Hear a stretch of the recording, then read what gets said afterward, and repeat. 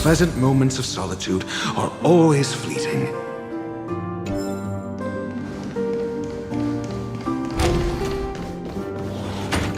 For the theater of the mediocre.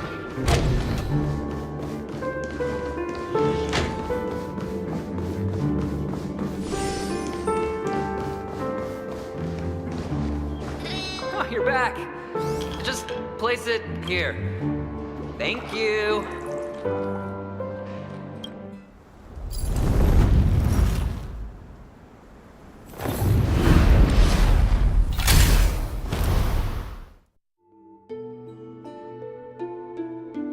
Thanks, Doc.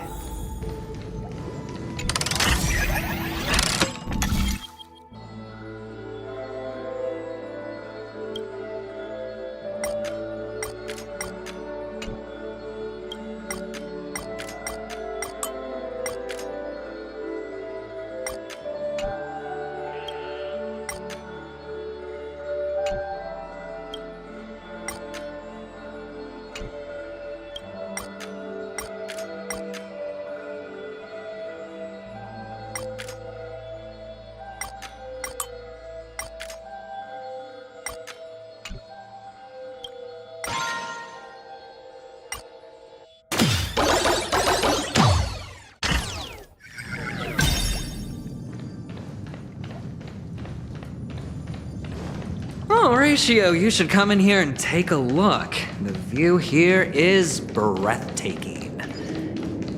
Honestly, you could easily squash me with just a pinch. If that is your wish, I will do so without a moment's hesitation. All done. Piece of cake.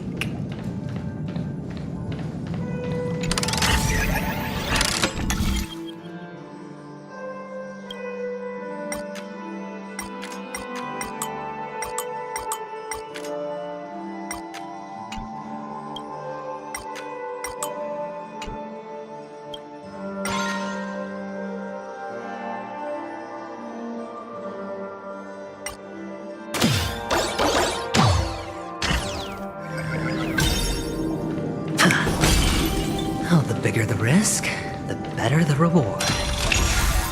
Feeling lucky.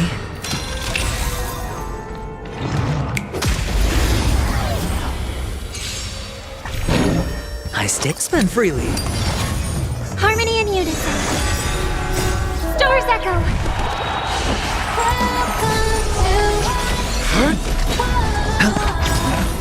Bust. Or maybe I'll take it all.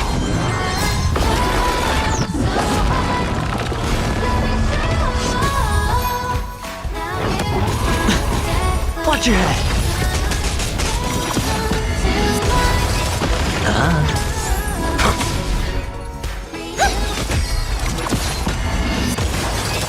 It's on me.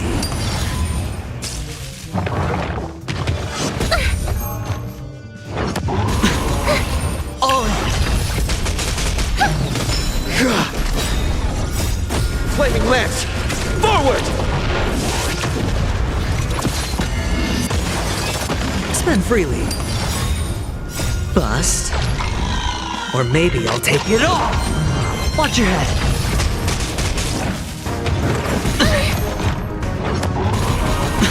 All in. Let's all together.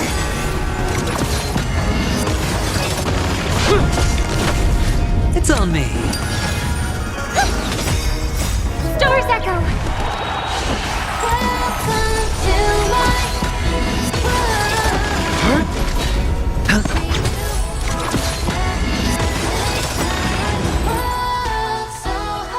All done. Piece of cake.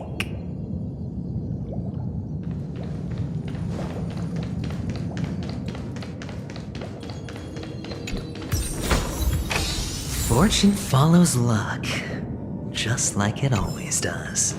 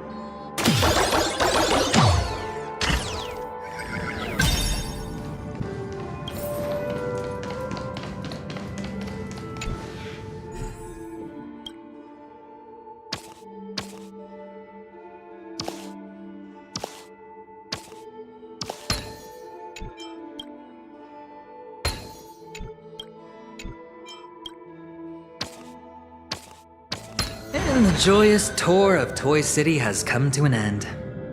Makes me feel sad. Penacony isn't all bad, right? I'll use this interesting experience as a talking point at the poker table.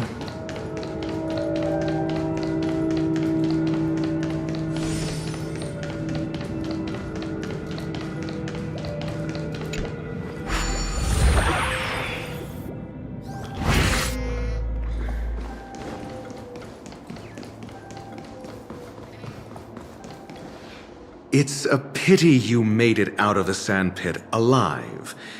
Sunday is just beyond this door. From my limited understanding, he's not someone easily handled. Are you prepared? Yeah, only I believe he's the one who should be prepared to face me. Tell me about your plan. I don't have a plan. I'll just play it by ear. There are only two kinds of bargaining chips when dealing with people.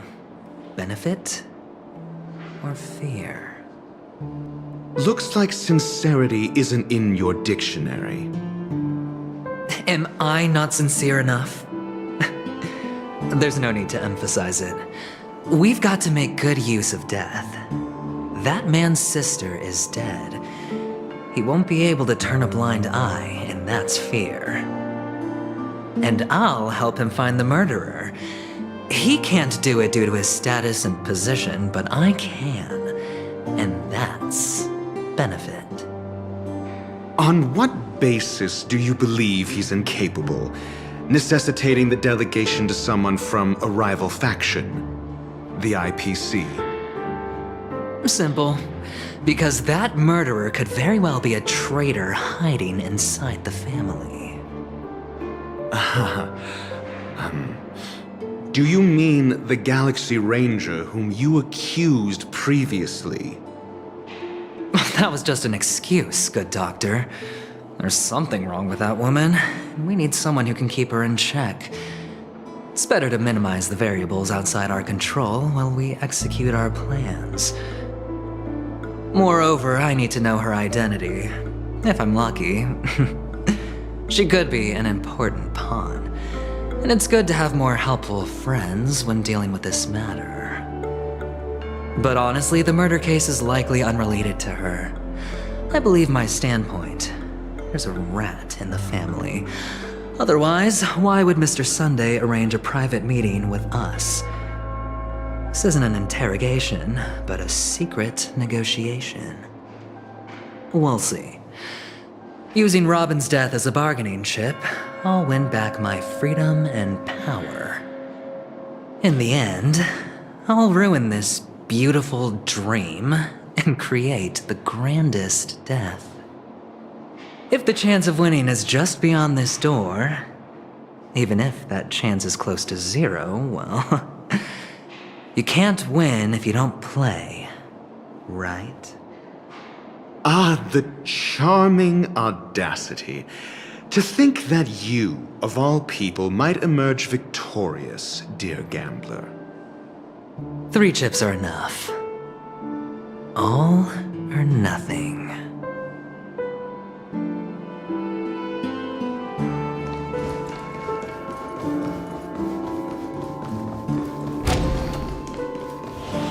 It seems my puzzles are too effortless for you, IPC Ambassador. I appreciate your words. And I see you put a lot of effort into welcoming me, Mr. Sunday. However, this is no way to greet a guest. Well, this isn't an invitation, but a summoning. Before we speak, I need to test your character. I imagine this knowledgeable doctor friend of yours has been of great help, yes?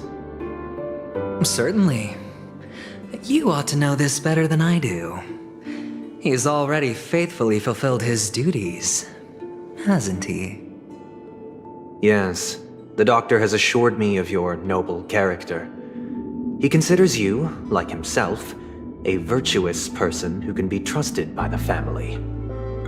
I have come to know you very well as a person, Mr. Aventurine. You're diligent, generous, and willing to cooperate. The fact that you succeeded in overcoming many obstacles just to meet me gave me the reason to believe in your wisdom and courage. But there's one thing I must ask you. That is, you've used your wisdom at the wrong place to meet the wrong person and put yourself in a situation where you shouldn't be, witnessing a tragedy that shouldn't have happened. You don't look too well. Am I making you anxious?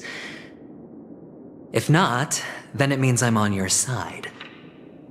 If I wasn't mistaken, you'd just made a serious accusation against the family. No, you weren't mistaken. For depravity is creeping in around you. There's no need for us to be evasive. Let's talk about your sister. Your sister's talent is unrivaled in the world of show business. As you know, her voice has been out of tune since she returned to Penacony. What's more disheartening, she can't sing anymore. Who could be responsible for this? Many suspect the culprit is among the outsiders, but I know you hold a different opinion. Now your noble status has become a shackle, preventing you from apprehending the murderer and avenging your sister's death. You're feeling anxious because you're out on a limb. But don't worry, I'm on your side. I'm immensely honored by your concern for me, Mr. Aventurine. Since you're so selfless and generous, I believe you wouldn't ask for anything in return, would you? Well, naturally, you wouldn't incur any loss from this. I just want to reclaim what is mine. My liberty and the personal items under the family's custody, the bag of gift money, and the box in which the cornerstone is stored. That's right. Cornerstone. I've heard it's a treasured asset of the Strategic Investment Department. A sacred stone that seals the Preservation Emanator, granting significant power, and every liquidation specialist holds one. For an object so precious, it probably comes at an even higher price than other forms of recompense. Well, I'm sure you're aware of the high level of risk I'll be undertaking to bring the truth to light. Mr. Aventurine, when you're out and about, do you always make adjustments to your appearance? Your tie should be on the center line. Your shirt must not protrude from your vest. Your trouser creases should be perfectly straight, and always aligned with the tips of your shoes. Of course. But I don't, because it's not appropriate to do so in public. You should make sure everything is presentable and in order before leaving the house. I'm not the kind that takes risks. The cornerstone must be in the custody of the family. No room for negotiation? Please, don't let me turn you down twice. Sure. The gift money is good enough. I suppose you wouldn't mind that. After all, a merchant can't function without a bargaining chip. You compromised quicker than I thought. Unfortunately, it's a gambler that needs a bargaining chip, not a merchant. I can give you your gift money, but before that, I want you to tell me.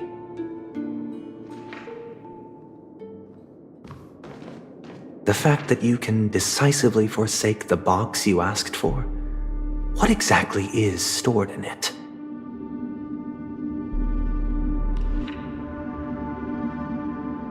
Oh, triple-faced soul, please sear his tongue and palms with a hot iron, so that he will not be able to fabricate lies and make false vows. What have you done? Under the light of the harmony, all wickedness is revealed. I implore them to shed their light, and I'll ask you questions on their behalf. Next, you have 113 seconds to prove your innocence and gain my trust. if I refuse to answer? You can try, and we'll see if the Harmony rejects you. Question. Do you own a cornerstone? Yes. What a simple answer. You, too, understand that idle chatter leads only to poverty. Did you hand over the cornerstone to the family when you entered Penacony? Yes. Does the cornerstone you handed over to the family belong to you? Yes. Is your cornerstone in this room right now? Yes. Is your memory free from any kind of tampering or deletion, encompassing but not restricted to the techniques of the Garden of Recollection? Yes. Are you an Avgin from Sigonia? Yes. You even know about that? Do the Avgins have any ability to read, tamper with, or manipulate one's own or another's mind? No. Does it matter? Do you love your family more than yourself? Yes. All the Avgins were killed in a massacre. Am I right? No.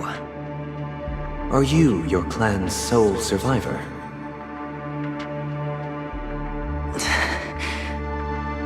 Perhaps. Do you hate and wish to destroy this world with your own hands?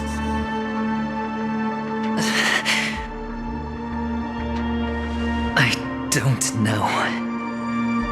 Interesting. Now, the final question.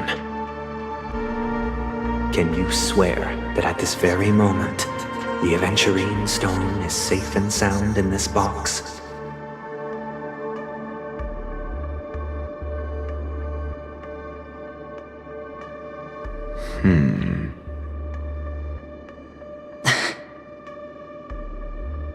Of course.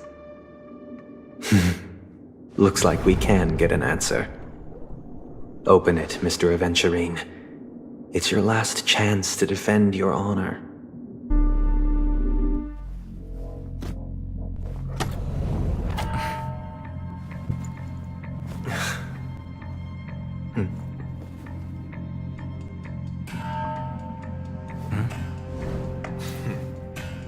Please.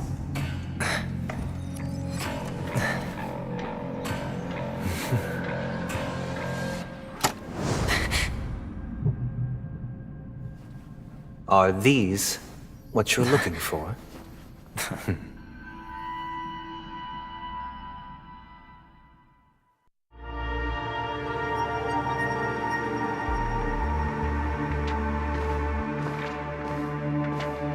Since you came as promised, learned doctor, does this mean that you are willing to take the side of the family in this farce?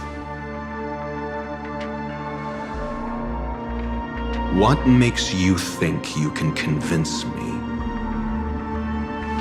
I've heard you haven't enjoyed Mr. Aventurine's company. I also understand that you're an avid learner who sees the pursuit of knowledge above all. In that case, you ought to realize that a competent scholar knows their position and wouldn't forsake more vital matters for the sake of petty pride. If you agree to assist the family, I'll share our research findings on the Stellaron. You must be quite aware that, besides the family, no other faction is willing to share such information.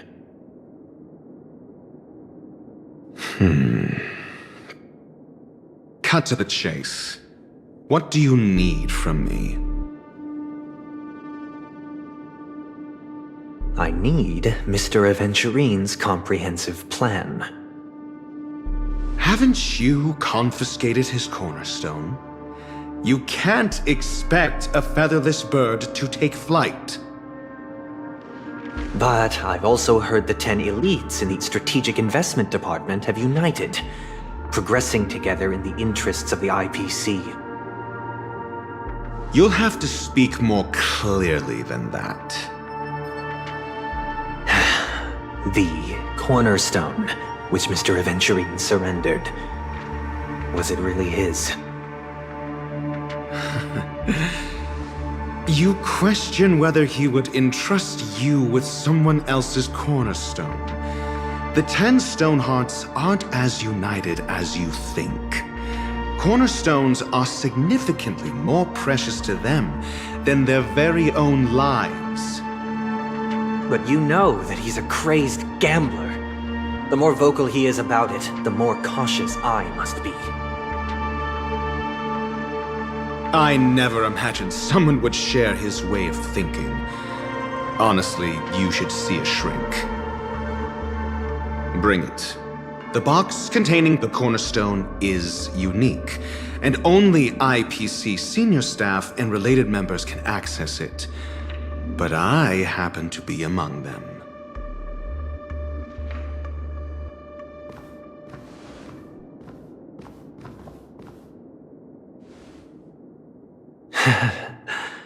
I appreciate it.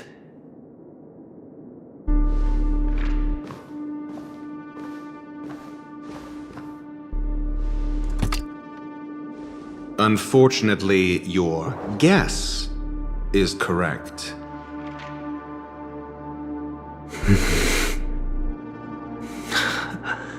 The golden stone. Its color and glow are similar to that of Klepoth's body. This is the very ruse he intends to use to fool you. He won't reveal to you that the 10 Stonehearts chisel their own will into the cornerstones, granting them an unparalleled radiance. And this golden stone is also known as a topaz, not a venturine. And it belongs to Topaz. So, do you wish to confront him? Not at the moment. I'm more interested to know the location of his cornerstone. The safest place somewhere you'd never think of. Because he never intended to hide it. In fact, that cornerstone has been in your hands from the very beginning.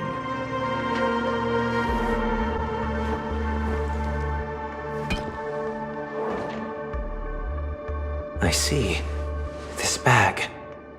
Mixing a cornerstone, more precious than life itself, with a bunch of worthless jewels, disguised as a gift of money waiting to be confiscated, is indeed in line with Mr. Aventurine's style.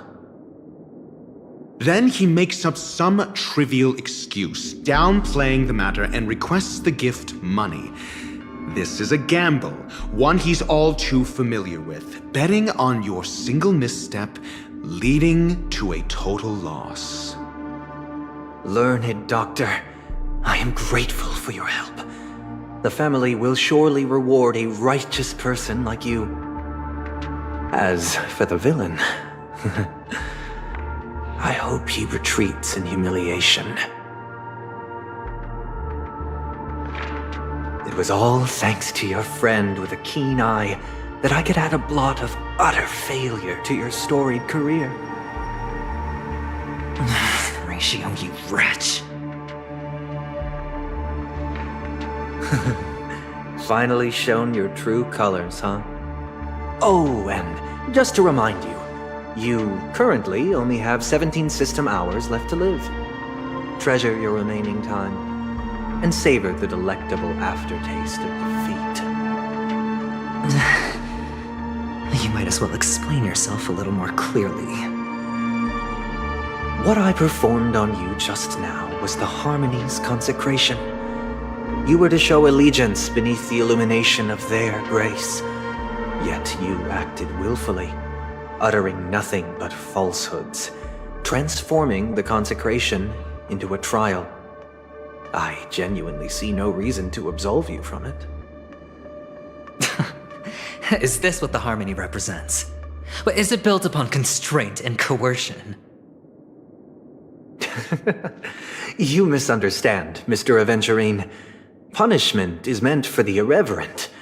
But I have seen your resilient spirit, and thus I offer you the possibility of a new beginning. Throughout these 17 system hours, you will be unable to escape the dreamscape or contact any of your companions. You only have 2 paths before you, and it all depends on whether you can complete my test within the time limit. Should you succeed, you will be able to coalesce into the harmony and be with your family. If you fail, you will suffer the wrath of the eternal Centurion and fall into an abyss of doom.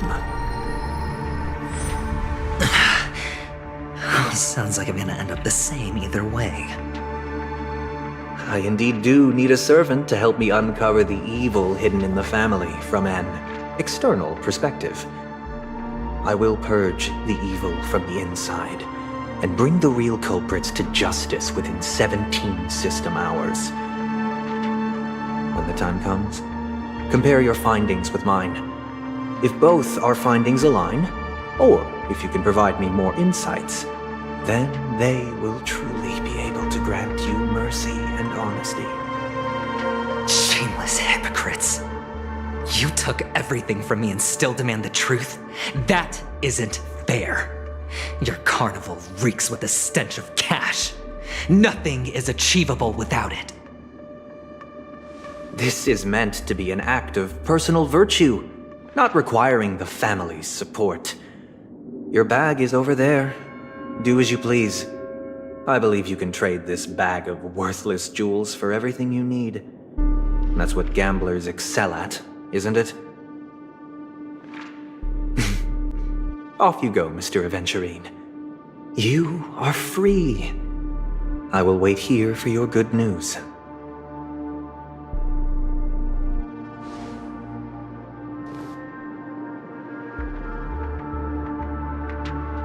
This meeting isn't an interrogation or a negotiation.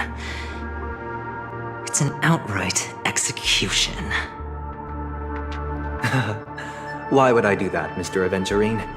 I'm just wondering what a passerby who stumbled upon a scene of a murder could have found out.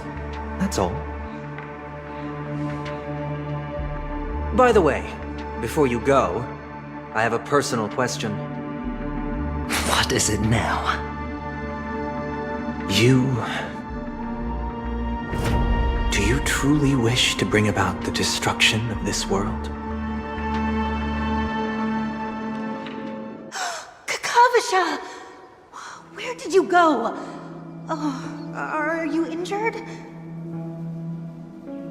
I got it back, sister. You went to look for them? That's too dangerous.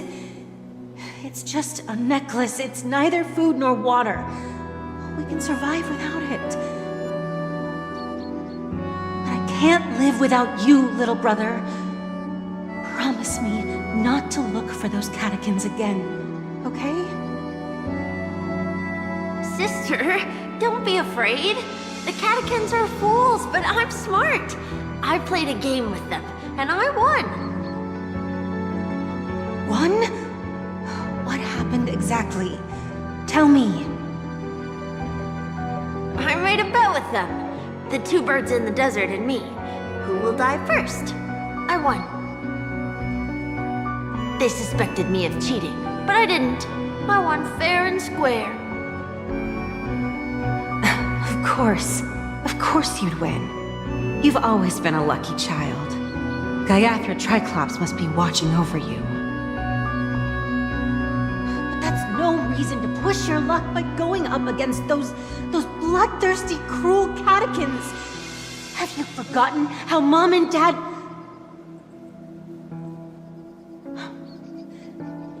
Look, this is just a necklace. But Kakavasha, you are my only family.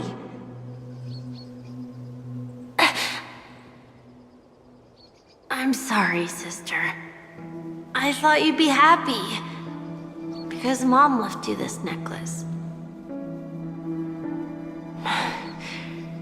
There'll be no next time.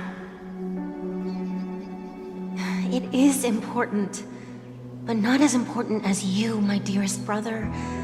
I don't blame you, but you must remember what Mom said. Pain and poverty are the trials of Gayathra Triclops. She has also granted us a chance, and that's your good luck, Kakavasha. Your good luck is the most precious wealth we all Avgin have. You're a child blessed by Gayathra Triclops and can lead the clan to happiness. So always remember to protect yourself and never resent the pain and poverty you're going through, all right?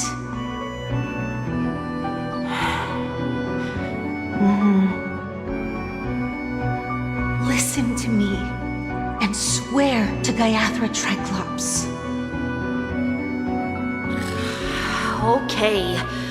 We'll swear to Gayathra Triclops to protect this wealth.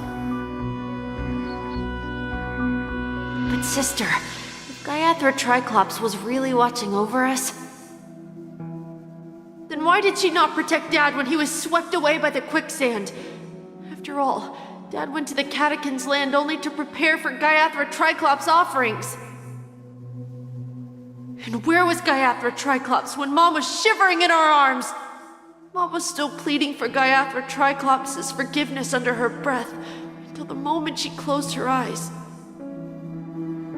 Sister, everyone praises me for being smart, but I don't get it. If every rain pour was Gayathra Triclops' forgiveness and grace, then how bad were our sins? So much so that we were born in this world of death?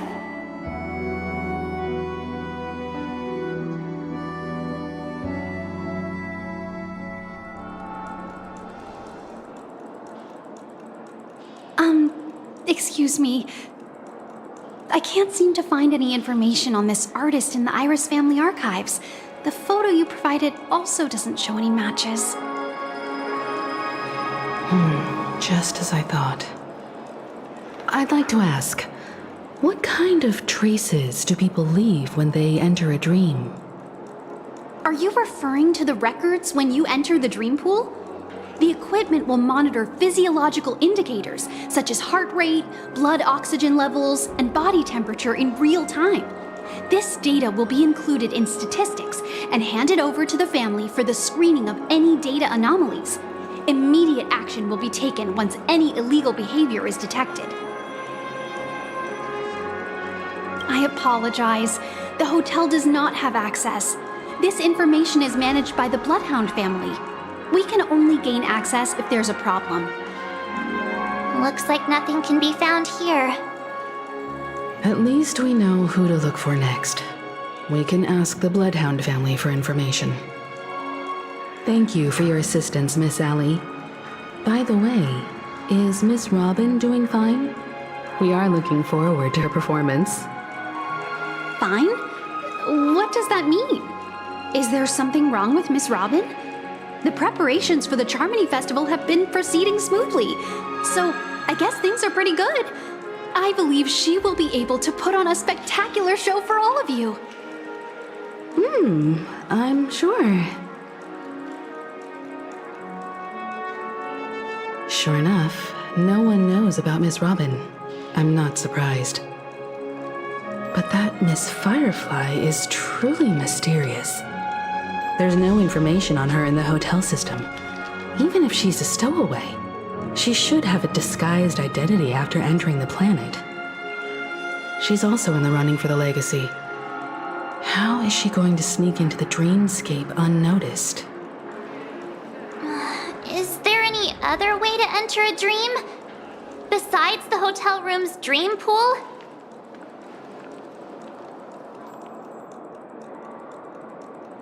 The Memo Keepers have abilities that are difficult for normal people to comprehend. In the memory zone of Penacony, they thrive effortlessly, a fact proven to us by Black Swan. The hacker girl from the Stellaron Hunters used extraordinary means to unlock the Dreamscape Hotel's seal. According to the scene witnessed by him, it is likely that they are behind Miss Firefly's case. The Garden of Recollection and the Stellaron Hunters.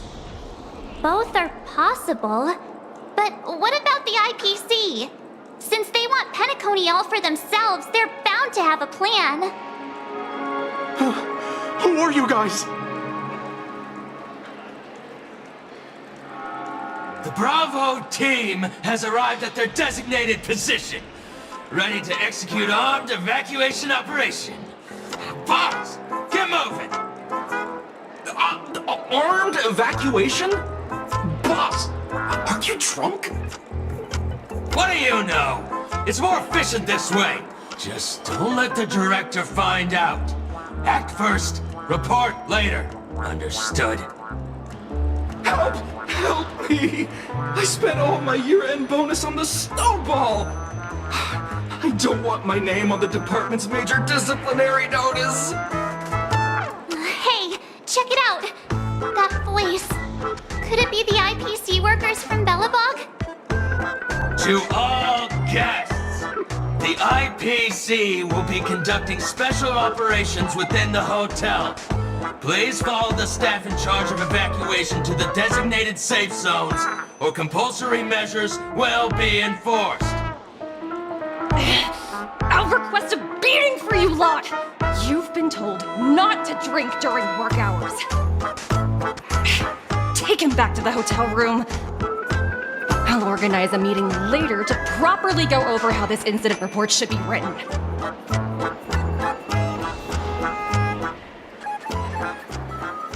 Miss Topaz? I never thought I'd run into you on Penacony. Oh, long time no see, Astral Express crew. Aventurine has told me a lot about your happenings. Huh?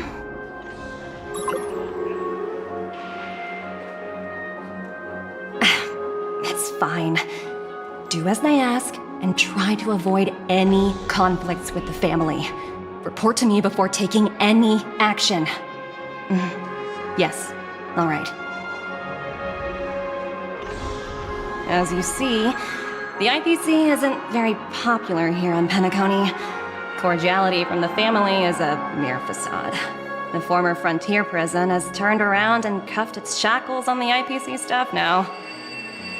Only Aventurine, who carries an invitation, is allowed to attend the banquet. An entourage like us, we can only sit around in the reality hotel, unauthorized to even enter dreams. No wonder Aventurine's scrambling to partner up with someone. The IPC can't back him up in the dreamscape. His situation isn't optimistic, I hear. You're all helping to investigate some dirt on the family, are you not? Let me know if you need anything outside the dreamscape. The IPC always treats its partners well. Thank you, Miss Topaz. We're on our way to the Hounds to verify some intel. Perhaps you've had dealings with them? Yep, they're tailing us right now. Why not go and talk to them? It'll take the spotlight off me. Being constantly stared at is really uncomfortable.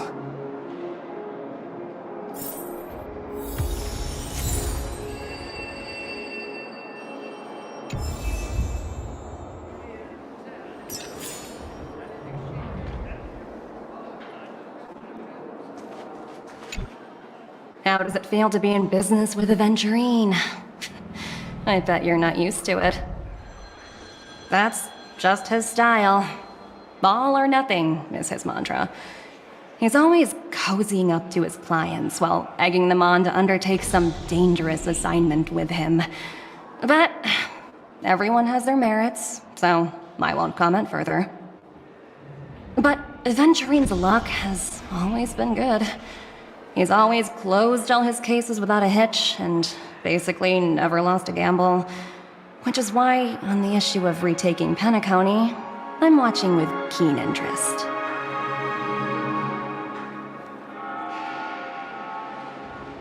As for the two cases, Apologies, but I don't have much info on them either. All I can do is ask you to keep digging for more details.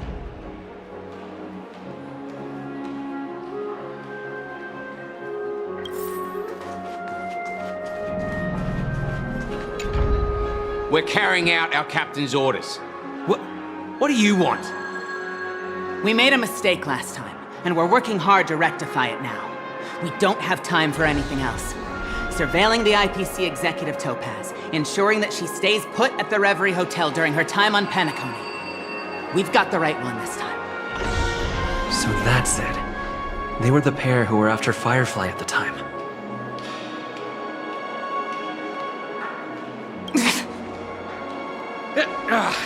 It's you again. Back for more trouble? We're not afraid of you this time. Well, spit it out. Stop bothering us if you've nothing important. So you know each other. Why do you keep running into people you've beaten up before? That's right.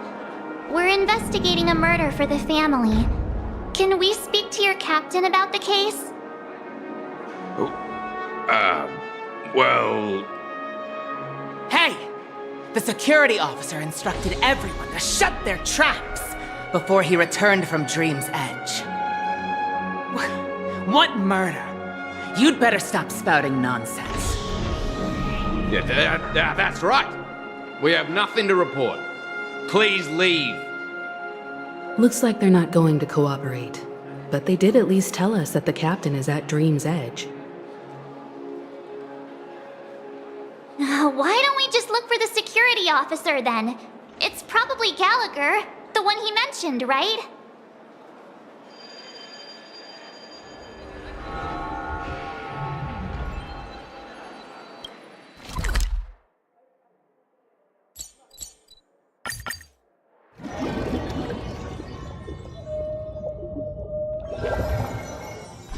Such tight security. I bet they're stumped by the case as well.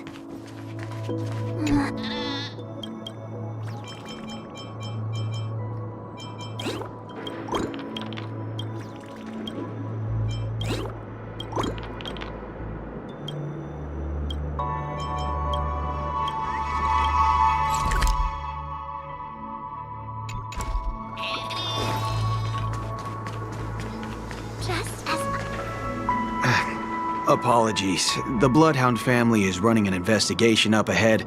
No unauthorized personnel allowed. Hold on a minute. I think I've seen you before. The gray-haired one. How much trouble have you stirred up exactly on Penacony? Not possible. It was you the last time, yelling about some clockwork friendship while beating me up with that silver-haired girl.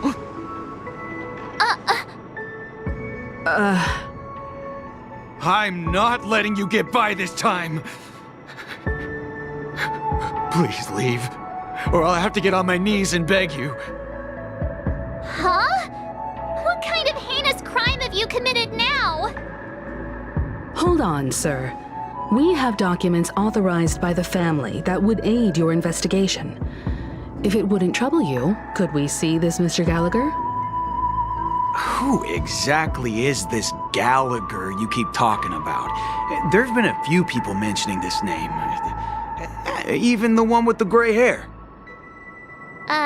He didn't send you all here? It was the security officer who dispatched us. That's all I can divulge. He'll do. He's the one we've been looking for. Sorry, no can do. The boss said that since it's a matter of the family's reputation, no one's allowed through.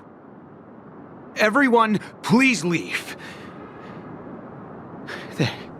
There's really no need for us to make things difficult for each other, right? We're really sorry for troubling you. Let's think of another way. Another way. That's it! Didn't they say something about that? What was it? Clockwork? that got this guy to change his mind. Can you perform it again? That, clocky magic. Please?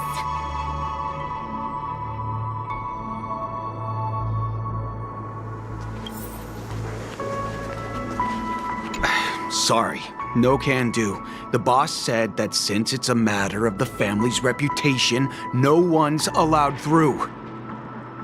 Everyone, please leave. There's really no need for us to make things difficult for each other, right?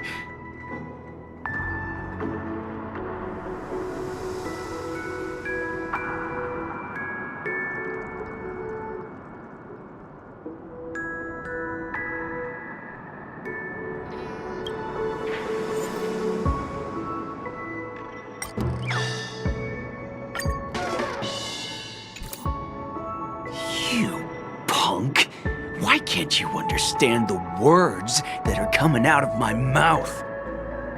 The security officer's word is absolute law. I've told you that place up ahead is off limits. To wind, to rain, even if the Dream Master was here, they aren't getting in. That's just a metaphor. A metaphor. Don't you get it? Oh, I'm warning you. If you keep insisting, I'm gonna have to show you my true power. He looks kinda angry now. Should we? Humans never learn. Oh, great. Even if Klipoth were here, they wouldn't be able to protect him. There is no meaning to death in defiance. Why do you not understand? Sweet Dreams Troop, charge! Teach them a lesson they won't forget! I hope for an end to strife, harmony and unison.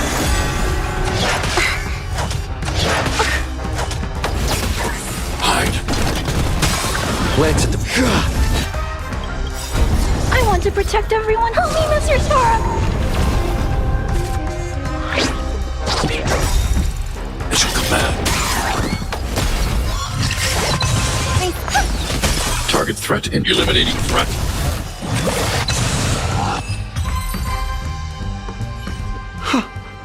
Am I destined to relive this outcome?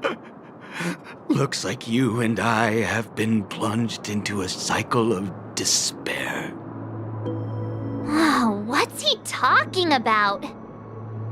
However, this time, I will sever the chains of tragedy. The only way any of you will pass is over my dead body! He doesn't have to be so melodramatic, does he? Looks like he still doesn't want to budge an inch.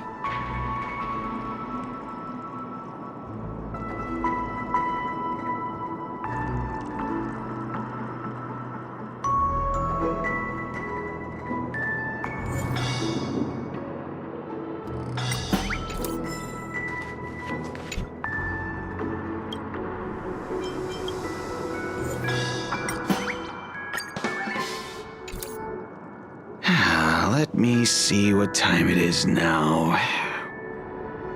Whoa! It's this time already! What? Time to clock out! And no one's gonna stop me.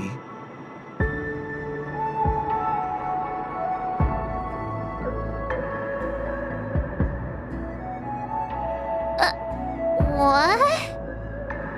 Huh? This clockwork trick of yours, it's kinda dangerous. At least he won't be getting in our way again. Let's go find that Gallagher and ask him the intricacies of the case. I was wondering what all the commotion was. Huh. Oh, it's you guys. Welcome. Since you made it here, what can I do for you? Hello, Mr. Gallagher, sir. Judging from your tone, it sounds like you were expecting us. Miss Himiko, you're too polite. There's no need to call me sir. Mr. Gallagher, you even know my name. Of course I do. You folks are from the legendary Astral Express, and honorable guests of the Watchmaker. I had an encounter with this gentleman in the golden hour. I remember that little silver-haired girl was there too. I'm sorry for what happened to that kid.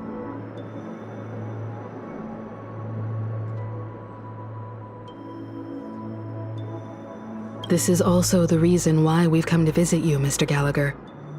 The Express can't just overlook the death of that child. So we've decided to help the family get to the bottom of it, in the hopes of getting justice for her. The Nameless involved with the family. What an unpredictable twist of fate. Why? What's wrong with the family? It's nothing. On Penacony, everyone loves the family. No matter how much one resists the beautiful dream, when the time comes, they too will find it hard to let go. Who wants to leave a warm nest? Just idiots, little kids, and inebriated fools. Mr. Gallagher seems to be getting at something. Well, you got it wrong. I'm not. You want to discuss the case? Sure, come with me. This is not a good place to talk. Let's go elsewhere.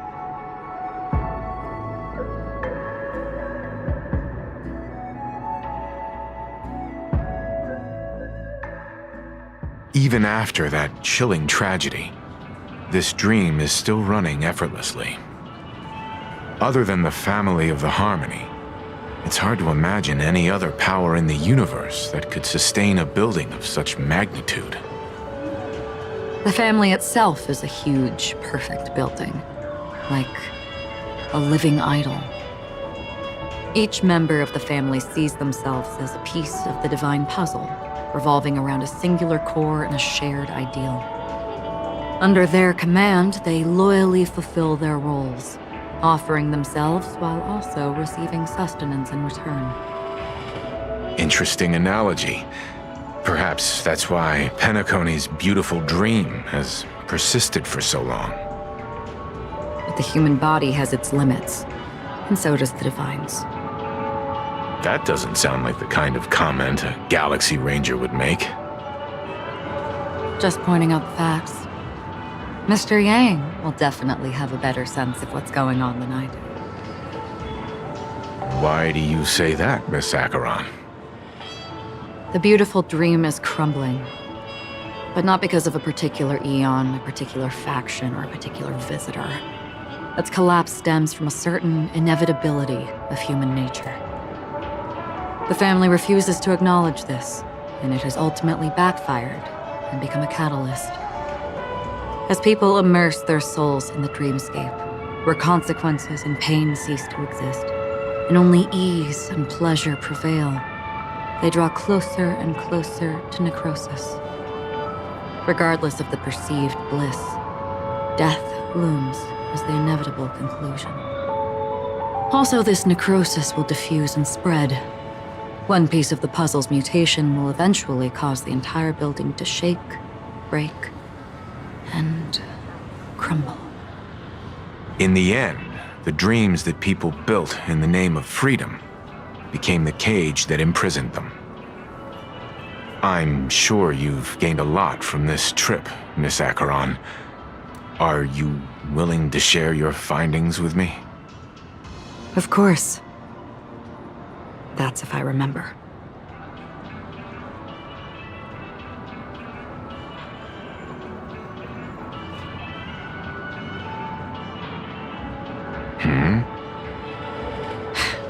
Don't mind me. It's just a habit. Owing to events in the past, I've become easily forgetful. It's only when this sword is unsheathed that those hazy memories start to become clearer. Take your time. That should do it. I vividly remember everything that occurred on Penacony. Ask away.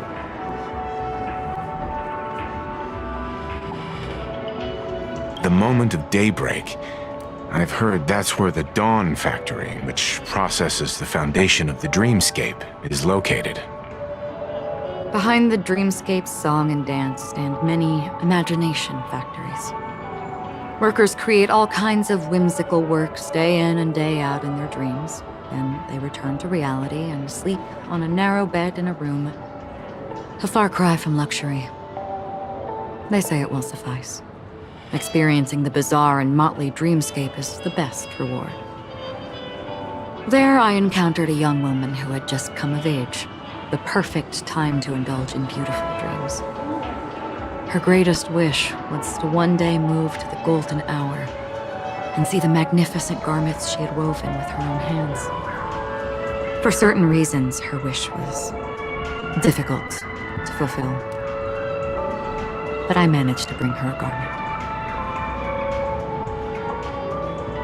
Gilded Hour. It's said to be Penacony's currency center. Yes. It is a fortress-like financial city, the economic heart of the dreamscape. The Pepeshi people of the Alfalfa family are there to keep it running, sending blood that is made from money everywhere on Penacony. Everyone there is exquisitely dressed and always in a hurry. The greatest wish of the local Pepeshi people is for their future generations to work in the Gilded Hour. I've never met anyone who is willing to talk. I could only stand at the crossroads, watching crowds of people hurrying like the wind through the jungle of steel, only to deposit the alfalfa credits that they'd earned into the bank's vault. I don't know if they would open the vault door, but before I left, I witnessed a well-dressed Pepeshi person plummet from the sky, while those around him continued on their way, unfazed. I hear the Blue Hour is very romantic. Do you have any tales to share? Perhaps Mr. Yang has heard. There is a large boat called the Eventide, anchored along the Sea of Dreams, where soft music and dancing persist endlessly every night. I ran into a wizened lady there. She was at the dock, waiting for her long-departed lover to return, waiting for countless hours within time that stood still. In the humid sea breeze, she spoke of her own youth. Like many who desired wealth and love, they came to Penacony to pursue their dreams. Alas, her lover's consciousness was lost in the dark depths of the Sea of Dreams. Finally, she suggested we continue our conversation on a boat in the shallows. I agreed and boarded the boat with her. But she never said anything. Her eyes absent-mindedly gazing at the horizon for what seemed like forever. Finally, we retreated to the beach. The dreamscape of chic, luxury, and consumerism. The moment of dusk. My companions have been there too. Then you all must have seen those who are attempting to realize their dreams. Or have realized them. Scattering money as if it were dust and betting it on all or nothing. Everything has a price, and everything can be bought or sold. Even dreams themselves. I saw an Intellitron there, who was preparing to auction himself. When someone wins a bid under stipulated periods and rules, he would do the buyer's every bidding, becoming that person's very possession. That Intellitron had been auctioned off 12 times, and I participated in his 13th. That was the grandest banquet I had ever attended. But never again did anyone cast another glance at him. This time around, there were no successful bids for him.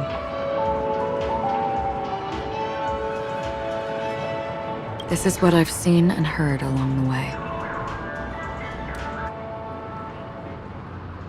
Someone once said to me, Penacony wasn't like this a long time ago, nor should it be.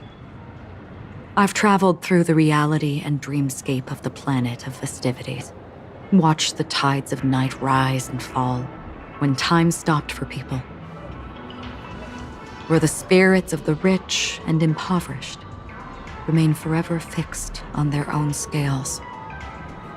This is why I think the collapse of the beautiful dream is inevitable. There might be a way to change everything. Perhaps. But if this is indeed the world that people desire, if this is precisely why life chooses to slumber, should we still seek to change it?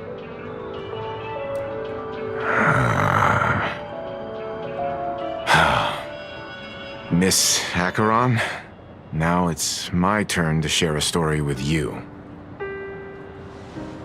There was a man from my homeland who, at a time when the world was grappling with deep, unhealable pain, made a choice.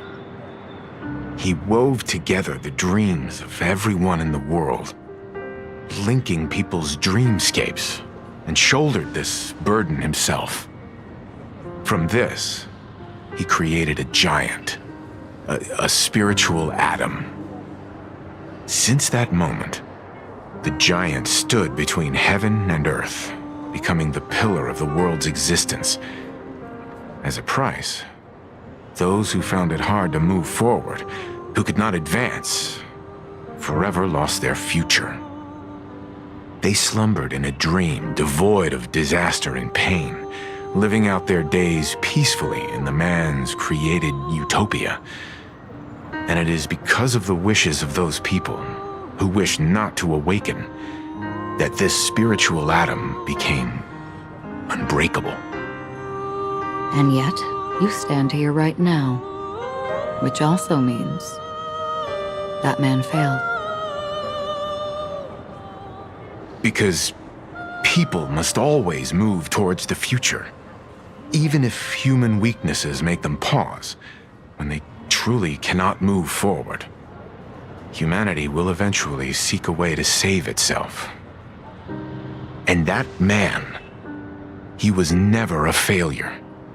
Like everyone in that world, he etched the possibilities of human nature into his heart. He was the sun chaser of legend, soaring towards the sky, and embracing his final victory with his fall. He ascended to heights uncharted, only to come face to face with the sun, a place not visited by anyone before. His wings would melt because of it, only for him to fall into the sea. And after that, countless others would surpass him, soaring to even greater heights. A fitting metaphor for the Nameless's trailblazing spirit. Thank you, Mr. Yang. I know what you wish to confirm. The universe has innumerable similar, yet different worlds. In these worlds, there are innumerable people who look alike, yet don't. I too have embarked on journeys, encountering old friends with familiar faces on different worlds, witnessing their destinies follow paths similar to mine. So I will tell you, even if not completely similar, the story you just told, it overlaps with my past. And within that abyssal dream, I ended that man's life. Alone.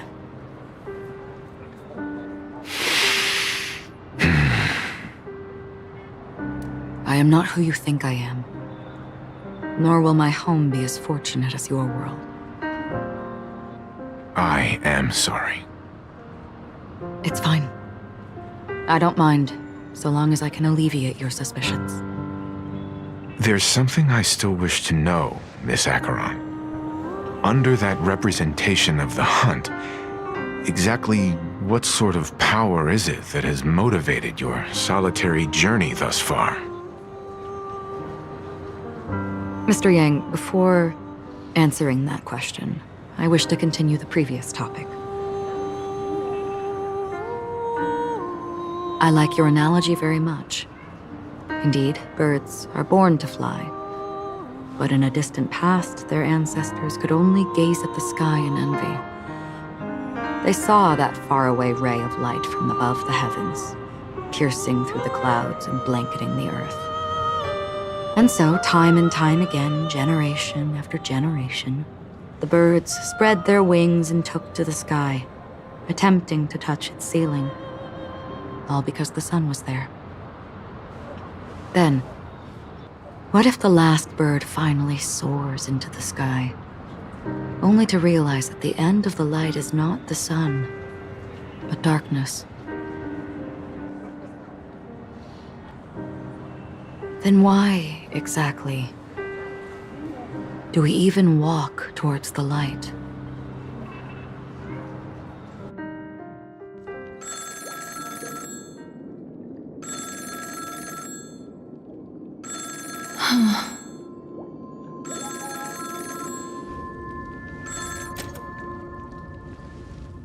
Long time no see. Having fun on Penacony? Acheron? This voice, it's not Constance. Could it be her companion? Though I don't know exactly what you are, or what you're up to, my bullets will find you. Until then, you best find a casket store on Penacony and ask the owner to reserve a good quality casket for you, imposter. Imposter? I see. She gave my whereabouts to someone who's tracking Acheron too. Who are you? Huh? Did I make a mistake? Who the fudge are you? I'm the Garden of Recollection's memo keeper. Not bad. This is the kind of tough challenge I like. You that imposter's bodyguard? Never mind. It's fine. I'll leave a round for you. So get that forehead clean and wait for me. I don't know what you're talking about, but you know Acheron, the Galaxy Ranger, yes? I have something to ask you. Are you asking me to write your will? Sure. Go ahead. Not quite. I only want to ask, how exactly did she become a Galaxy Ranger? She's clearly not a path strider of the Hunt, but you are, aren't you? Tell me, what's Acheron's deal?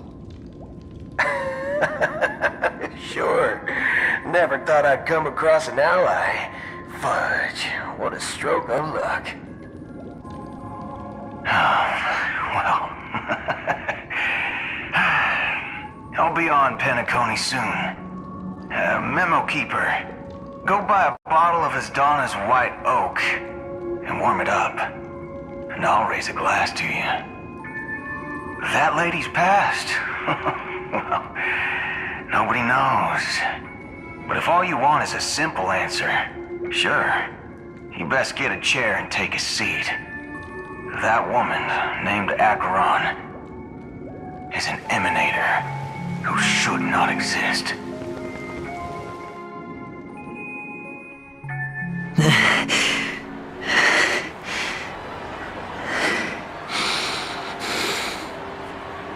You look pale. Or is that also part of your act? I didn't think you'd have the nerve to show yourself. I thought this was exactly what you wanted. After all, I faithfully fulfilled my duties as you instructed. Just tell me if you can't hold on any longer. So, the genius of the Council of Mundanites wants to be my Undertaker now. What an honor. Yes, and I'm pretty sure the people at the Strategic Investment Department would love to be notified of your death in due time. But let's not forget, you won't be seeing them, because I'm the manager of this task. Great.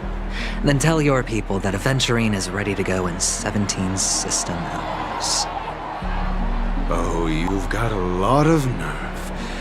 How exactly do you plan on completing your task while your hands are tied by the Harmony? Well, my conversation with Sunday convinced me that there's a traitor in the family, and that they hold the secrets of Penacony. So, I took the opportunity to set everything in motion. I even managed to recover the gift money. Things haven't gone this smoothly since I walked through the doors of the Reverie.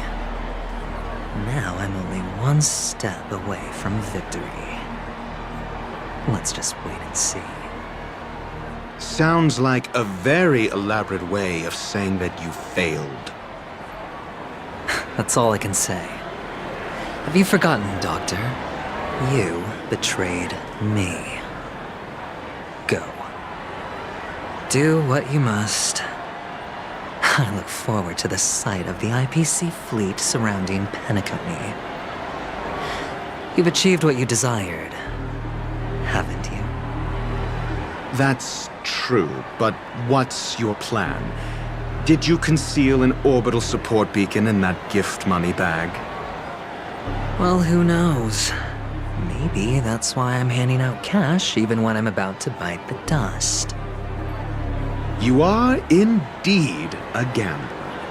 An insane one at that. Well, maybe I am. Who knows? Fine. Here, take this. Open it when you're on your last legs. You'll thank me. What's this? Medical advice?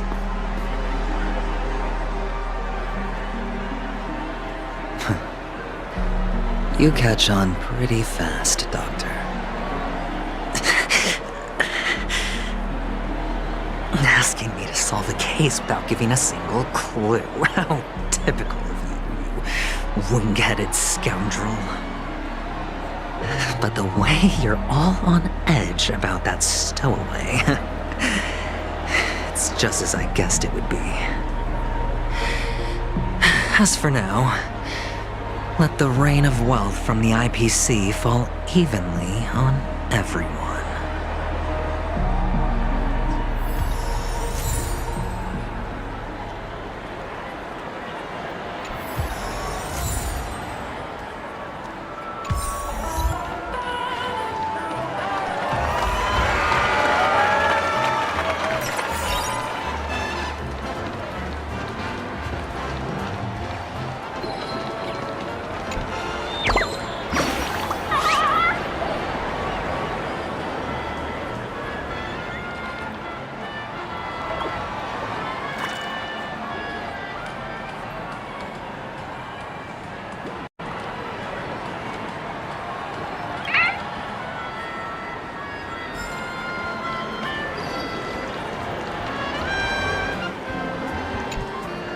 Would you be willing to support my performance? And keep the Song of Beauty alive in the cosmos?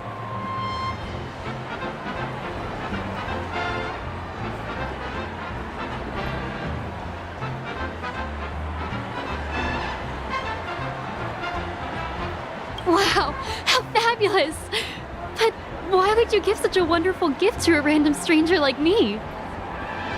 Well, you see, I can't bear to see anyone in this sweet dream suffering from poverty. That's incredibly kind of you. Thank you so much, sir. If you ever get the chance, please, feel free to come by and indulge in my singing. Sure thing. Oh, by the way, do you happen to know anything interesting about death? Death? That's a pretty scary topic, and it doesn't really match the mood of this sweet dream. Well, you see, I'm a tabloid reporter collecting ghost stories in Penacony. As you know, the more chilling the stories, the more attention they get. Maybe you could help me out. Well, if you're up for some gossip, it's not about death, But there have been some rumors about a guest at the Reality Hotel who fell into a deep sleep and didn't wake up. It was like they were in some sort of coma. Nobody knows what caused it, but luckily the customer eventually regained consciousness. Well, all customers are under the protection of the family, after all. Thank you. This will make for a very juicy headline. May Shibe protect us. Unexplained coma. That's actually what happens to your body if your brain dies in a dream. But unfortunately, the customer ended up waking up in the end.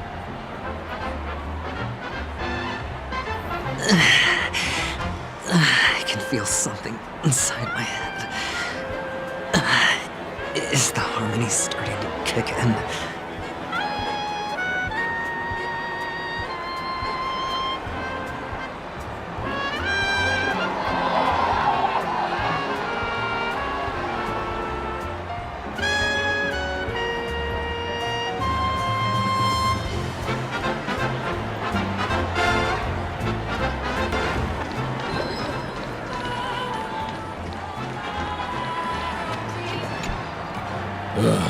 The world has truly lost its way.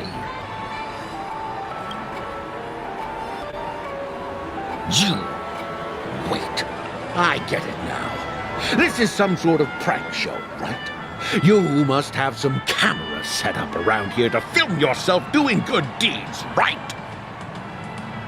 You youngsters are always looking for a quick way to get an audience. But you know what? A truly great show never comes easy. A great show will start soon, old man. But before that, I need to ask you something.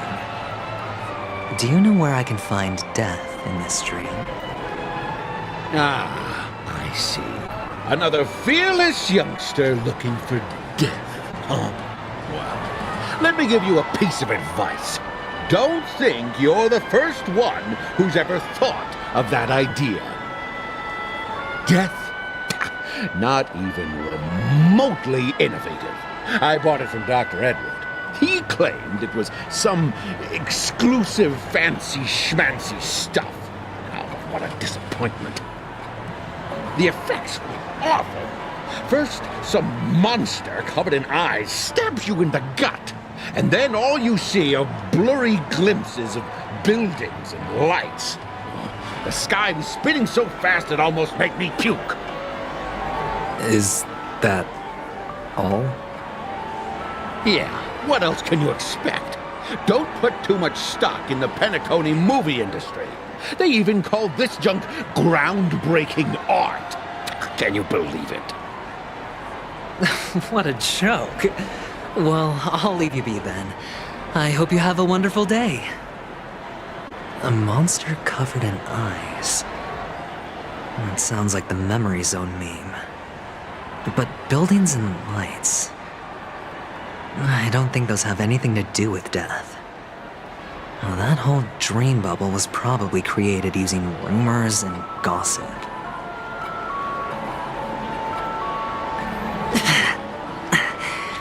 The disturbing voice in my head. It's getting closer. A sip of liquor. A blissful reprieve. To drown 1,000 sorrows. Let worries leave. I know I have what it takes to become a poet.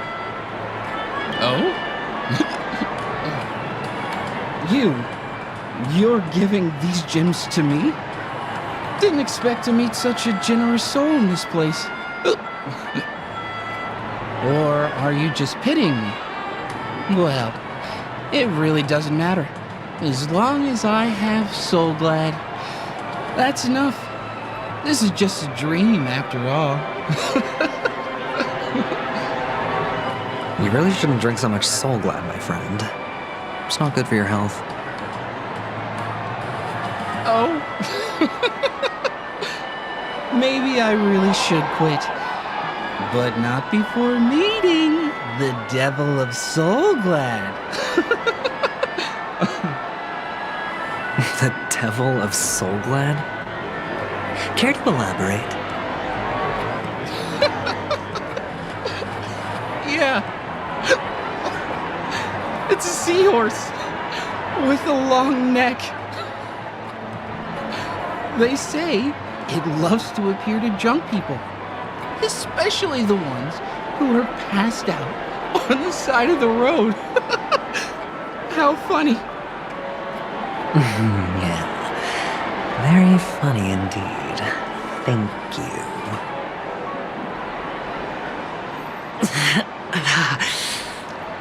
Does everyone have to go through so much torment before joining the family? Darn it. Now I just want to dig out my brain and use it as evidence. Take care, my friend. If you ever find yourself in danger, remember that the hounds are always ready to help.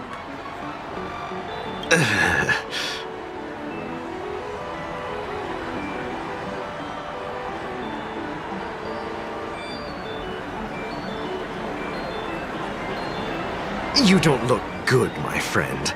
If you need assistance, I can contact the hotel and have them wake you up forcefully. That won't be necessary. I have some business to attend to. But thank you all the same. All right, then. If you ever need help, don't hesitate to reach out to us hounds.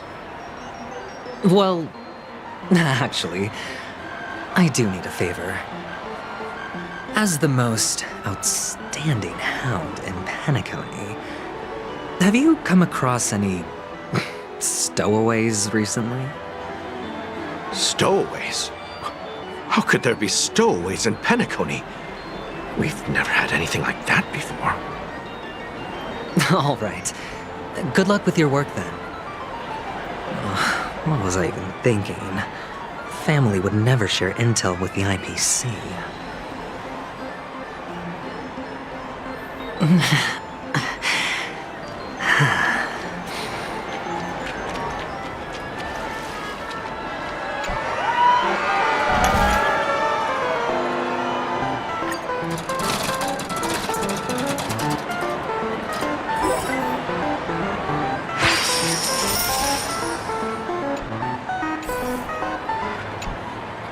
You want to talk to me?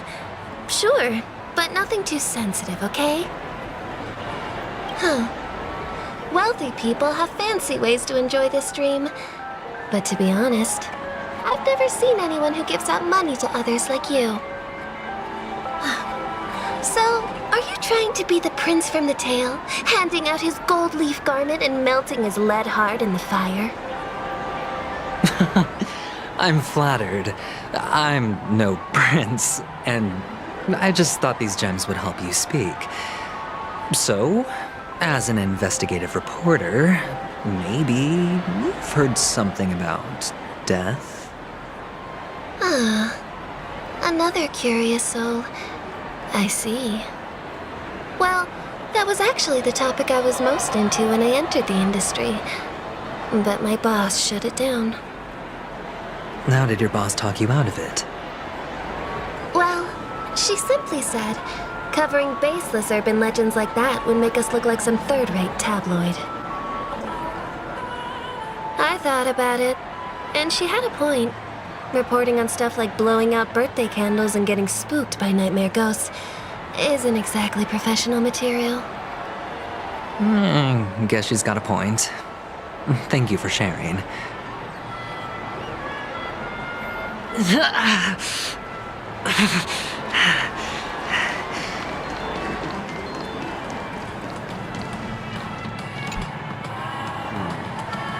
Were you wanting to talk to me? Sorry, I thought you were checking out something behind me. Is this a gift? For me? Are you sure this isn't some kind of mistake? Yes, it's for you. Just take it. Is this for real? Someone is actually giving me a gift. Not for my parents, but for me. Thank you. Thank you so much. No, it's not much. I just want to ask you something. I knew it. What's on your mind? Are you trying to ask about my father or my mother? Neither. I just wanted to know if you've ever heard about death in the dreamscape. Oh, you sound just like my father. Always warning me about danger, even in dreams. He's an Intellatron, so his dream entry methods are different from us organics. Can't count on him to protect me if something does go haywire. Funny, right now I'm still under his protection. How ironic. Hey, stay positive. Gold will always shine one day, right? A devil of Soulglad, dangers in the dream, and nightmare ghosts. Well, surely.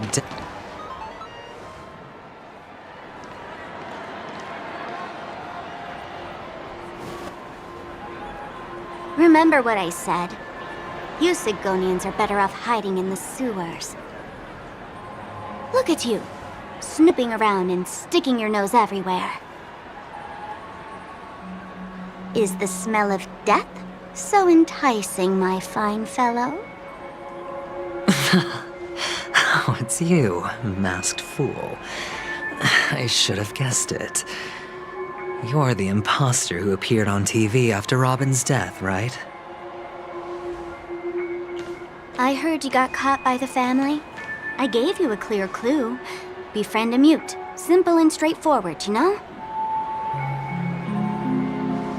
And what did you do? You messed it up and ended up as their prisoner. I told you to make friends with a mute, not become one yourself. You really let me down. What do you mean? You know better than I do. Who watched the little songbird that couldn't sing perish right before their eyes? You did, Blondie. No, I mean... What did you mean by becoming one myself? Well, it means you'll soon end up like her, unable to speak ever again. But it's a good thing if you ask me, because... Because I'm getting closer to the truth, right? Oh? Why else do you think I'm handing out cheap trinkets all over the streets, fool? All part of the act. Fool's bait. The more pathetic I seem, the more likely you'll come sniffing around. So, now that I've drawn you out, will you reward me with an answer for my efforts? Why should I help you?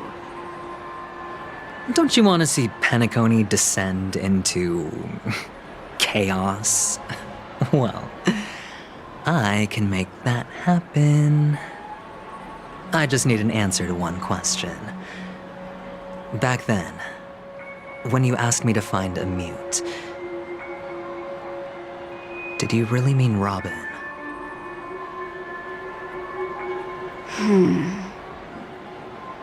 And what if I say no? Then I'll thank you. Oh, the word no has never sounded so pleasing. Well done. I admit I underestimated you, but what difference would it make? Let me tell you something. There were 2 mutes, but one is dead now, and the other, though she is still in Penacony, I'm afraid you'll never find her again.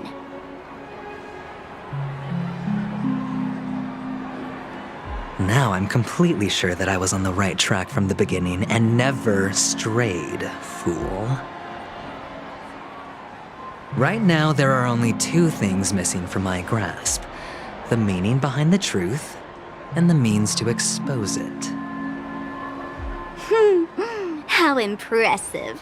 That's quite a fancy way of saying I haven't learned anything so far.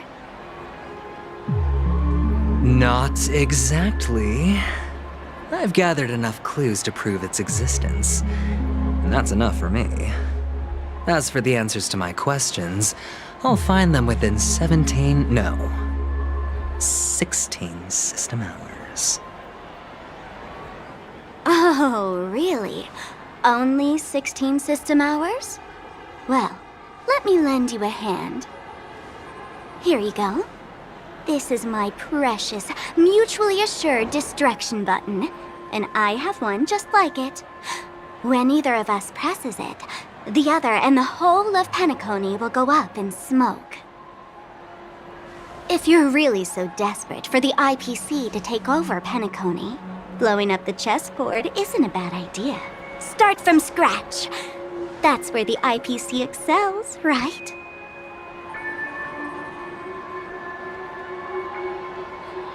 Just press the button when you're at your wit's end. And of course, feel free to reach out to me for my hospice care, too. Oh, a deadly button, huh? Well, I guess the family didn't take your threat seriously at all. Otherwise, how on earth did you manage to bring it in here? I have my own ways. That's all you need to know. Well, I'm afraid I'll have to decline your offer. Who knows if your little gadget will actually work. By the way, I have no plans to search for the other mute friend you speak of, but it's good to hear that he's still here in Penacony. I'll handle the rest myself. I'll orchestrate a grand finale for the downfall of the family. And at the climax, the walls will crumble, people will wake up, and those who couldn't speak will find their voices again. When that time comes, go ahead, press the button, light up the sky with a magnificent fireworks display for me. Catch you later, fool. You're still talking big, but sure, if that happens, I'll stay true to my word. Just don't let me down now, okay?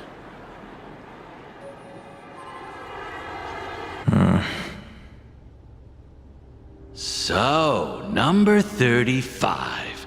You're back. Like your new lucky charm? Can a commodity code really be considered a lucky charm? Silence! I didn't give you permission to speak, you Sigonian hound.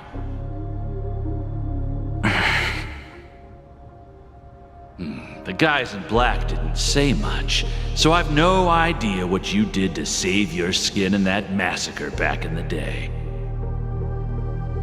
But I figured you must have had good luck, so I bought you. From now on, you and your good luck are my assets. Are we clear? Your first task is simple. In addition to you, I've purchased 34 other slaves. Go, play a game with them. If you come out alive after 2 days, it proves that you're the real deal. You're insane. Testing out if you're a good product. Aren't you worried that the money you spent on me will go to waste? I've got stacks on stacks, Blondie. The slave market is never short of self-righteous brats like you. But you look good, and that's why many customers are betting their fortunes on a scrawny brat like you. So go along now, and don't let your master down.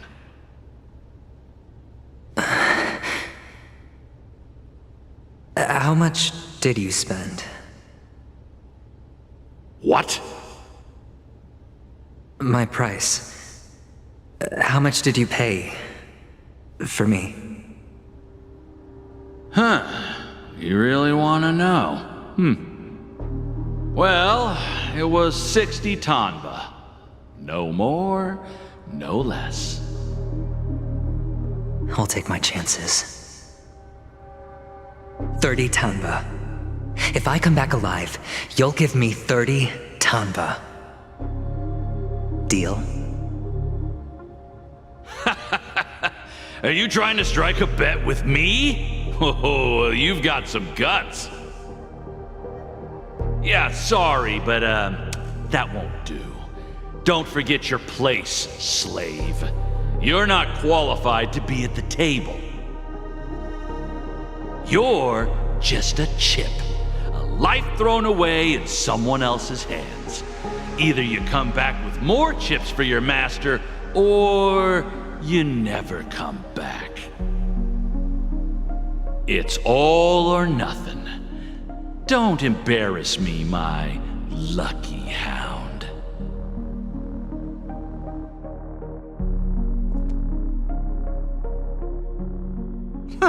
What brings you here, Gallagher?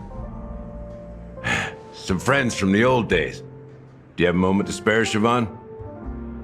Oh, I have the whole day to spare. Ladies and gentlemen, welcome to Dream Jolt Hostelry. This bar offers a wide variety of drinks, but we draw the line at Soulglad. Why settle for ordinary when you can experience extraordinary? We're dedicated to serving up nothing but pure joy and laughter. What would you like to drink? I'll whip it up for you. Look! A lady as cool as Serval!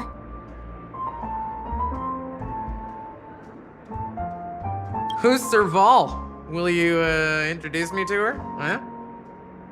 Oops. She's heard us. Just spare them, my esteemed bartender. I'll take over the bar today. I'm getting up there in age, and I need some practice before I forget the skills that used to put food on my table. Where did you stash the ingredients? They're all under the counter. Since our guests have traveled from afar, shouldn't you whip up some special drinks? That's exactly what I had in mind. Hey, my friends, do me a favor. Go around the bar and bring me any ingredients you fancy. The discussion might take quite some time, so I'll prepare some customized, non-alcoholic drinks for you. In the bar? But aren't all the ingredients right there on the counter? Why, we're in a dream, my lovely lady. You can help yourself to anything if you wish for it. Comfort, hunger, confusion, or even boredom. It's all within reach, right at your fingertips.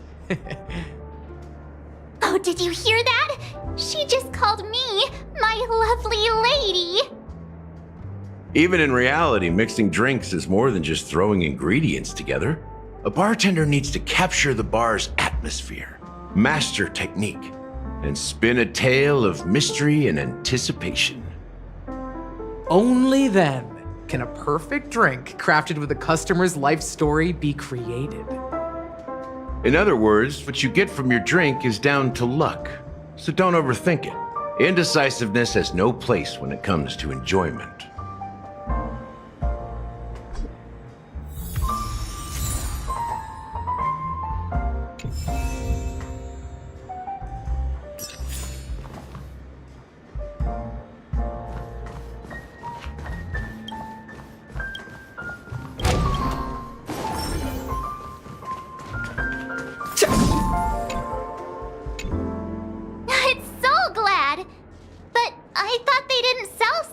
At the bar.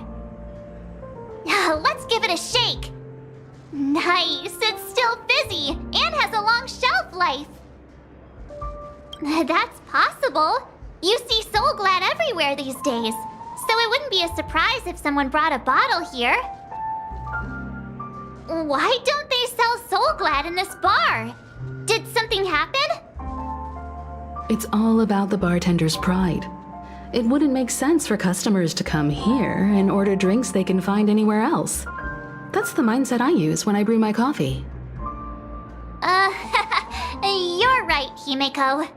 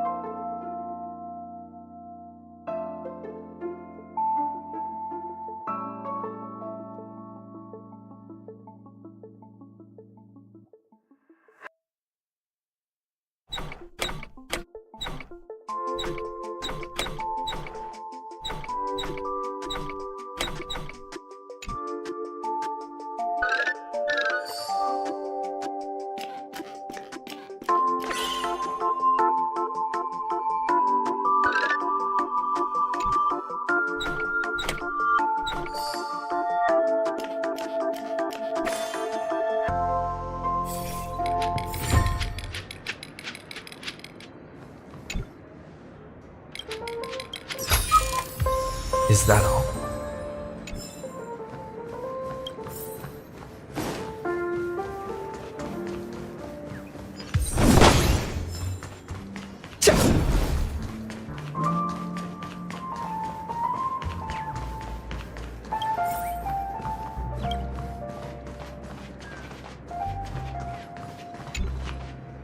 Check out this bottle! The liquid inside looks beautiful. And the label reads... Dream syrup. Thick. I don't see an expiration date. But the production date is...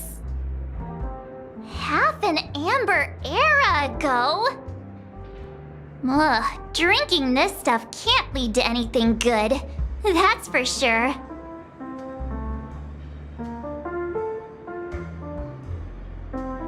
Ugh, the syrup is turned clumpy.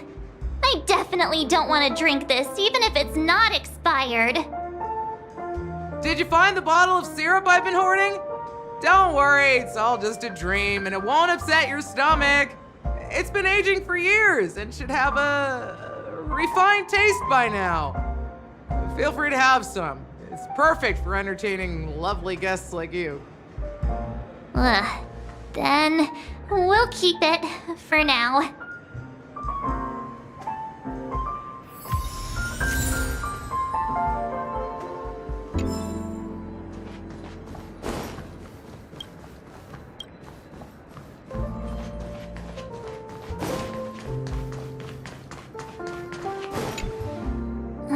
Can this be used for mixing drinks?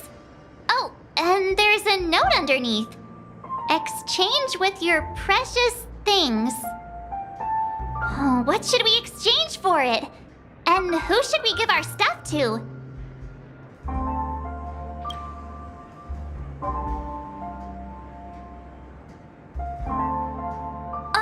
Whoa! The words on the note are changing.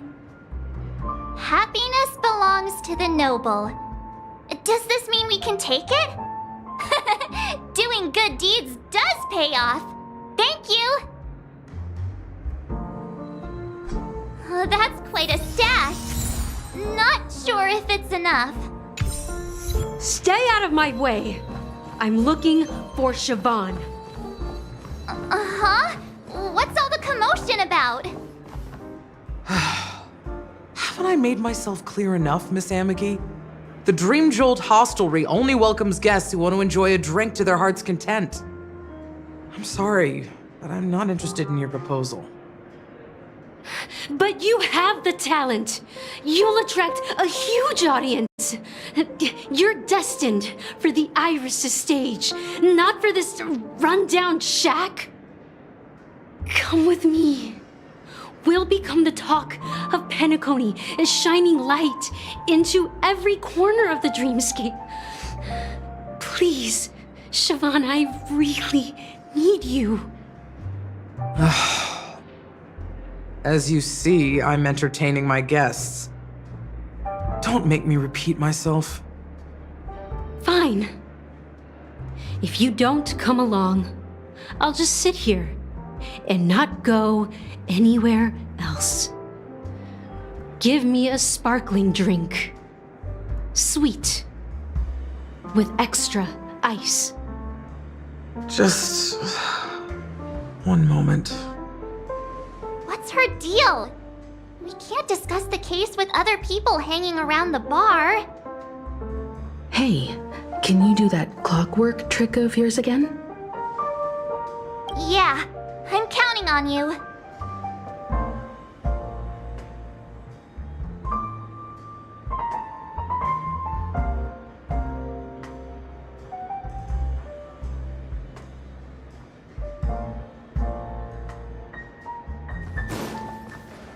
You're one of Siobhan's guests, right? What can I do for you? If you're here to convince me to leave, please stop it. I'll never leave until she accepts my proposal.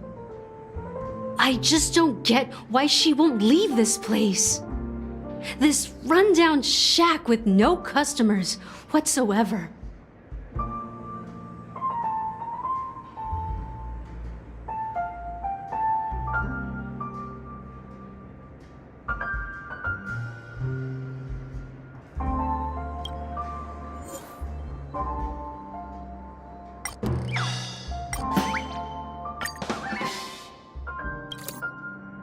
I've seen it.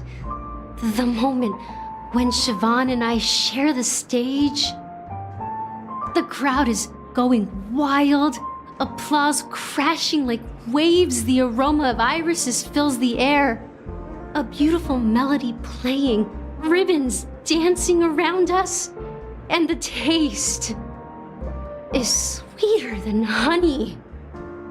I've seen that scene countless times in my dreams, and every time it mesmerizes me.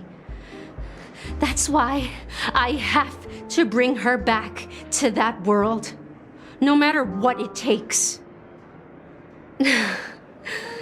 Want to raise a glass, my attentive listener? Let's consider it a toast to my far-fetched dream.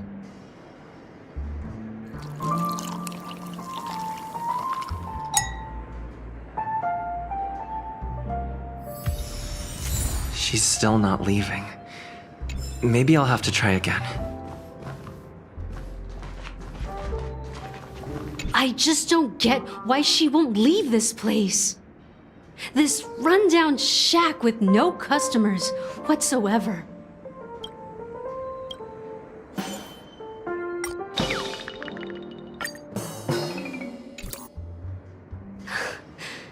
It's ridiculous, right? Our paths were never meant to cross, yet I'm still holding on to her. I'm too timid and shy, longing to shine but afraid of stepping into the spotlight. I need her guidance because I'll never be able to do anything alone. You don't know Siobhan's past, and you have no clue how radiant she used to be. Even among the talented Iris family, her skill was unmatched.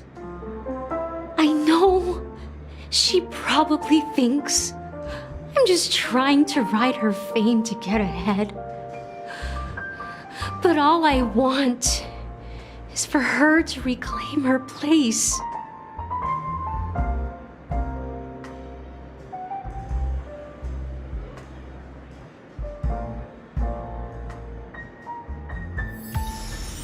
She's still not leaving. Maybe I'll have to try again. I just don't get why she won't.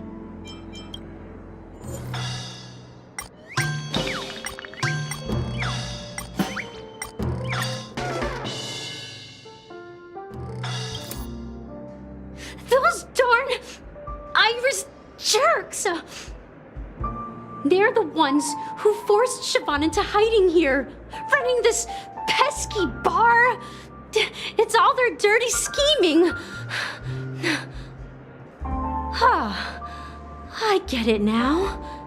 She's not leaving because she doesn't want to run into them again. I can help clear the way for her. I can do her a favor. I'll go back and write a letter to the Dream Master, exposing the crimes committed by the Iris family. Siobhan will definitely appreciate it. Well, talking to you has got me feeling a bit down. My thoughts are swirling, making my mind clear, and bringing tears to my eyes. Maybe I should find a place to reflect on what Siobhan truly means to me. Here's the payment for the drinks. Please, pass it on to her. I'm leaving now. Amaki has left? That's good for her. Radiant dreams may be enticing, but they're nothing more than dreams. Her drink is on the house. Please keep the money. When you're ready, go to Gallagher. I can tell he's itching to show off his skills.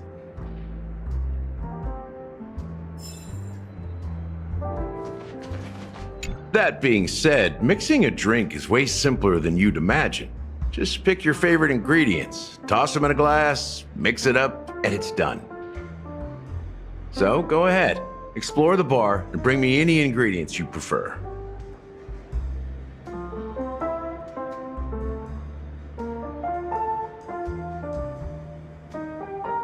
Nice work. Let me take a look.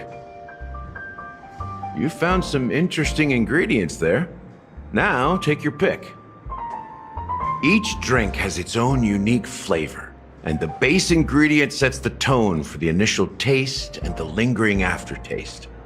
So, which one would you like to use as the base?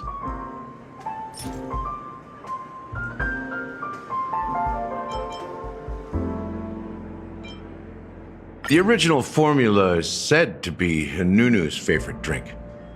It's sour and bitter, and the bubbles burst in your throat like swallowing rusty chains, evoking thoughts of dungeons and prisons. Now that you've chosen the base, it's time to pick the adjunct, the ingredient that'll create a marvelous chemical reaction with the base. It should give an unforgettable taste without overpowering the main tone. So, what's your choice for the adjunct?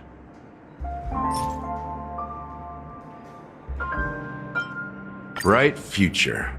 A taste that's been a long time coming.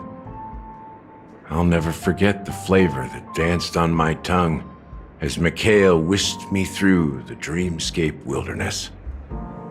Those were haunting times. Too beautiful to be real. Mikhail. Almost there. Let's pick a decoration. Which style do you prefer? Anything you need, I've got it. Concentric circles. May you always remember where you started. Well, it's done. Here's to you, the Nameless, with this glass of a ticket to the boneyard. To the dead and the dying. Well done, Gallagher. You're not over the hill yet. So, are you satisfied? Oh, the flavors! They're way more sophisticated than Soulglad. The richness and layers of these flavors are a masterpiece, especially with the adjuncts. I can taste the spicy and sour notes with a hint of sweetness.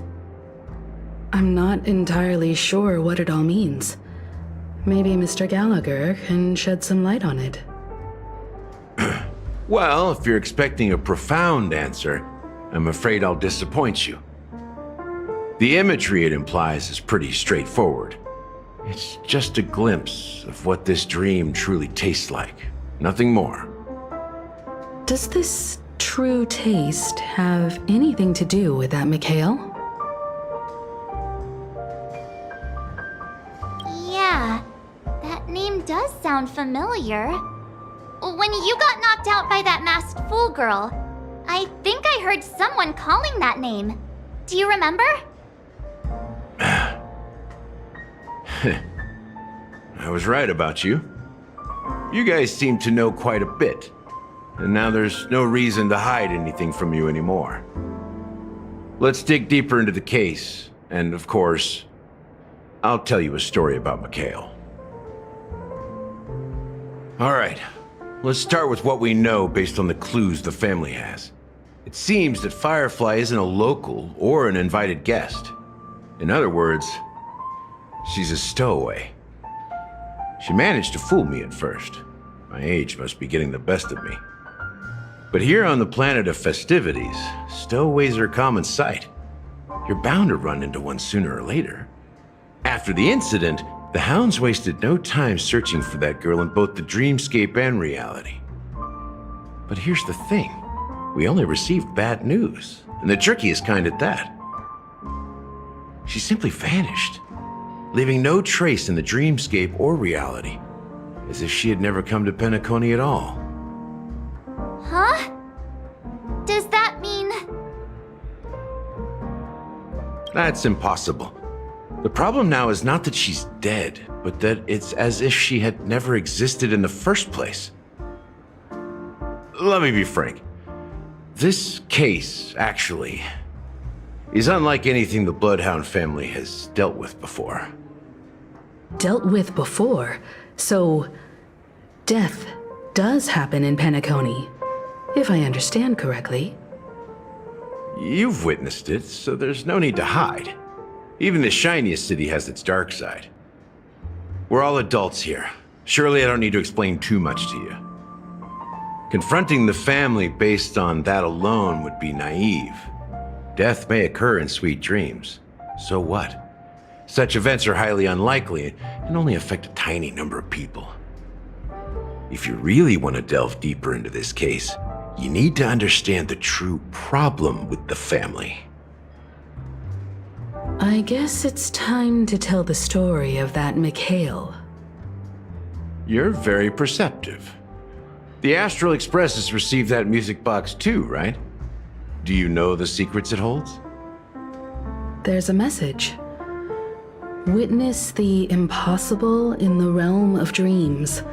Find the legacy of the Watchmaker, father of Penacony, and thus the answer to the question, why does life slumber? That's the exact wording. Hey, why are you laughing? Wait, did you write it? It's quite poetic. No, but I'm the officer in charge of this case. So how could I not know? I'm sure you must have noticed that this message didn't come from the family. You might have even guessed that the relationship between the family and the Watchmaker isn't as close as it seems. That's just our speculation. Actually, it's hard to believe that the father of Penacony and its actual managers are at odds. Now I can assure you that your speculation is absolutely correct. The family has considered the Watchmaker an enemy for a long time, but the Hounds haven't been able to track him down, as he seems to be living only in the characters and stories he created. Let me ask you a question. Have you ever wondered why the family allowed the Watchmaker to send out such a ridiculous message to the outside world, inviting you here and causing chaos? So, you want to seize this opportunity to expose the Watchmaker? Well, now you understand why the Oak family authorized the Nameless to assist in the investigation, but kept you in the dark, right? Because the Watchmaker is not the legend of the land of the dreams at all. He's the most shameful stain in the history of Penacony, and he's the root cause of all the anomalies in the dreamscape.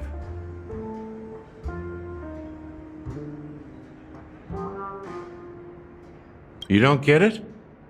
Well, I mean, Mikhail, the betrayer of the family, he's the Watchmaker.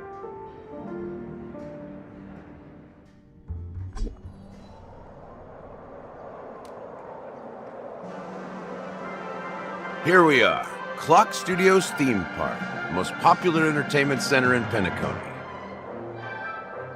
Wait, aren't we supposed to be discussing the Watchmaker? I would have expected you to take us to, maybe, a library, or an archive room of sorts.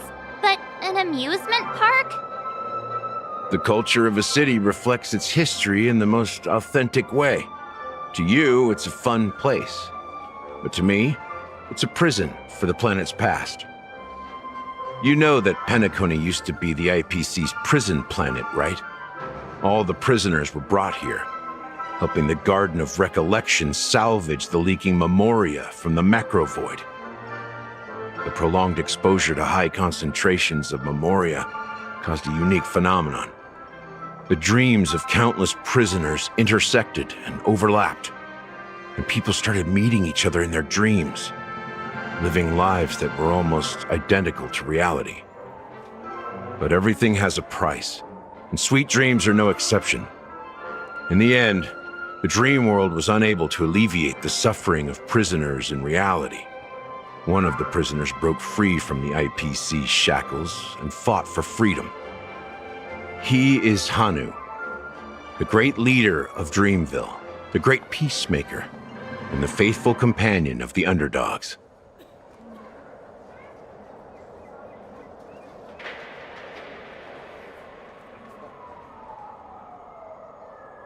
History is always written by the winners. However, it's undeniable that Clocky is an animation that draws from Penacony's actual history. These characters not only exist in Dreamville, but also in the distant past. Once you realize this, you'll understand why we're here. There are so many members of the Bloodhound family around here. They just received a lockdown order, supposedly from Sunday himself. Who knows what it's for?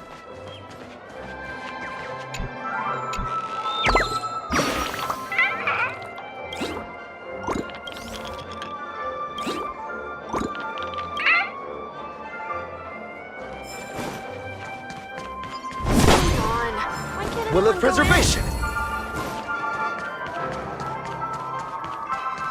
Will of preservation!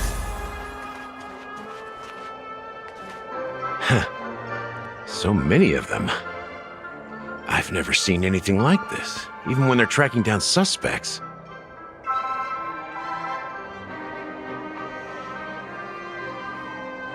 We don't need to go in. We don't want to draw any unwanted attention inside. We can just talk here. Let's find a quiet spot and continue our conversation. View here is great, right? We can see everything from here. Including Clocky. If all the characters in the animation are based on characters in reality, then Clocky's counterpart is definitely the Watchmaker. In the animation, he's Hanu's partner and one of the founders of Dreamville. Does that mean the Watchmaker was personally involved in that war and sided with Astana? It was a monumental war for freedom.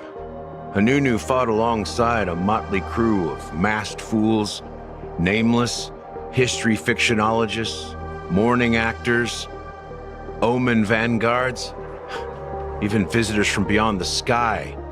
In the end, they emerged victorious. Among them was the person who would eventually be known as the Watchmaker. But if you do the math, doesn't that mean the Watchmaker was around for several centuries? I'm not sure, but Mikhail was already the Watchmaker when I met him, so maybe he inherited the title.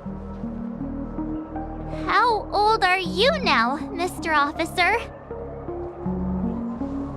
I'm 13. No way. Not even close. Hanunu freed the frontier prison, but peace still eluded him. With limited resources, threats from the outside world, and internal conflicts between major prison districts, the future of Astana was uncertain.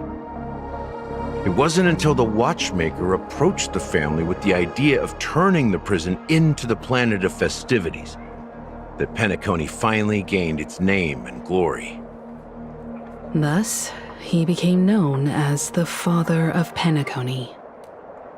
But didn't you say the Watchmaker betrayed the family? And you said you were his companion, so that means you... No, I'm not his companion, but rather one of his many children. But I am indeed a traitor. Not to the family, but to Mikhail. What did you do? I did nothing. And that's the worst betrayal of all. Just like you, I had close companions. We dedicated ourselves to Penacony. But the Oak family, they set us up. Mikhail was too old to protect his children anymore. So we left the family to find our own path. We were branded traitors of the Harmony, even though the true traitors were someone else. While they continue to praise the Watchmaker's name in the world, behind closed doors, they condemn him on a pillar of shame. Nevertheless, we wanted to clear his name. We intended to find the real traitor, the one responsible for all this, and restore harmony to Penacony. But we failed. Too much time had passed, and the land of the dreams had become deeply corrupted. After countless fruitless pursuits, I gave up, like a lost dog. The family accepted me and made me an officer, supposedly as a form of forgiveness. But it was actually a punishment. Since then, I've been completely cut off from my partners and my past. As for Mikhail, I heard he died in obscurity, in a place where no one could find him. That's when I realized that the Penacony I once knew would never return. We're truly sorry for what happened. But this is not the end of the story, right? Apparently, someone has inherited the title of the Watchmaker and has been secretly working against the family all this time. Unfortunately, after all these years, I have no idea who that person is, or if they're even real. Or just Mikhail's lost soul haunting the dreams. So, do you understand why I'm spilling all this info? Because I believe the girl's death must be connected to the Watchmaker's legacy. And at the end of all these mysteries, we will find the answers we are seeking. If it really is Mikhail's ghost, I want to meet him. If only for the last time. For those who despise me could form a line from here all the way to the entrance of the hotel. But those willing to look me in the eye and hear me out? Let's just say, there won't be many. I've told you all I know is a sign of gratitude. Thank you for listening to this old dog. Bark and all. Something just happened at the theme park. Now if you'll excuse me, good luck to all of you. How ironic. What's so different between the stowaways rejected by Penacony today and the dream seekers once hailed as pioneers several amber eras ago? Gallagher does have a troubled past, it seems. While Firefly's whereabouts remain a mystery, his stories shed light on our suspicions about the true identity of the Watchmaker, his connection to the family, and the power struggles hidden behind sweet dreams and death. Exactly. Gallagher suggests that the real traitor is someone else, probably within the Oak family. That lines up with what we've gathered so far. Firefly got involved in this mess because of the legacy, and now we're sure that Aventurine's accusations against Acheron are baseless.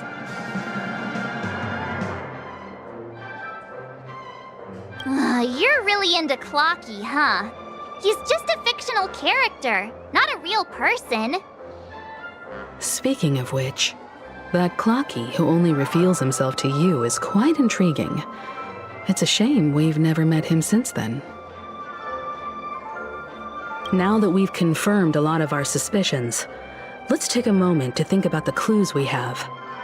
Send a message to Welt and see how things are going on his end.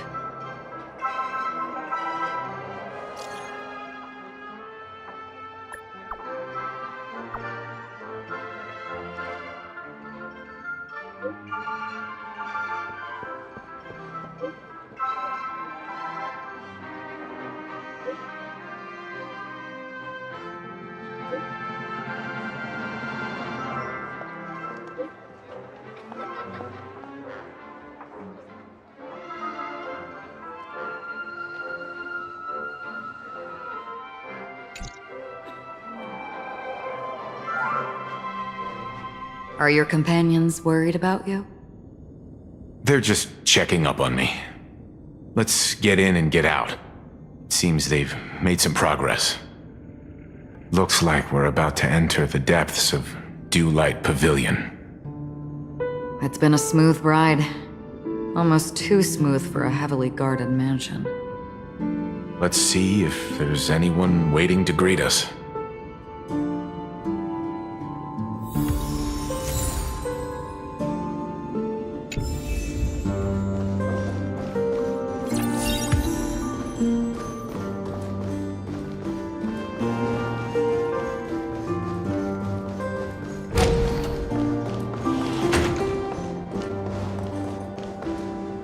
Something feels off. A grand mansion like this, and not a butler or servant in sight. Could it be due to the disruption caused by the emergency? This door is open. Looks like we'll have to investigate ourselves. Let's proceed with caution. Just one moment.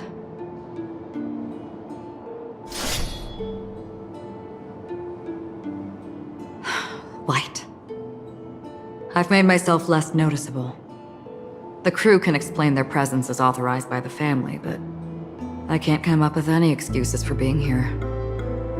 I see. What an interesting technique.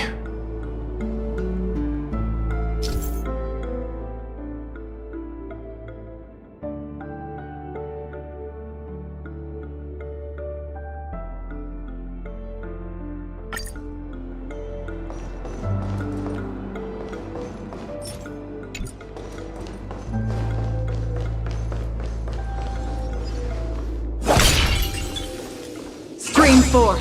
Clear the old blades.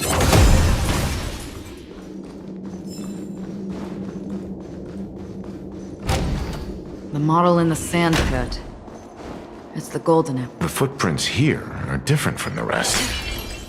There are two sets of them. Looks like outsiders might have passed through here not long ago.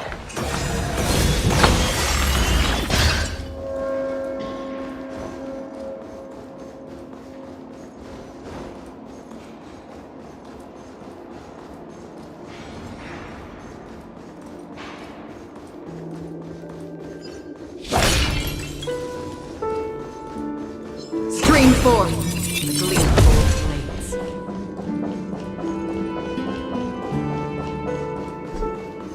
While there aren't any people in this mansion, they've set up quite a few mimetic guards to patrol this place.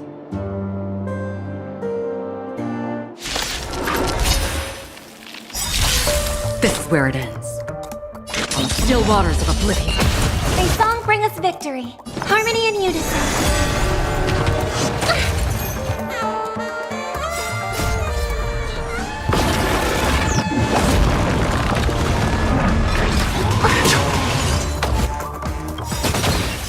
I weep for the departed.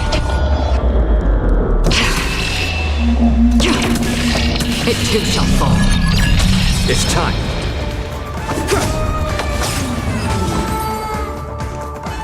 Look, it dropped something. A note. Looks like instructions from the butler for the other servants. Seems like the mansion's entire workforce were assigned other tasks before Robin's death. Must have been a big project to require that much manpower. The Charmony Festival, perhaps. But no matter what their main priorities are, there should always be someone left at the mansion, right? So, you're saying someone deliberately cleared the place out?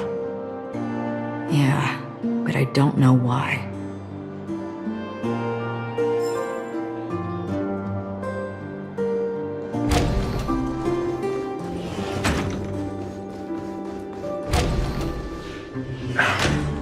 No one here either. Since no one's around to entertain us, let's make ourselves at home. Stay close to me so that my white can cover you too.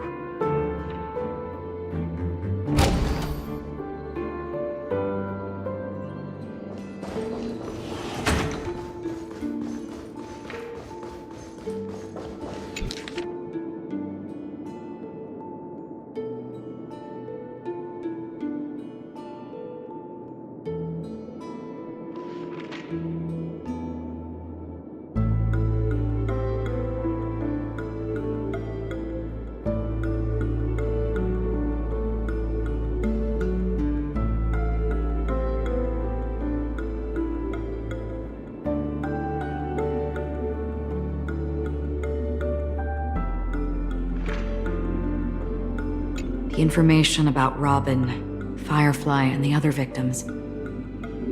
I don't see any— Looks like the rumors were right. Death does seem to be targeting random victims. And based on Sunday's notes, he's no stranger to death. He's just surprised that it has resurfaced. This light cone is securely guarded.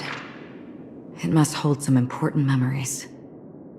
According to Robin's interview, despite having performed on so many grand stages, her favorite performance was a pretend show she put on with her brother when they were just kids. I wonder how their relationship is now. Growing up brings gains, but also losses. Yeah, time has a way of smoothing things out. The beautiful dreams of youth will eventually fade away.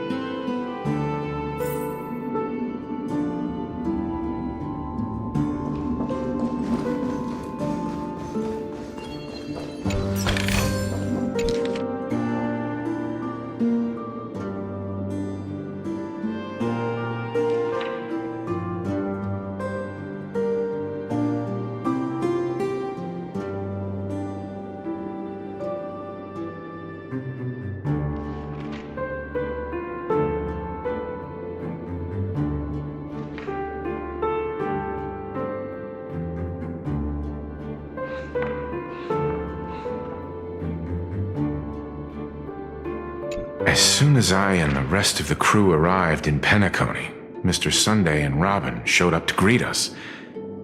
I remember hearing something unusual in her voice. And now it seems I was right. Robin believed it was because the Harmony had been tampered with somehow. But as far as I know, there aren't many entities capable of interfering with the power of paths. Meaning? If there really is a traitor within the family, that person must hold a high position or possess unimaginable strength. That would explain why Mr. Sunday has been having such difficulty in catching the traitor.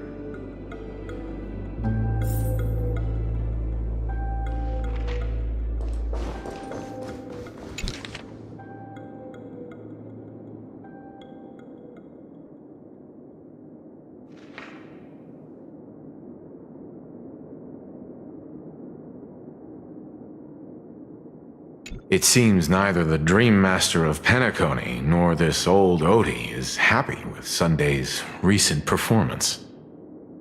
They don't seem to care much about death. Instead, they're more concerned about the Charmony Festival and the Watchmaker.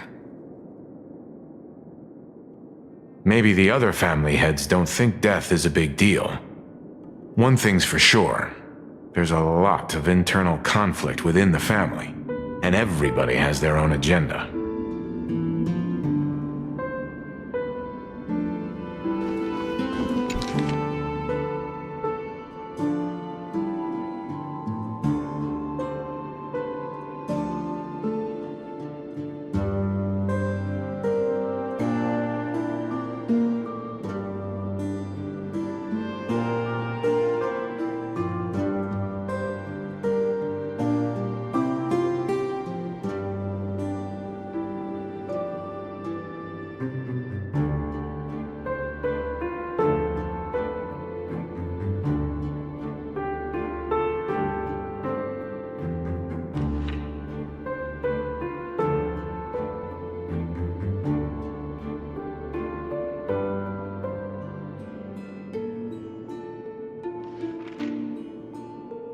Mr. Sunday has done some serious research on his suspects.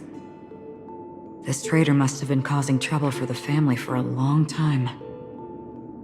They all seem to be insiders, but I haven't met any of them. Huh? Wait, these characteristics. What is it?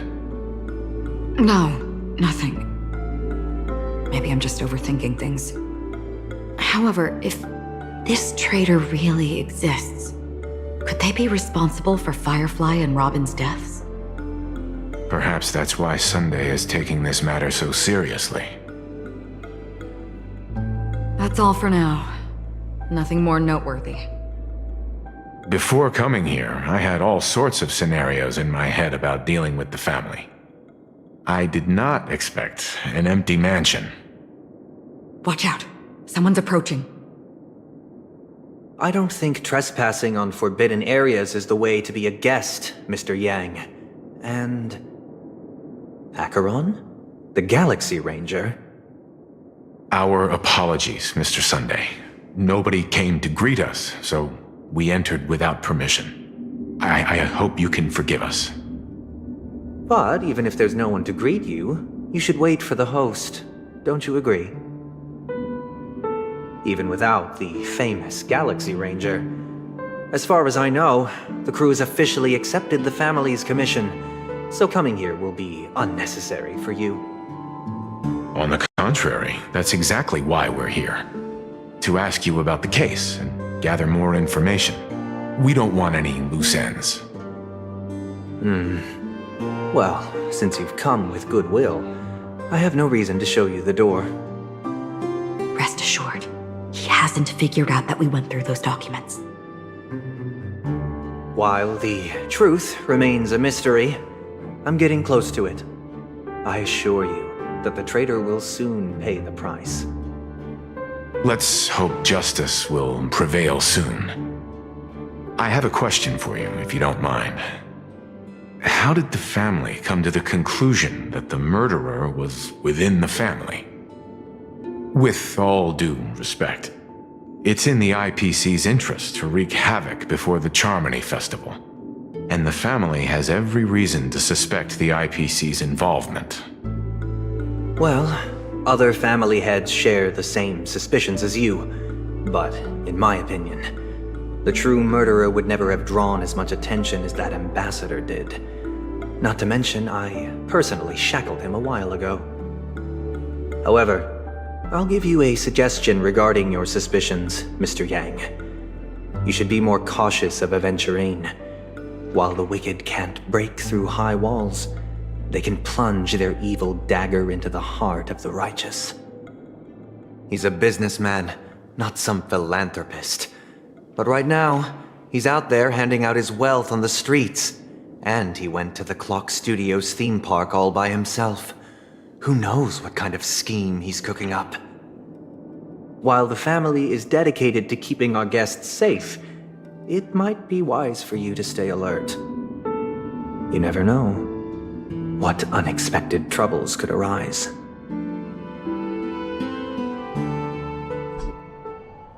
According to a Pierpoint hotline tip, there was a major breakthrough in the shocking Ejhazio Aventurine case.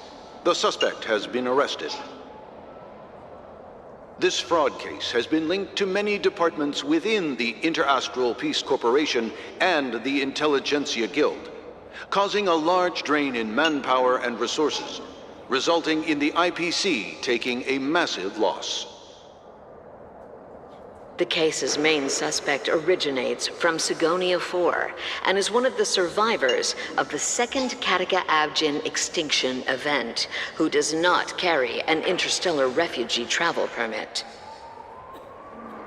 As per Strategic Investment Department Head Diamond's sentiments, the IPC has appropriately relocated the suspect in the spirit of the Charter and will continue to conduct further investigations as to the motive of the suspect. What pretty eyes. Tell me, do they shine in the dark? Well, if they did, I'd sell them in a heartbeat. You don't know how many people long for your eyes to be closed forever. As a servant, you should not resist your master. Yet, you went and killed that man anyway. No lawyer has the audacity to defend you. Perhaps you ought to represent yourself. Not difficult, but definitely pointless. You're pretty confident on your eloquence. Did you also think that when you lied to the Intelligentsia Guild? Ask and you shall receive. You wanted the perfect construction material. All I did was offer a possibility. It was just a small wager. If your luck holds out, the IPC will dig something up from the golden sands of Ejihazo. Maybe even the Sand King's remains. Pity your luck has run out. I'll admit that. What I'm more curious about, though, is why such a grand scheme failed to benefit anyone in the end, including the perpetrator himself. Madam, I already have what I want. To be brought before you for the next high-stakes gamble. Then let's talk about the second gamble. Tell me, what are you prepared to wager this time? My life. I bet you won't send me to the gallows. What do you want, then? I want your Lenore to meet with me. I have something to say. And then what? I want cash. It can't be that simple, can it? It is that simple. 30 tanbas. The remainder of my market value. 30 tanbas. No more, no less. With this money, I'll climb to even greater heights than you. Grasp even more riches than you. I wager you won't give me this chance. Which is why you should call him here. Interesting. A pity Diamond won't see you. No one gets to see him. From here on out, I am Diamond's representative, and I will decide on his behalf. You're wrong. 30 tanbas. He'll give you that. And much more than that. Wealth, status, power. The IPC will give you whatever you want, even what you don't want. Kakavasha. A good name, but unfortunately destined to be buried in the dirt. You, though, you deserve to live, to create even more wealth for us. Go, pick the clothes you like, then choose your desired identity. And then, use them well, child. May your schemes be forever concealed. Life is like a long-term investment. Those who choose correctly, do the correct things, reach the correct outcomes, and show the world their value. People can't always make the right choices in their lives. But luck has always been on my side. I've never lost. Is it because Gayathra blesses me? Well, if that's the case, she must also be looking upon me right now. My success is inevitable. But what then? Even if I overcome this difficult trial, what would come next? What awaits me after this glorious gamble? An even more glorious one? Will I return triumphant with unending riches after countless successes, or will I encounter failure, never to return?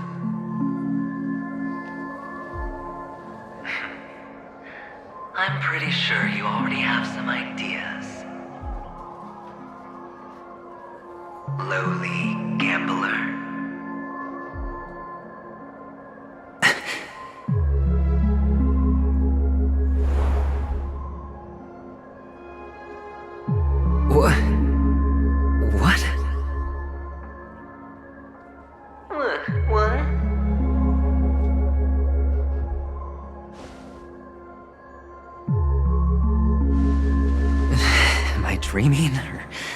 Have I gone completely insane? Perhaps both.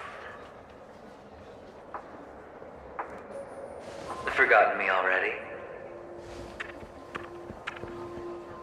When you were strapped to that electric chair by a mannequin warlords, who was it that gave you the idea?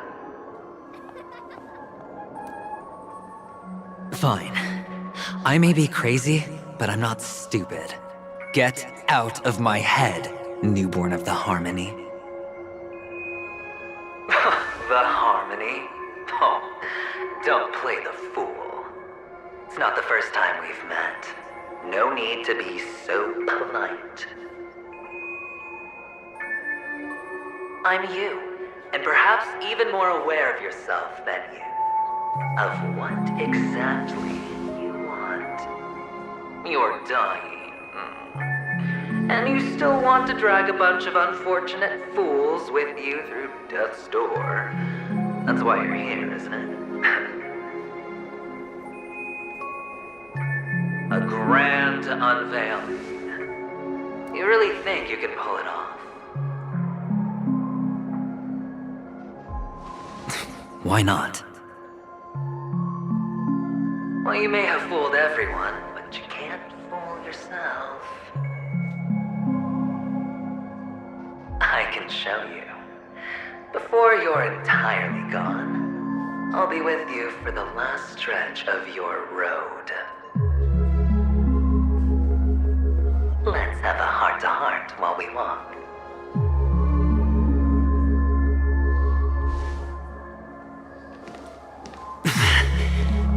What exactly are you?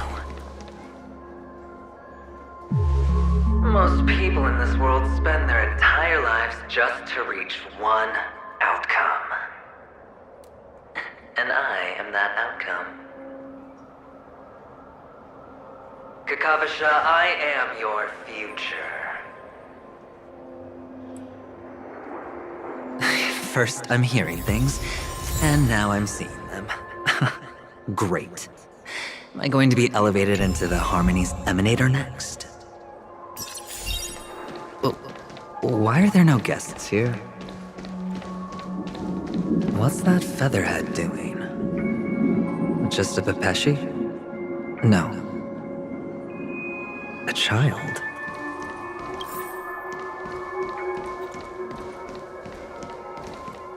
I thought minors weren't allowed in Golden Hour. Hey kid, you okay? Are you lost?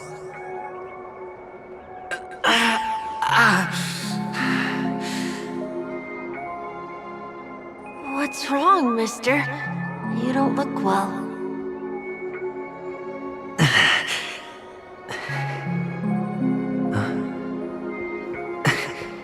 Your eyes. Impossible. Who are you? They're pretty, aren't they? Sis said they're a gift from Mama Funga. Colorful eyes are said to bring good luck. Mister, you have pretty eyes too. Beautiful. Are you alone? Where are your parents? They're in that amusement park. Papa and Mama went in first. I'm just about to go look for them. I have to go. Goodbye, mister. Hope you have a good time, too. Those eyes. And Mama Funga. No, it can't. There aren't any Avgens left.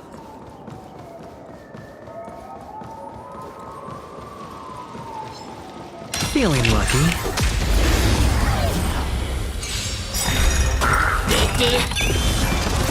Stars Echo! Flaming lance! Forward! It's on me. Bust. Or maybe I'll take it off.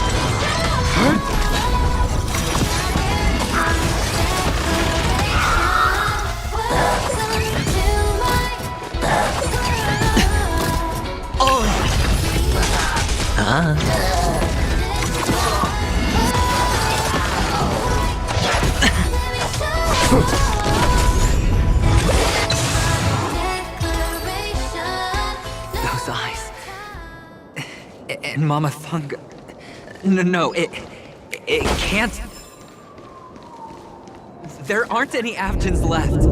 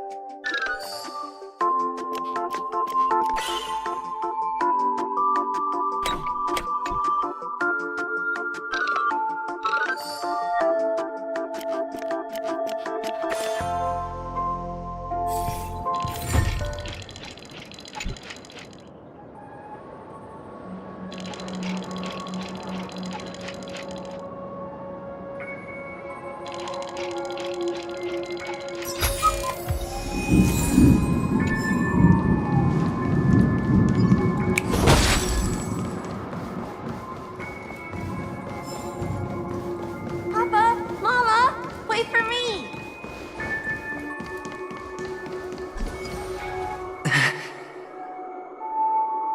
Only on Penacony, am I right? What are you still doing here? Well, you've known all along. The family truly showed leniency to everyone who came seeking help. Why would there be a need for such high walls and deep moats? However, people don't see it like that. Especially since the flavor of the dream syrup is so alluring. You will receive no charity on Penacony. And relying on your own strength alone to topple high walls? Not a likely fate. Which is why, once you step into the hotel, you remove your high hat and beg everyone you come across for help. Like a hyena scavenging for scraps in the desert. Because you know that opportunities are fleeting. Well, when you put it like that, even Ratio's a teeny peacock analogy sounds pleasant. Well, you know how rare it is for me to give you the straight dope, so listen while you can. It's good timing that you mentioned the doctor. I'm especially fond of what you and he have in common. The conspiracies, calculations. Especially the part about the finale, a magnificent act of betrayal. Oh, when everyone thinks this way, who would even suspect that it was another trap you've meticulously devised?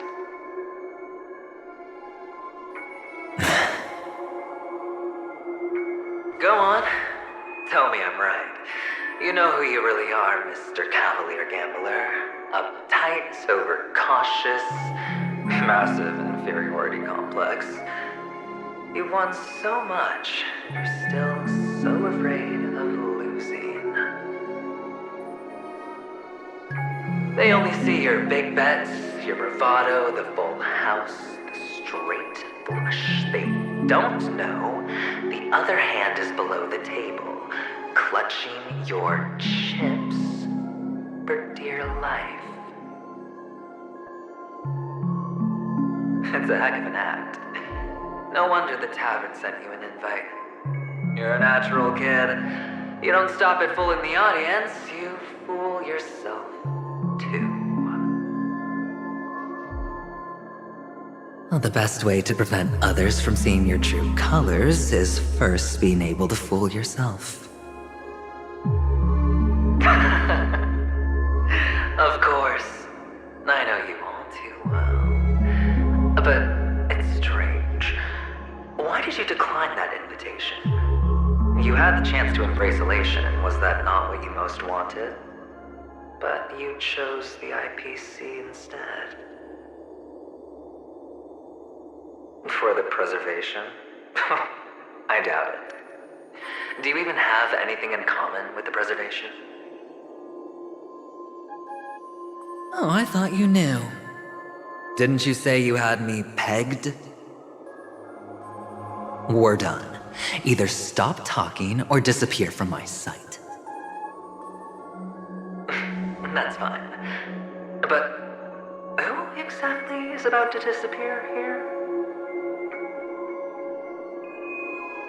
Well, it's not going to be me, anyway.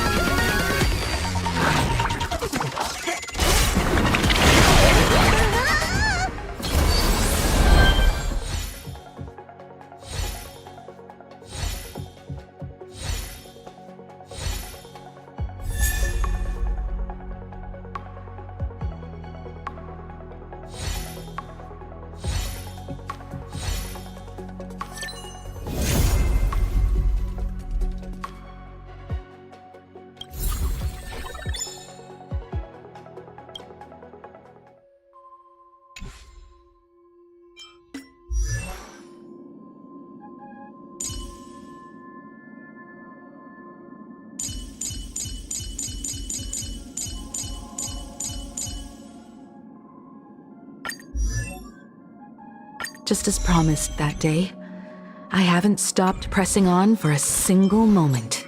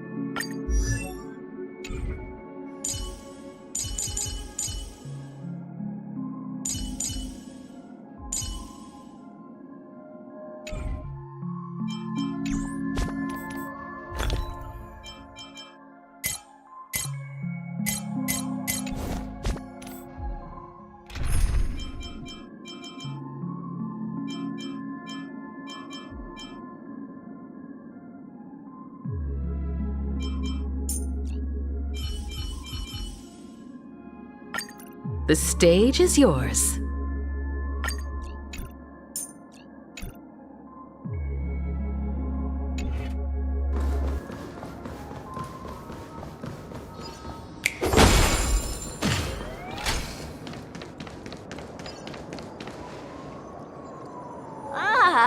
Playing hide and seek.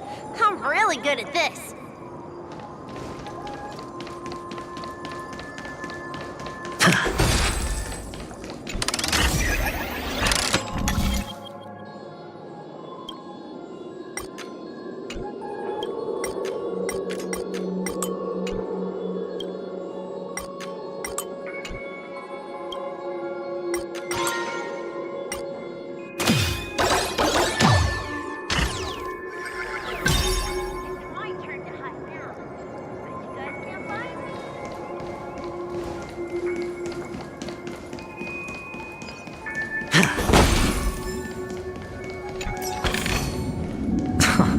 This is hardly enough for a scene. Set forth!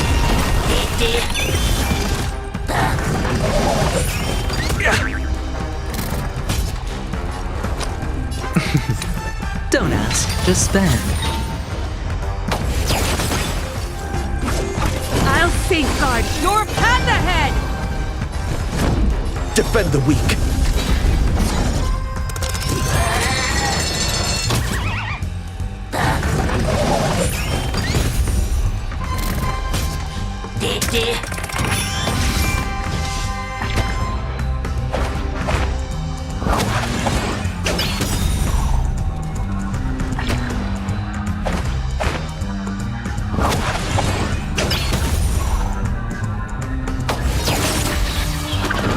Alright, I'll call your bet.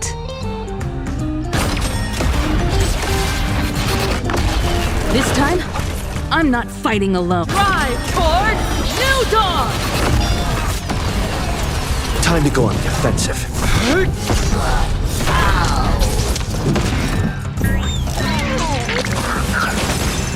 Better hedge your bets. Going all in. Tabs on me.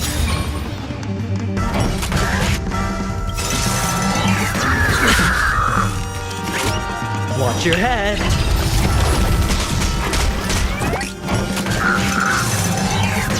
No dirty tricks, alright? You're about to relearn toward more distant horizons. Time to go on the offensive.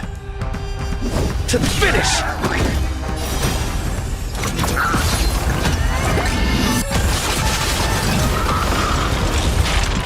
Looks like I've got a winning hand.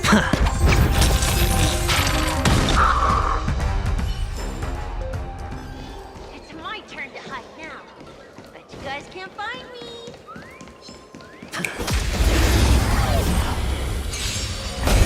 Starblazer, set forth! Looks like I've got a winning hand. Don't ask, just spend. Let's warm up. Indestructible.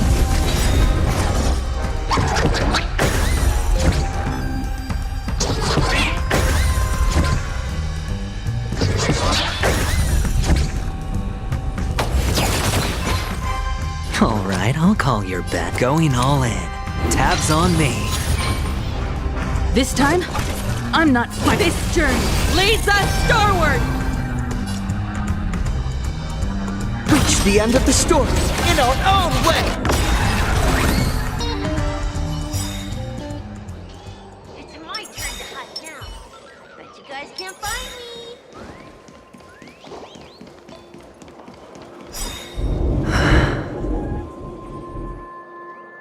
Hide and seek. What sweet childhood memories. When Mama said goodbye that day, how many catechins were like jackals hot on your heels? I know you won't forget that sound anytime soon. Those shrill cackles. You had to hide right under the noses of those savages. You and Big Sis, playing dead, drifting in all that bloody water. Completely ruined that shirt. Shame. Wasn't that the last one Dad left behind? It wasn't ruined. I've always kept it. Come on. It's a rag. It's not like you can ever wear it. Now you don't have to hide. You probably won't even deign to get your pretty outfit wet in the rain. Well, your social capital has changed after all. I've never changed. On the contrary, now you're the one who does the hunting. The last round of hide and seek, and you get to be it. You should enjoy it.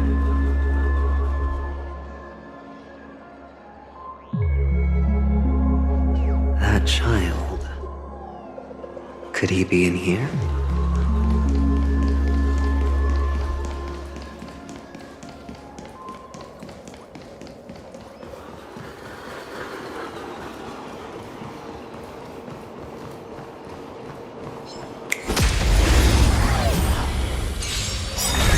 Starblazer, set forth!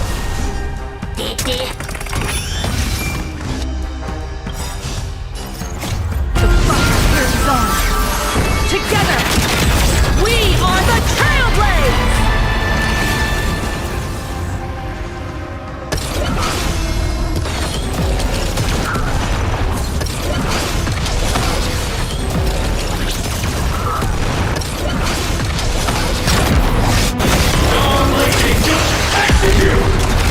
Become the stars and light up the cosmic night!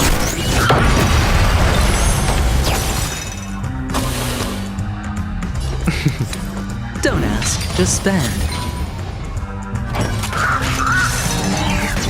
No dirty tricks, alright?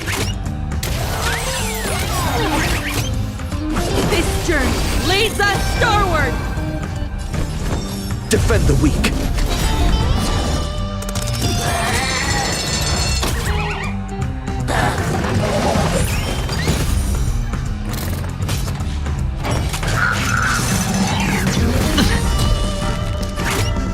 Watch your head.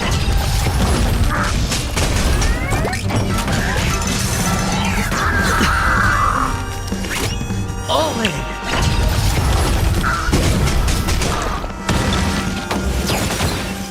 All right.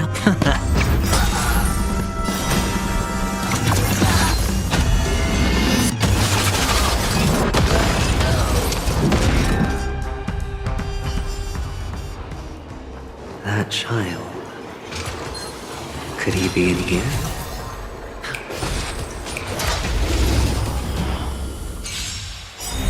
Trailblazer, set forth!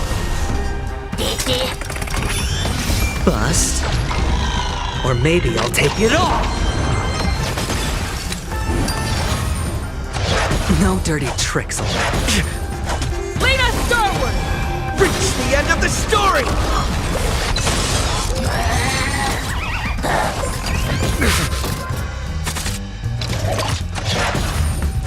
Oh!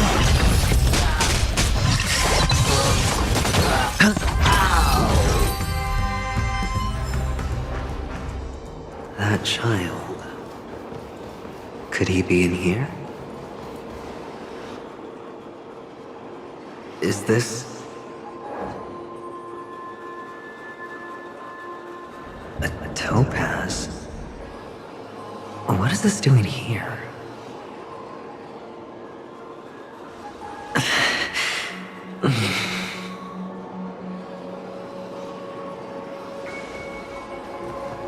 What? Does your cornerstone wrench out your heart, son? I was merely curious at why it was here. Maybe that winged guy put it here. To taunt you. Just to make you realize that your painstakingly arranged magic show is nothing but a death rattle. The cornerstone's hue is the same as the radiance of Clipant's body. I've gotta give it to you. I've heard a lot of baloney, but that lie deserves a prize for sheer nerve. If he were just a little bit smarter, the jig would have been up right there. This is just bait. Of course. That's why Ratio's betrayal was one of the keys to your plan. I have to say, that doctor's acting was superb. Or maybe he wasn't acting at all. All the better for you. Sunday didn't become head of the Oak family by acting sloppy. He's obsessed with control. You have to give him enough detail to satisfy his meticulous nature, but not so much that he gets suspicious. Which is why you had Ratio seek him out and leak the plan on purpose. To prevent the other party from suspecting anything. The intel you gave to Ratio was all true. He spoke the same to Sunday. Finally, Sunday took the bait, found the other cornerstone, and before you know it...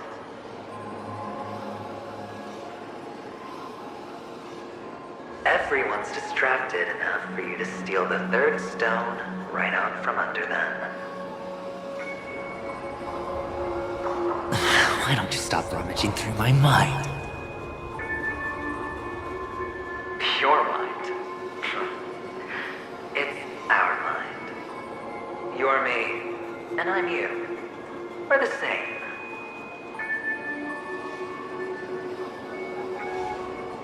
The best way to prevent others from seeing your true colors is to first be able to fool yourself. Really? You can't even fool yourself. You just got lucky this time.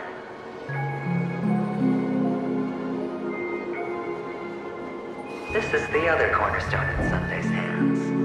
Rather beautiful green. Just like you. Smooth. Cunning. Tell me, what's its name?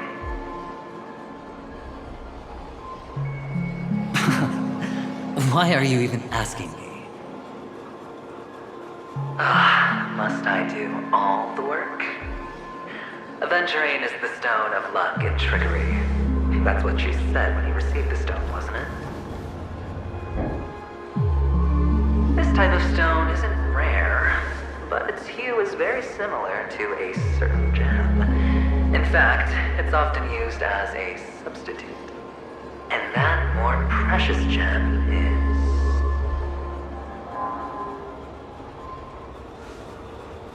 Jade. Even Sunday can't tell the difference. Oh, looks like Jade can be substituted for Aventurine, too. Sauce for the goose. Aventurine, topaz, jade. 3 elites, 3 cornerstones who, for a measly penny, offered their everything. Oh, you're even more united than the family. As I've said before, 3 chips are sufficient. All or nothing. But will it be the former or the latter? We'll find out soon enough. So, where's the real Aventurine stone? Take it out, let's have a look. Suddenly you don't know where it is? I just want to hear you say it. After all, it really does resemble its owner.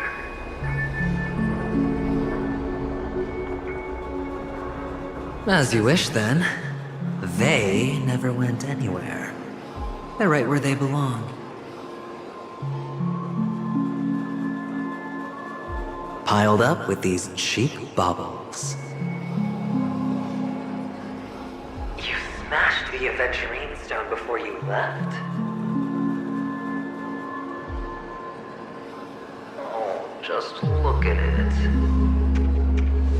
Shattered. Just like your life. Poor thing. A humble pebble coated in the most lustrous sheen. I take it back. This thing is far more precious than your life. You're absolutely clear about the consequences of doing this. Blasphemy against Clipoth's body. You think the IPC will let you get off scot-free?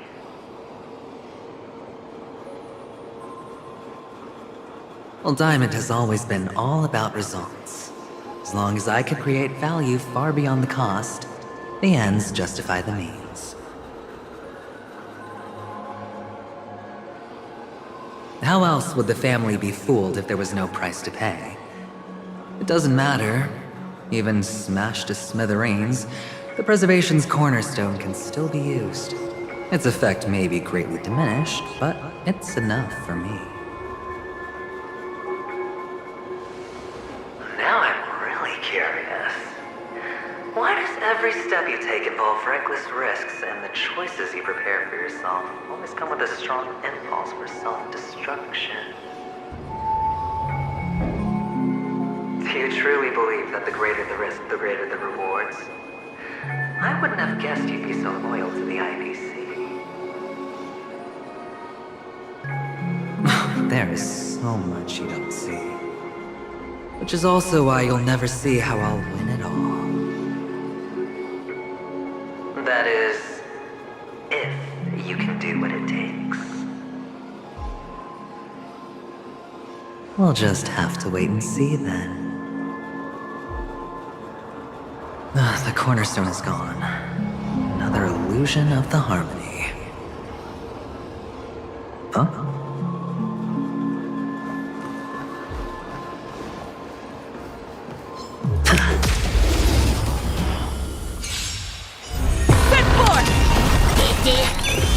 It's on me. Bust. Or maybe I'll take it all. Lead us starward! Reach the end of the story!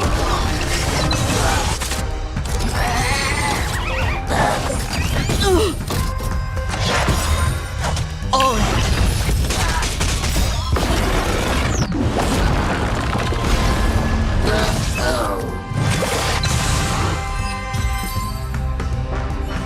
cornerstone is gone. Another illusion of the harmony. Huh? Set forth! Spend freely. This journey leads us starward! We are the Trailblazer! Execute judgment! Execute judgment! Light up the cosmic night! Reach the end of the story! The cornerstone is gone. Another illusion of the harmony. Huh? Hello. We meet again, Mr. Pretty Eyes. Yes. We meet again. Did you find your mother and father? Of course.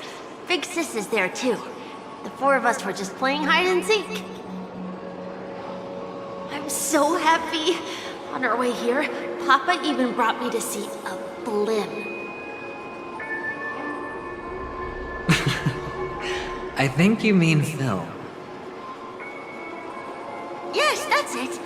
Putting many drawings together and turning them into a moving wall painting. They put me, Papa, Mama, and Big Sis together, turning us into one big family. You should give it a try too, mister. You look sad. The amusement park will cheer you up. Sure.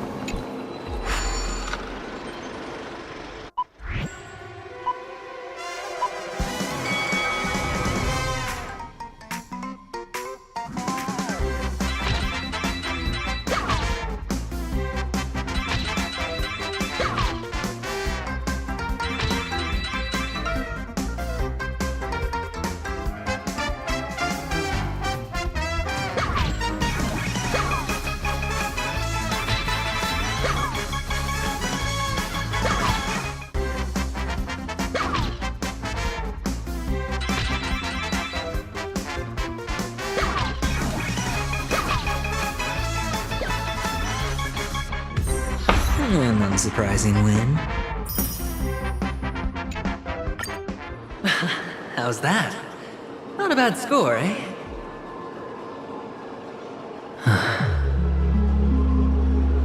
Boring.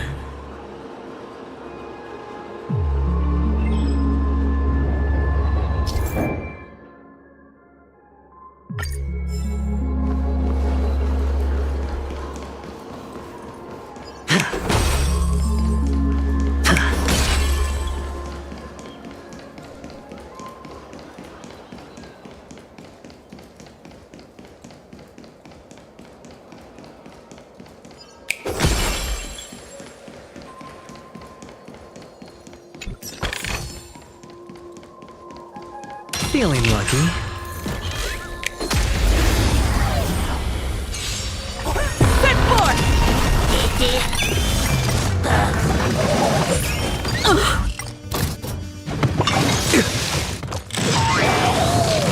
mistakes, spend freely. Lead us starward!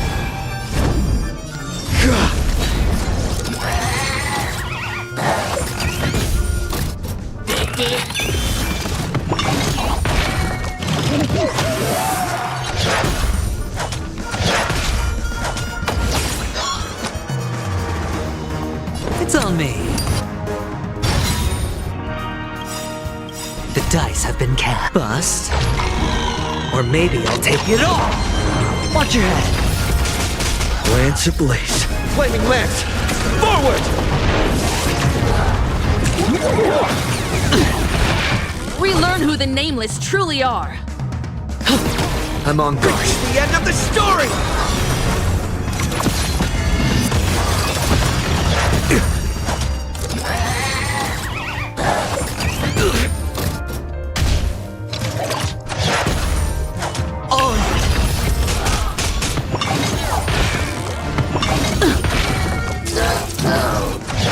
Not a scratch. Spend freely. Toward distant horizons!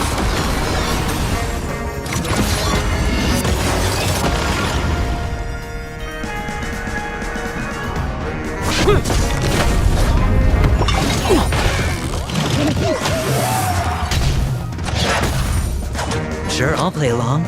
It's on me.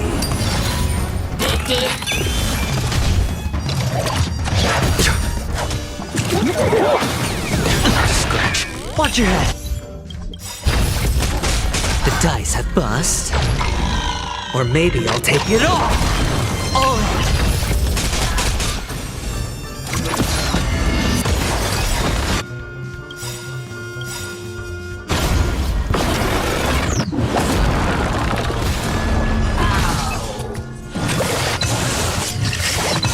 Rise toward new dawn! We are the Trailblazer!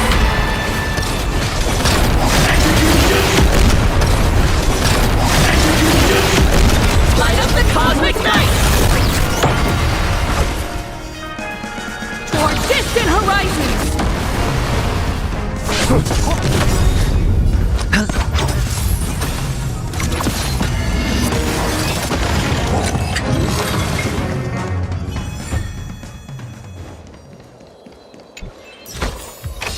Fortune follows luck, just like it always does.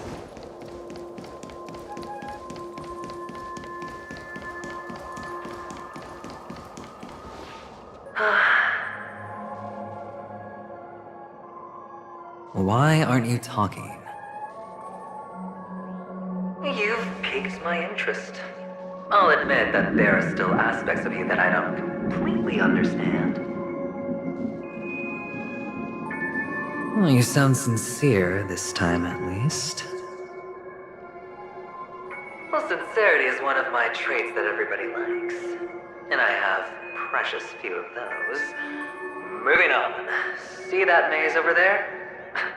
I'll know everything about you before you reach the exit.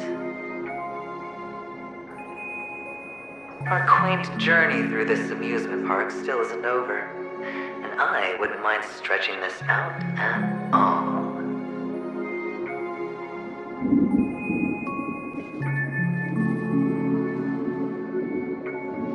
Feeling lucky.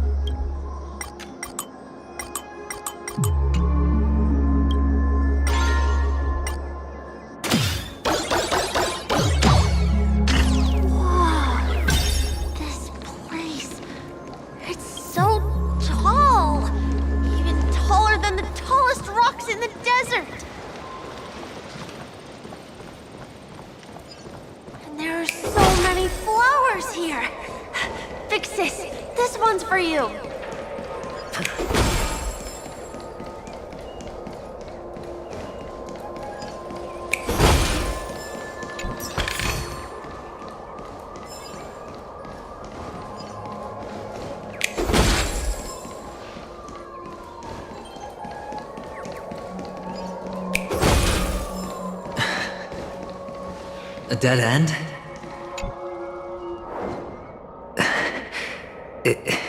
Is this... Oh, what's on your mind? It's got nothing to do with you. Do you need a hint? These are manacles on you. That man gave you your first job. You made your first pot of gold. I remember it all too well. You wrapped that iron chain around your fist, for that is the only tool you could find. Then, in that maze, you... Shut up! Oh, you don't wish to face your past? Unwilling to admit that your life is worth only 68 tons?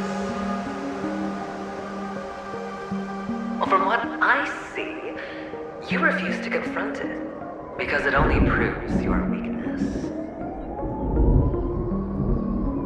How could a weak person take such daring risks? Oh, that's right. You love the thrill of danger. But you refuse to let go of meaningless sentiments. Even in this beautiful dream, the only thing you dare allow yourself is death. In your hands, those who follow you could have become joker cards. They're far more useful that way.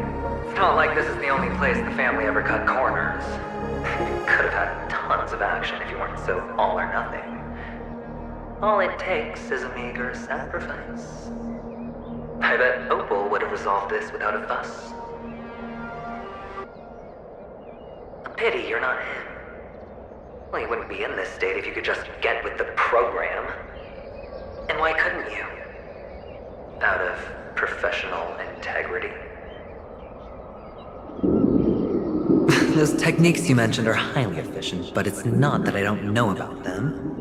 It's more like I couldn't care less. Get it? What fun is it if the fight isn't fair?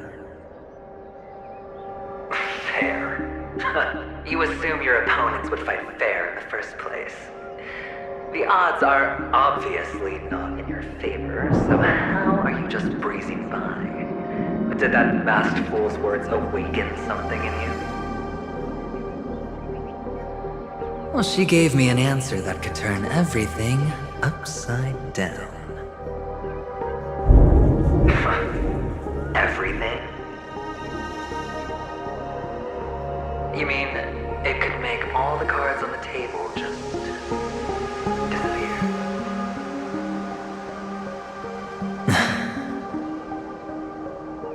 That's cheating. If these leaves could be brought back, would they bloom into new flowers?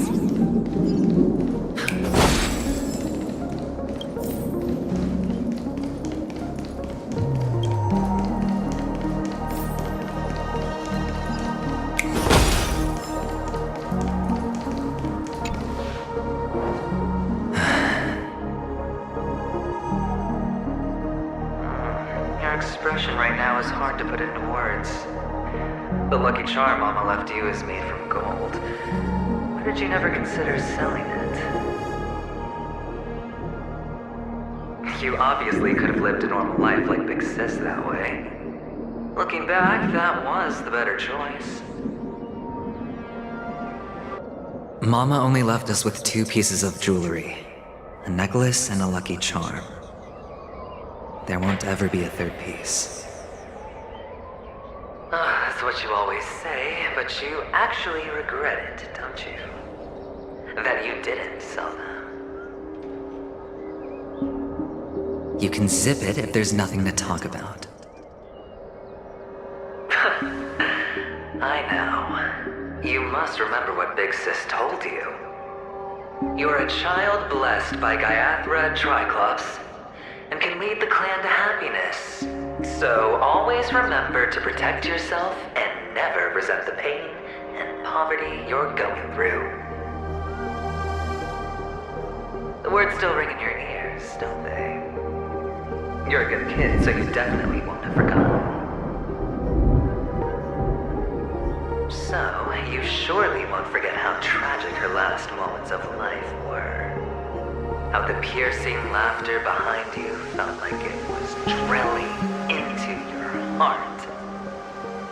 You ran away without looking back, just as she told you to. Tisk, tisk.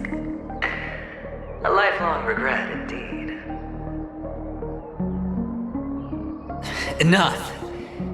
Do you not have anything better to talk about? Oh, shut me down like a champ! Well, I guess when it comes to mind games, this isn't exactly your first rodeo. I think I finally get you. Woo! You are nuts! In the end, I'll ruin this beautiful dream and create the grandest death. Well, you stuck to that start to finish.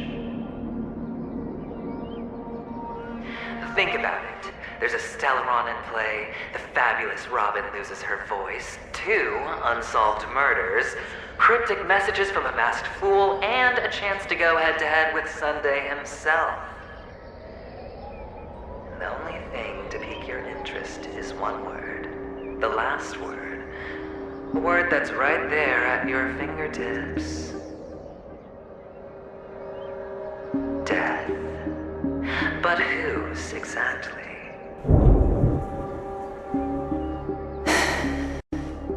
We'll know when the dice falls. All right then. Reserve a seat for me in the audience.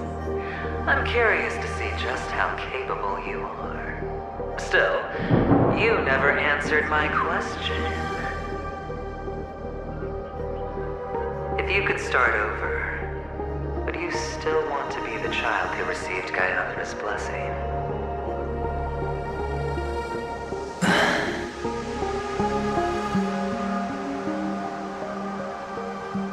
It's so quiet this time. Is he finally gone? Or am I the one about to disappear?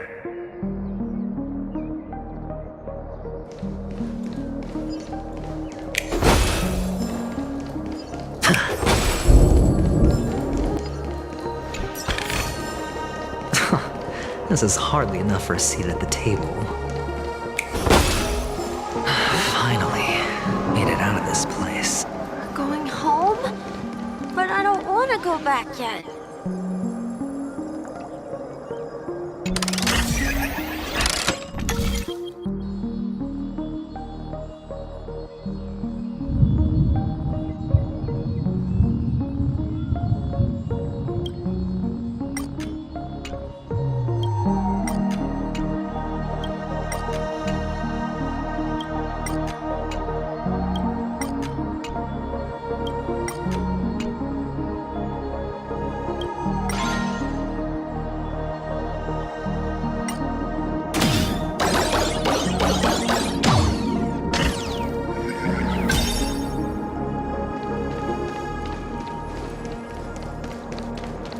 It's so fun here.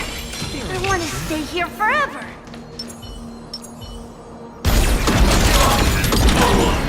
Initiate.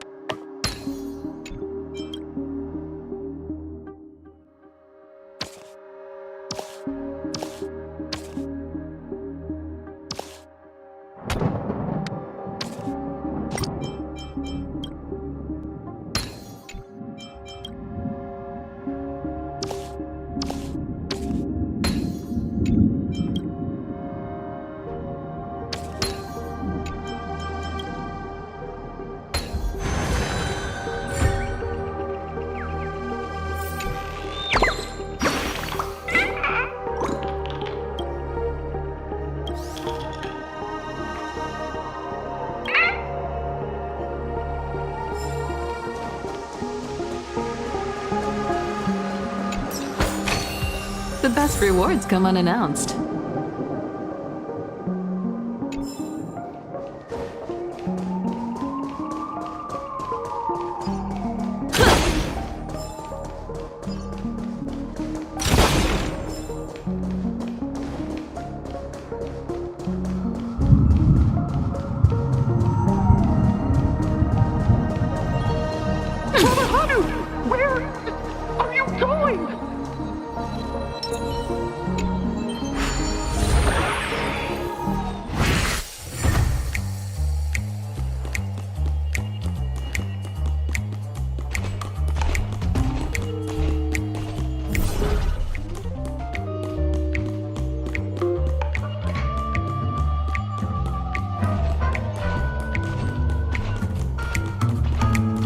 There's only one place he can be going, whether it's in the past, present, or future.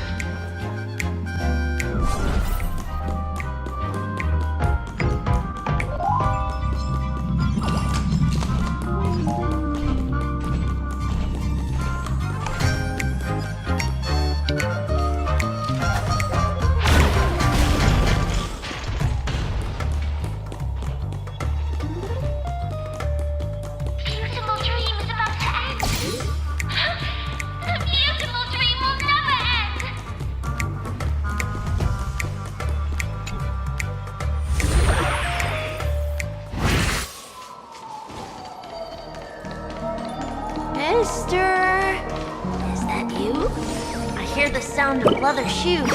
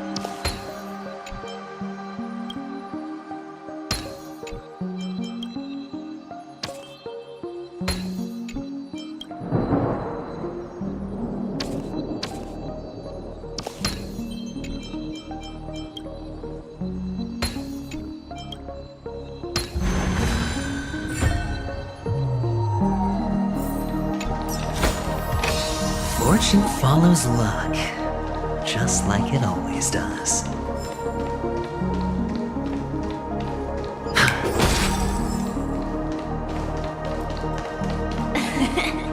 Ah, it really is you. Set forth! Sure, I'll play along. It's on me. No dirty tricks. Oh. I'll safeguard your path!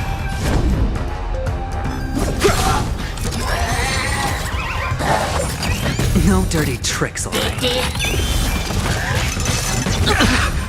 Watch your head.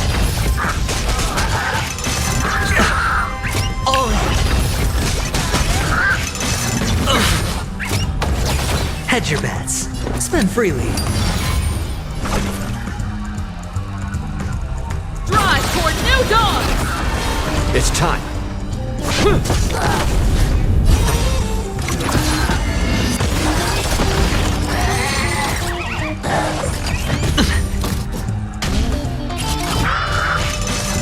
No dirty trick. Watch your head.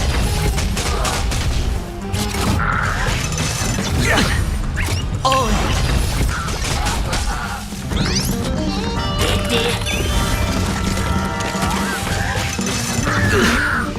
It's on me. Toward distant horizons!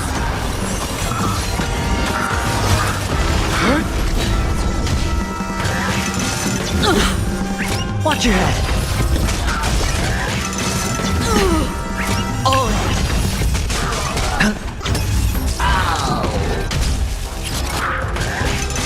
Pretty no tough. dirty tricks on me. Lead us starward! Reach the end of the story!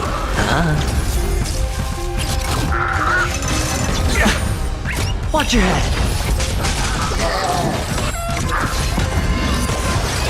Drive toward new dawn!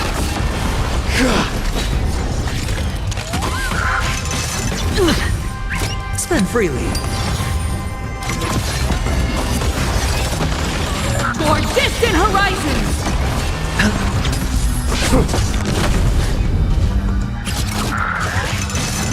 No dirty trick. Oh.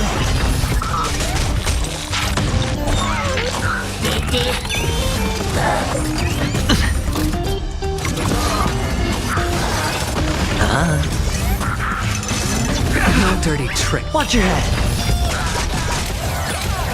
I'll safeguard your path! Reach the end of the story!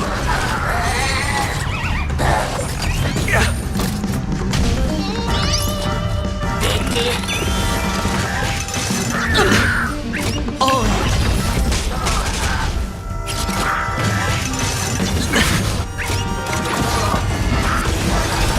It's on me. Drive toward new dawn! Pretty tough. Watch your head.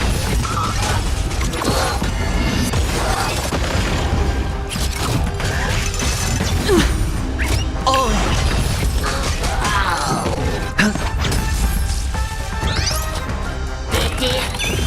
Toward distant horizons!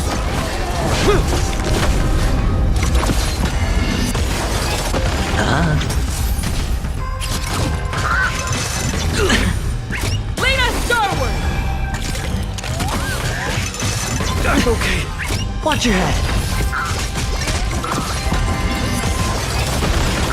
Reach the end of the story! Spend freely.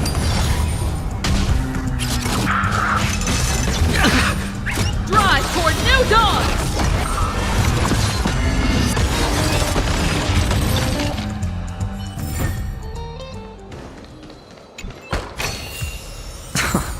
This is hardly enough for a seat at the table.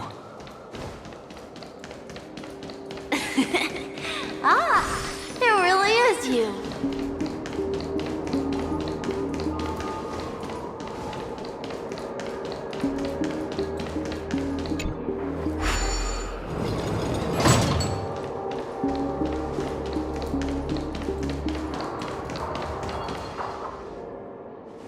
I don't know why, mister, but you always give me a special feeling that makes me more curious about you. It's sad that I can't get to know you more.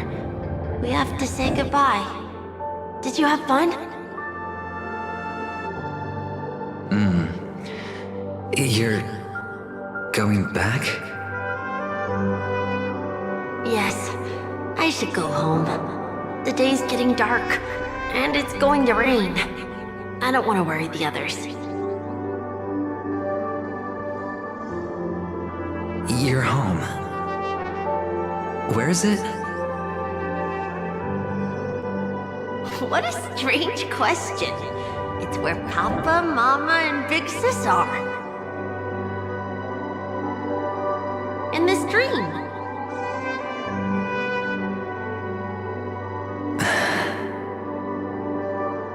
This amusement park. This beautiful dream. They really are peaceful. Everyone loves it.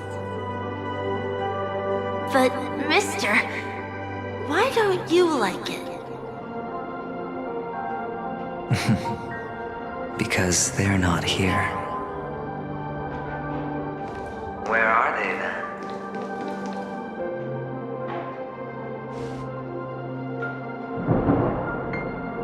I don't know. You do know. But there's no point pressing the issue.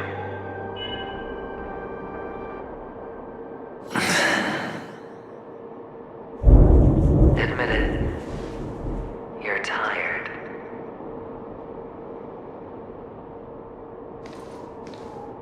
We all are. Which is why we chose to stay here. Me and him. Your past and future. How long will you stay? Forever. We'll be with you forever in this dream. This is the greatest honor that we can offer to those who hurtle towards death.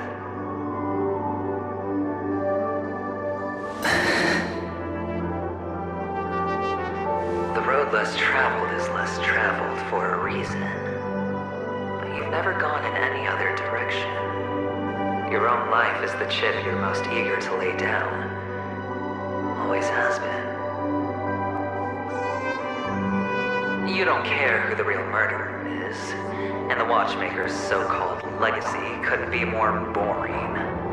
What you want, what you need, is to be the smooth operator, the solid gold deal maker who doesn't waste a drop of sweat, even when he's up to his neck in danger, deep inside family territory.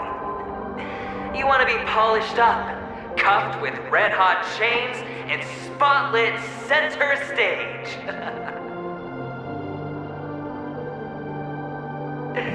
You'll be the closing act, the final sacrifice. I can do it. And it will be flawless. Of course you can. Your luck will help you at the right time. A Stellaron and an emanator. It's that simple now.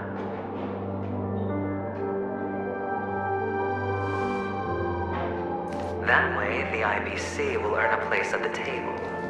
And as for you, you'll just happen to slip the leash, leave the rat race, extract yourself from this endless debacle. You'll have the freedom you've always dreamed of.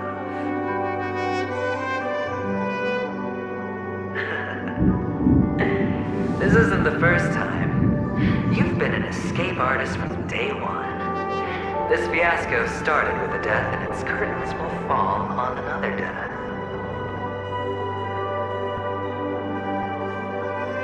Oh, so that's why Diamond chose you. He's just after Penacony. No matter the means, no matter the price. It's not personal.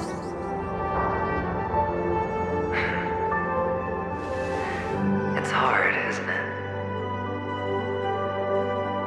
Well, don't get soft on me now. What, did you suddenly grow a conscience?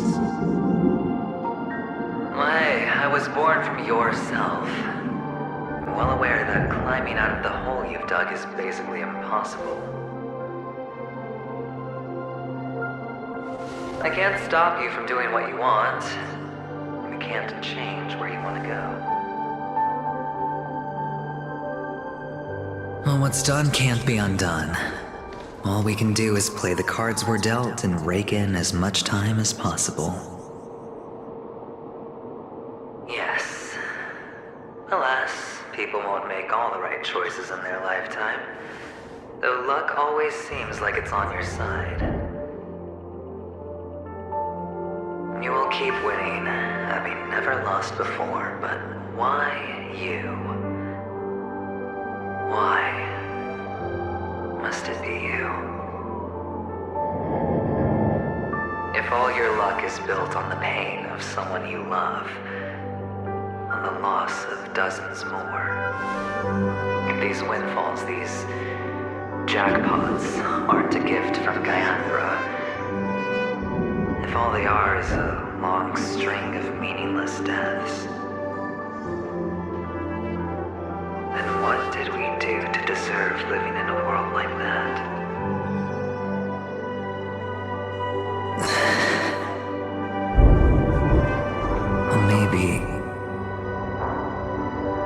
Maybe when I get to where I'm going and look back, I'll know what the trip was all about. Fine. Time to make a move, my friend. I'll be waiting up ahead. Say goodbye to the kid before you shuffle off.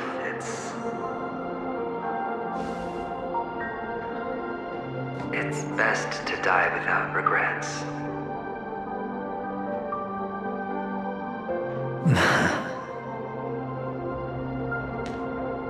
And now, only we are left.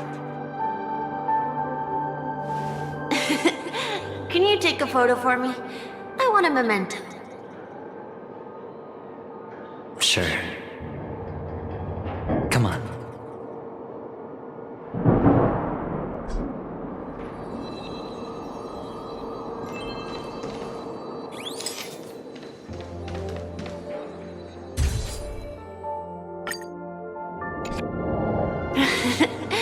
How nice. Now I can see what I look like too. Look at the lens when you're taking a photo the next time. Your expression will look more natural. Sure, I will. Then, Mister, are you going back too? I can't leave yet. I still have a show to do. Oh, you're about to go on stage, aren't you? Let's go then. I'll take you to the stage. Sure. So you're an actor. No wonder your clothes are so stylish. I'm actually a merchant, but I do have a show to do.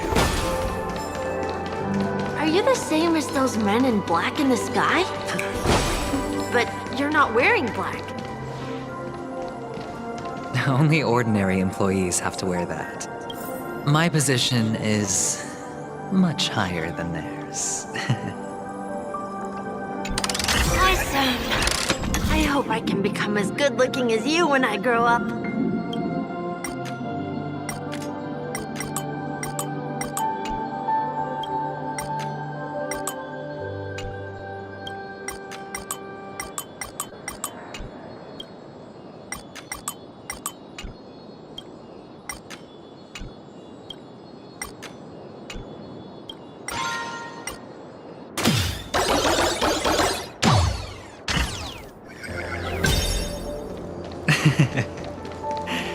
Of course you can.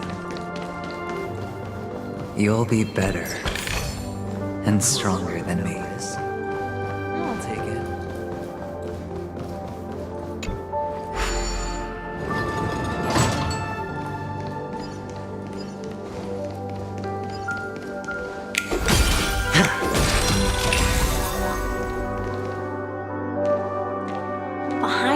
curtain is the grand stage.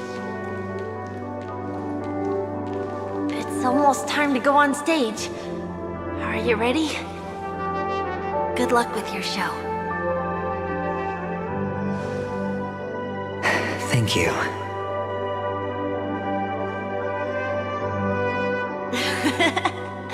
You still seem pretty nervous. Let's put our palms together. If you receive Gaiathra's blessing, you'll feel more relaxed. Putting our palms together is a simple ritual. By putting our palms together and reciting the prayer to Mama Funga, she will bless us. If you're not familiar, I can guide you. It's all right. I know how to do it. Of course I know.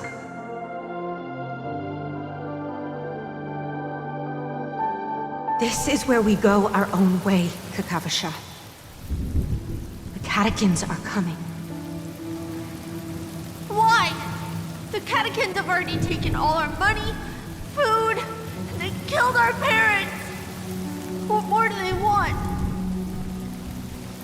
Catechins are bloodthirsty, cruel, and insatiably greedy. They want everything only to end up with nothing. This is a trick, an act of revenge. Remember? Today is the day of the Kakava, and also your birthday.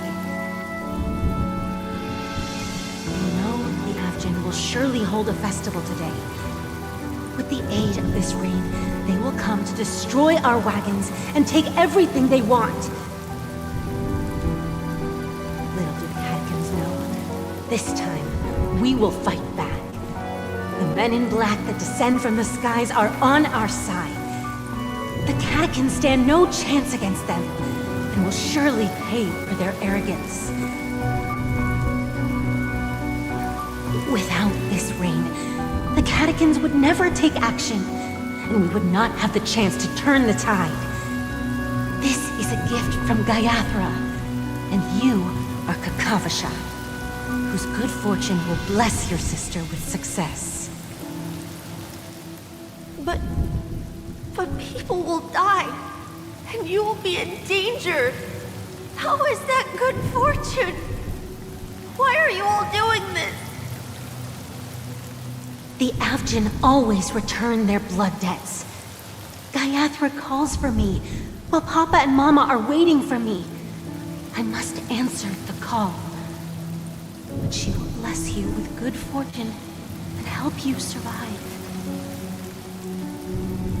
As long as you are alive, the blood of the Avgin will never run dry. So run, Kakavasha. Do not be afraid. And do not look back. Go to the other side of the mountain. The rain will accompany you, and the rain will bless you. As for us, we will reunite in Kakava's next aurora. May the goddess Gaiathra close her eyes 3 times. Keep your blood eternally pulsing. Let your journey be forever peaceful, and your schemes forever concealed. Farewell, Kakavasha.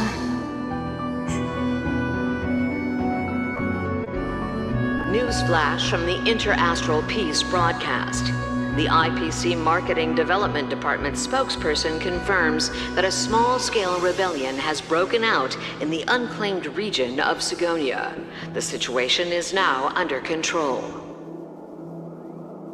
The insurgents are from a local clan known as Kataka, which has a long history of disdain towards the IPC. This has caused a serious negative impact to the work of the IPC's Marketing Development Department. The clan launched a massive attack on the Avgin, who were under the protection of the IPC, resulting in 6,728 deaths and 3,452 missing. The casualties are currently under the care of the frontline trauma team. The spokesperson expresses his deepest condolences for this devastating humanitarian disaster. At the same time, delivering an important message on this matter to all interplanetary citizens. Finally, he proclaims, the hammer of preservation will fall for all beings, regardless of life or death, regardless of race, regardless of ideology, to uphold the basic rights we inherently possess.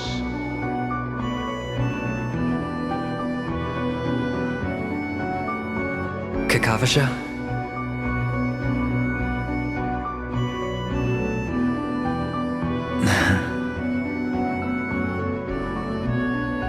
Bye.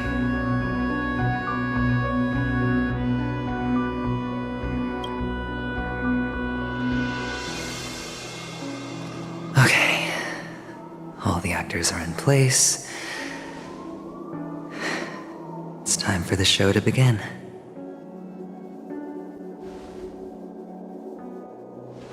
This act is dedicated to you. I hope it'll be an unforgettable memory for you.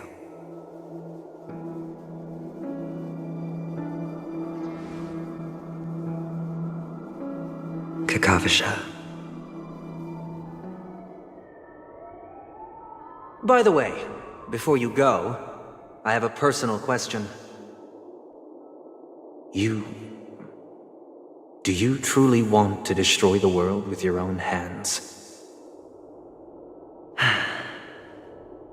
Let's assume, just assuming now, that every time I roll the dice, there's a possibility of achieving this particular outcome.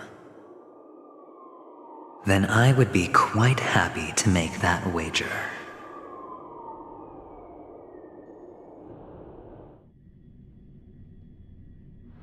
Is this Miss Acheron?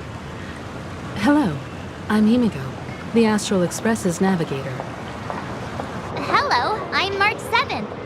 I'm sure he needs no introduction, as you definitely know him. Hello? None of you seem surprised by my arrival. Since Welt has decided to travel with you, it means that he trusts you. And we trust his judgment. I envy your close friendships. Miss Acheron here doesn't present a danger, and she's of no threat to the Astral Express. Aventurine's prior accusation was based on nothing more than his own subjectivity. Which is why, before we continue working together, he has a duty to explain himself. You want to create a situation where all three parties are present?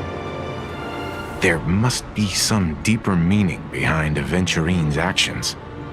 I suspect he's been aware of Penacony's secret from the beginning, and has been continuously strategizing to unveil it. In that sense, the Astral Express's role in his plans would be imperative. In the worst-case scenario, he may use us to do something unexpected.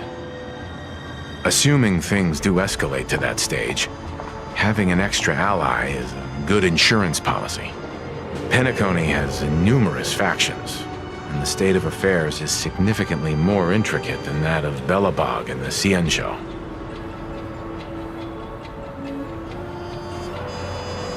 He's right.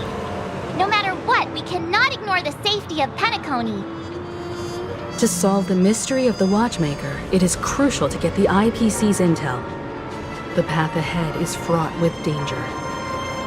But what's trailblazing without a little danger? Sounds like we've reached a consensus. Now, Miss Acheron? I will accompany you, of course. Let's move out then! But where do we start looking for him? No need to rush. If he truly has laid a trap, he will definitely use every means to lure us in. Ladies and gentlemen, the most wondrous, most magnificent and shown in Penacony's history is about to begin.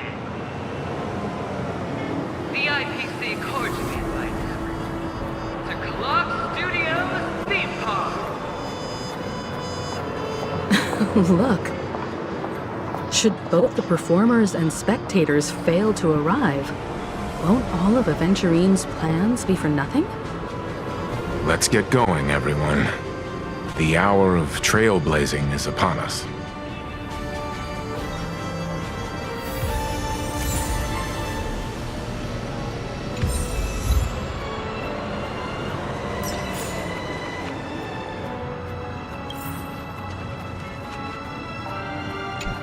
I have a bad feeling that something big's gonna go down. Are you ready? Let's waste no time and head to the theme park then.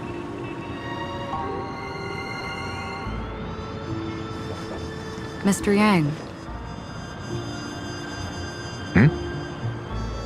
Why did you not tell your companions about my true identity? It's just like you said, an inability rather than an unwillingness. Plus, it's a long story, not something that can be summed up in a few words.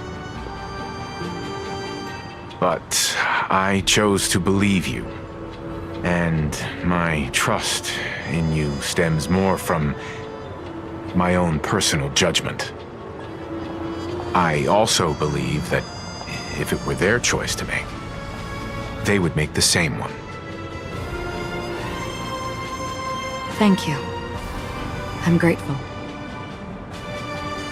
To reciprocate, in the upcoming confrontation, if the odds aren't in the Astral Express's favor, I will stand with you, if my meager strength is required.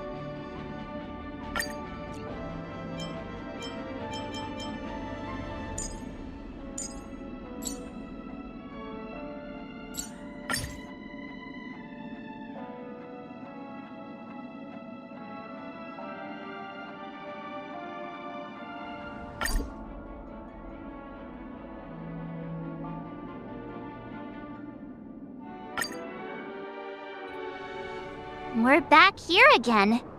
Aventurine actually chose a really conspicuous location. That guy's really taking it to a whole new level. Does he really think he's a superstar or something? Not a soul in sight. The hounds drove out the visitors, and now their whereabouts are unknown too. Everyone, pay attention. The other party has obviously come prepared.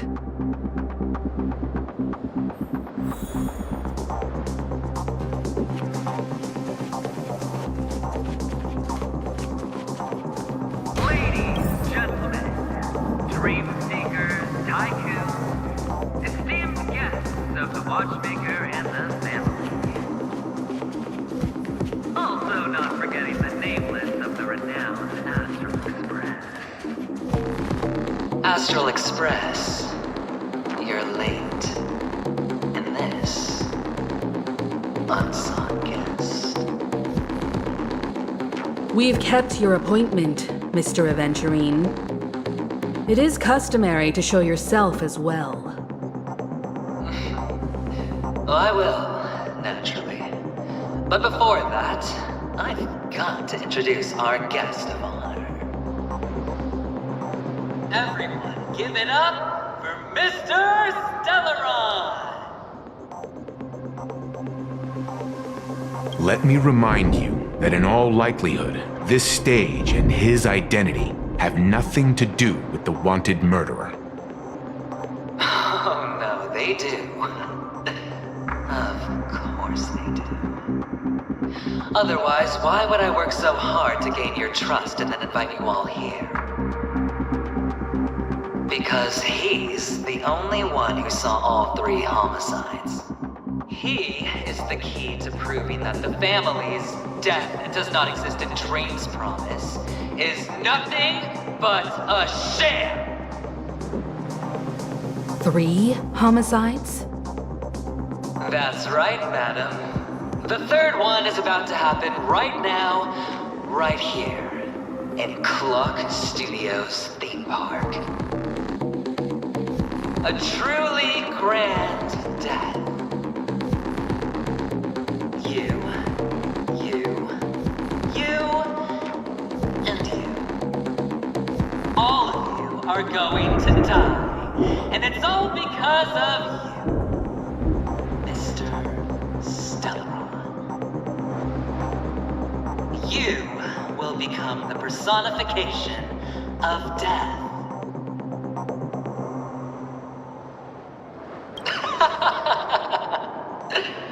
I thought my intent was crystal clear. Let me be a little clearer. I will detonate the Stellaron in you and cause a teeny, tiny accident on Penacony. BAM! The entire theme park will be reduced to a shattered dream. Then before the family can even react, I'll become the IPC fleet's navigator. Your bluff isn't fooling anyone. If you could really do that, you would have done so earlier. You wanna bet? Sure. I'll bet with you. I'm betting that it'll be a sweeping victory for me. By detonating an unprecedented explosion to prove that the vow of harmony is a complete and utter joke. You won't do it. Of course I can. It's just another gamble. I came from the wastelands of Sigonia. For just 60 red copper coins, people paid to brand me. Put me in chains. Place me in the gallows and bury me in the golden sands. But the sun could not kill me, and the quicksand sent me back to the embrace of the Guild and the IPC. Bear in mind, my victory wasn't just a stroke of luck. No. I've never been defeated. Have you ever heard the saying, sleep is the rehearsal of death? Why does life slumber? All because we are not ready for the final rest. Every night is practice for the end. You and I are escaping into our dreams for fear of death at this very moment. And death will surface in our dreams. Friends, the game has commenced, and you cannot choose to decline. Nor do you have any reason or grounds to!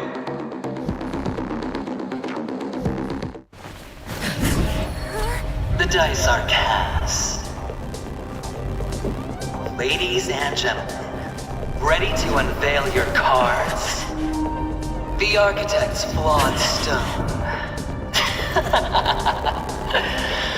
Of no value at all. I'm putting down the bet. I'm taking the gamble. I'm claiming the win. Oh, and fate spin the wheel, a daring gamble. Walking the brink of death for rebirth. Oh.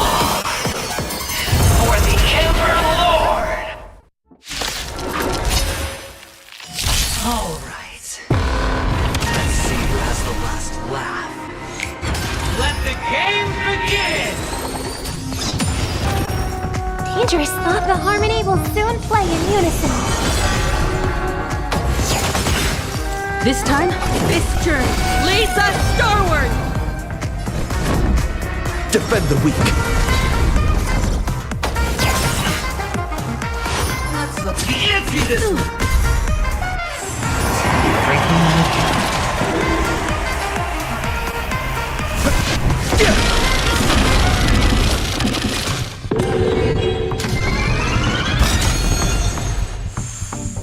May suckle together. Resonate once more. Toward more distant horizons! Minor setback. Final play coming down from above. Kinda tickles. The harmony will soon play in unison. I'm on guard. Indestructible.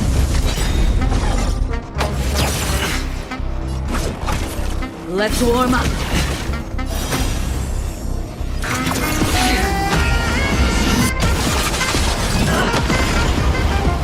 Going all in.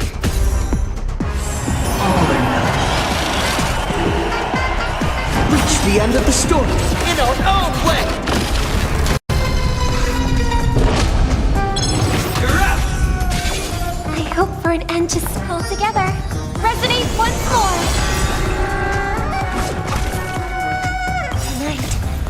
Tonight, the stars echo because of me.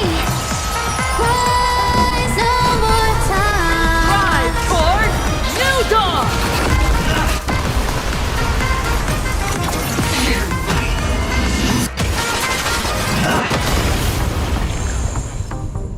Time to go on the offensive. Fracture.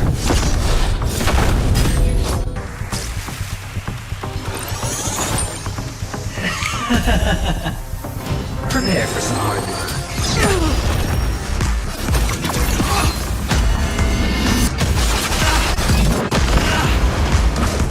I'll safeguard your path ahead! Lance at the ready. Defend the weak.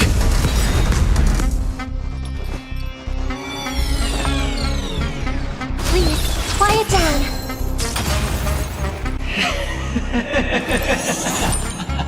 Even on a losing streak, as long as people still have hope, they'll keep throwing money on the table. The chance, the potential is what you hang on to. That's what justifies the gamble.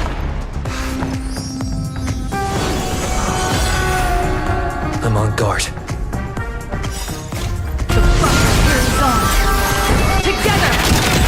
We are the Trailblaze!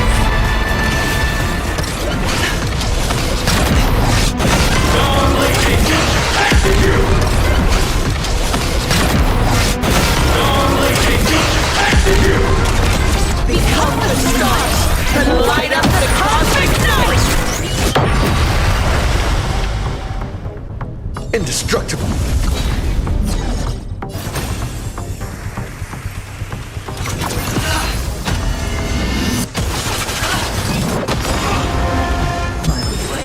Down from above.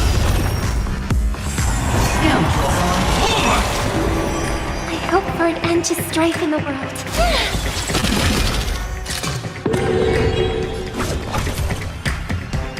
Drive toward new dawn!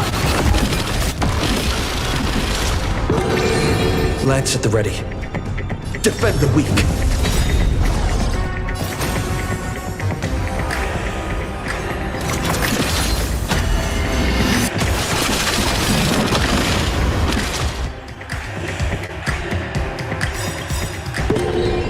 Lance ablaze. Lightning lance. Forward!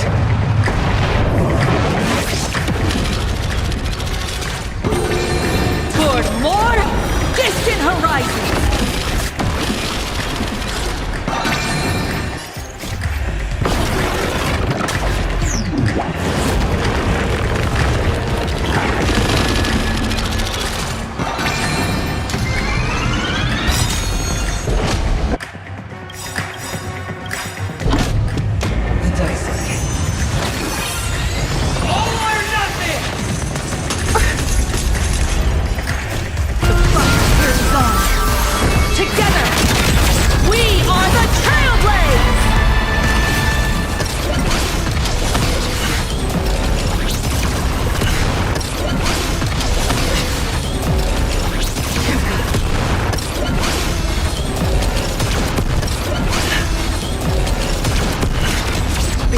the stars and light up the cosmic night! Lance ablaze. Flaming lance. Forward! Drive toward New Dawn!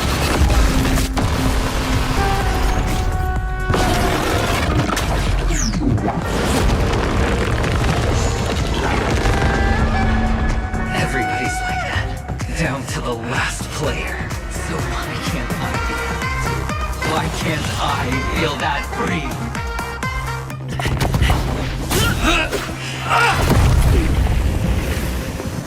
Always hide your ace with a straight face.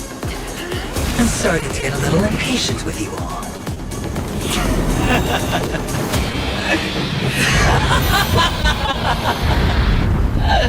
Friends, to fully relish this, I'm betting every last chip.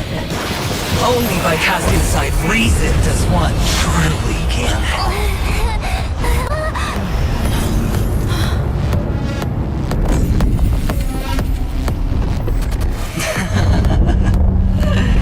Emanator, I know you'll match my wager, right? You're leaving?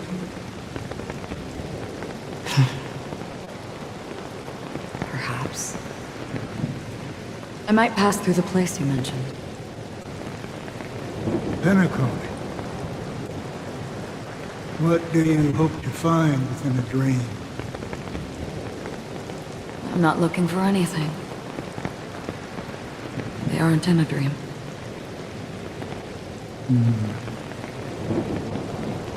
I'm afraid the family will not open the doors for you. Why? Because the path you walk is not accepted by the Harmony. Even if that's not what I want. Precisely because it's not what you want. Because they are not like other Aeons. They have never glanced at anyone, and they never need to. They leave woven strands of fate for humans to walk, and together, they weave a great shadow. And this shadow silently envelops them. There are always those who rise from the shadows.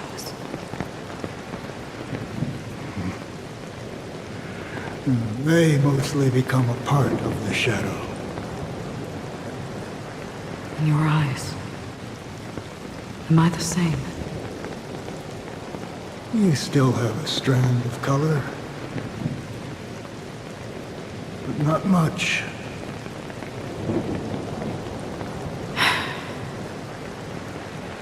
That is enough.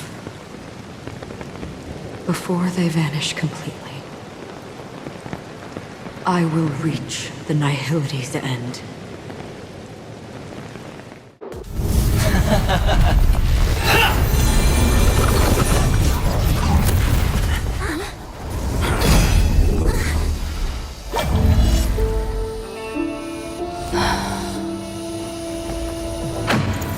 I wish to mourn the departed, weeping like rain, to swell the crossing stream.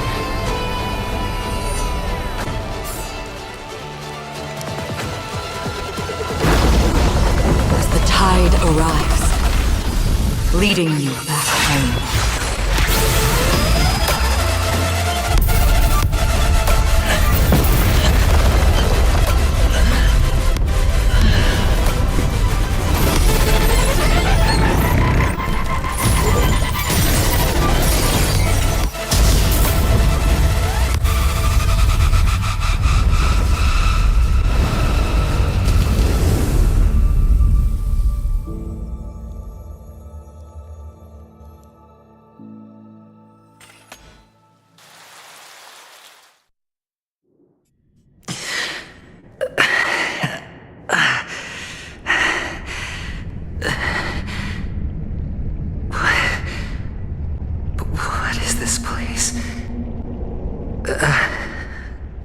gigantic black hole. And see... Have I succeeded?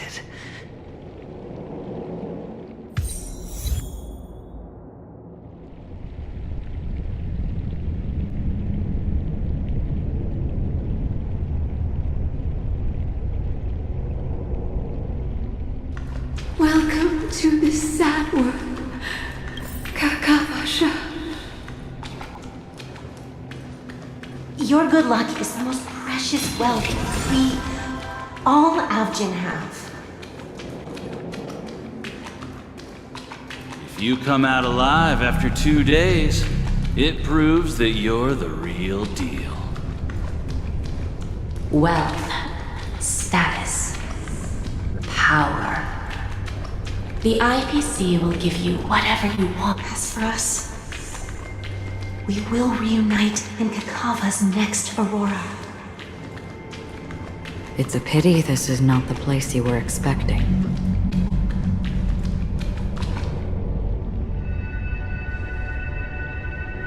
Melody. Is it? Perhaps to you, I am just an emanator who's hiding her identity. But the sleeping and shapeless never glance at anyone. They have no face, no form, and even less of a will to speak. The nihility envelops everyone equally. Only some who have gone under their shadow can go farther, tainting themselves with more nihility. That's all. That's all. My friend, you really leave me at a loss for words. So, is this my final destination? The land of the dead? This is all but a fleeting dream. One of the thousands of manifestations of IX. Under the watchful eye of nihility, we momentarily linger here before moving on to our own paths. It seems that my death has already been determined. Even if you wish for it, I can't promise you anything. Now that you've accomplished your goal, I think you can be a little more forthcoming. What do you mean? Your performance at the theme park was wonderful and grandiose. A simple yet practical technique that fooled almost everyone. No one would have ever thought that you would have gone to such lengths, even staking your life just to prove a fact that had seemingly been disproved long ago. Real death does not exist in Penacony's dreamscape. Why would I do this? Because this is the only way you can uncover a secret that is even more unspeakable than the serial murders. To use this dream death to get there. To that promised land people constantly seek in this grand gathering. Penacony. The legacy of the Watchmaker. The true land of exile. How did you find out? I never imagined that something I learned about unexpectedly would become the key to connecting everything.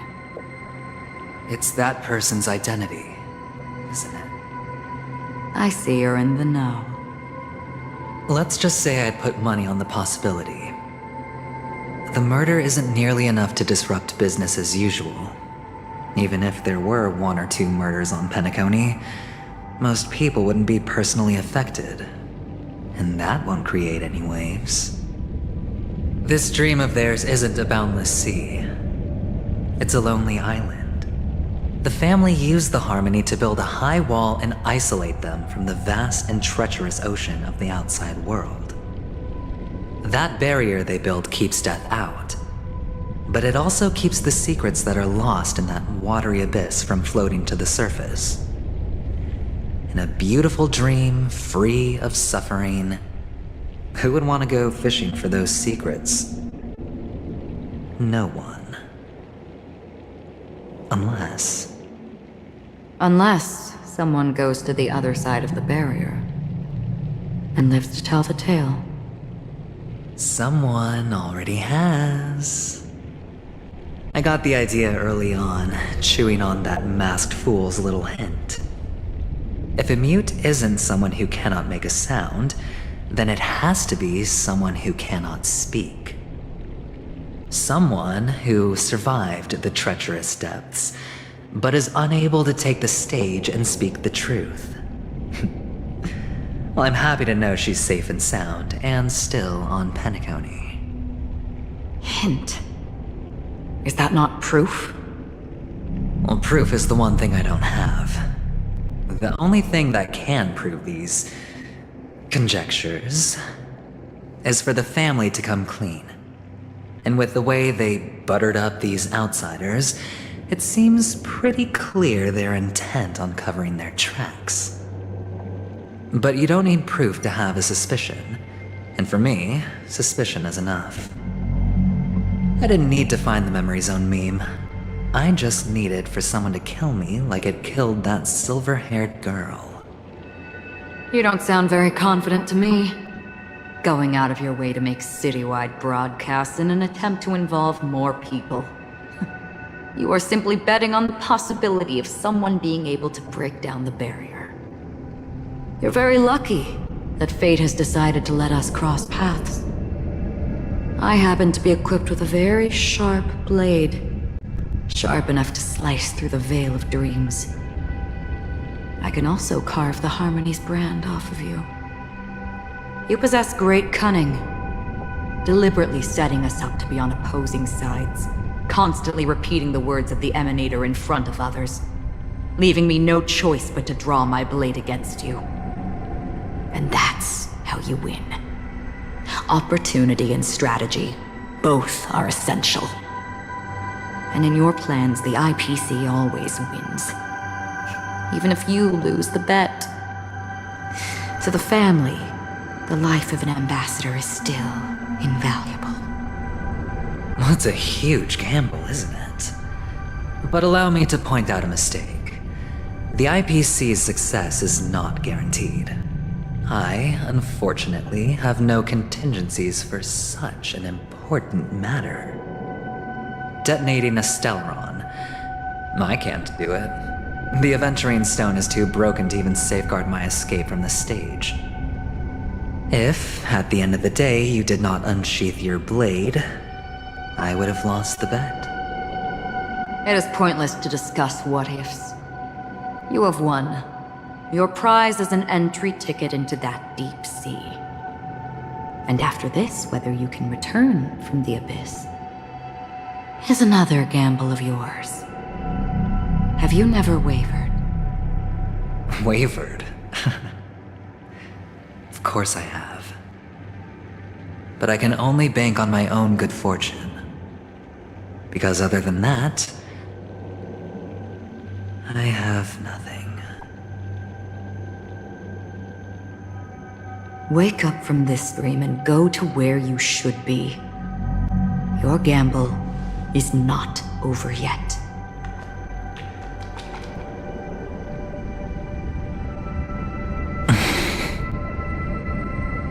Before we part,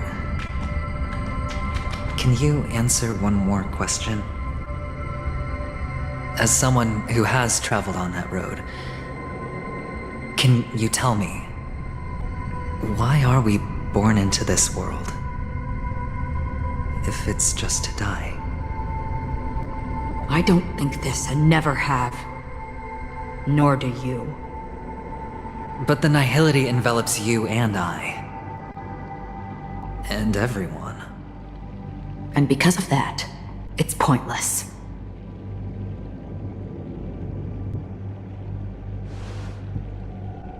But it is still there.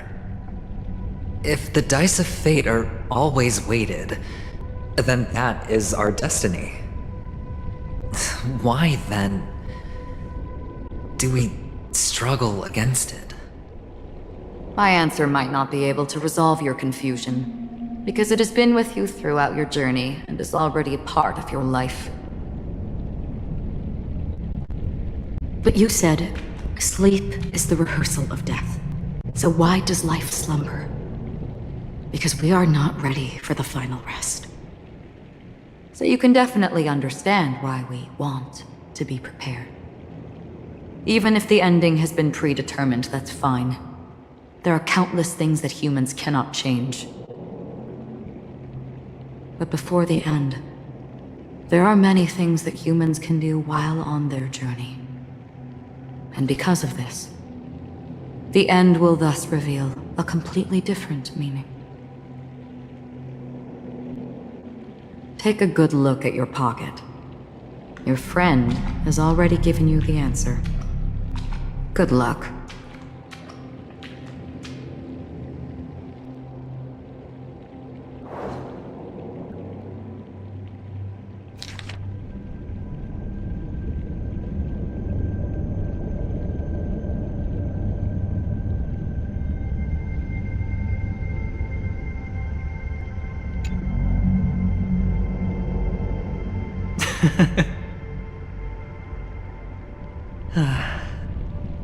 Then I shall get going.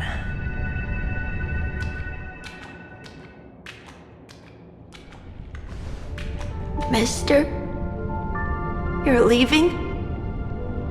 You ultimately chose to leave this dreamscape? Yes. Because they are not here.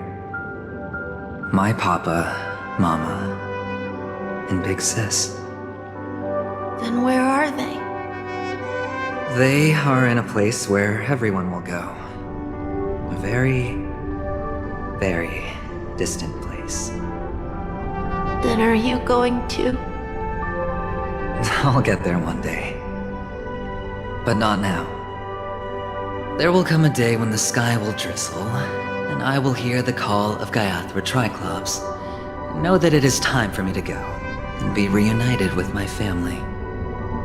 So, until that time comes, I should be preparing. Preparing? For what? Well, preparing to face them, Kakavasha. And to make them proud. I know you'll be able to do it. Good luck. Well, of course. For I am a child who received the blessing of Gaiathra Triclops.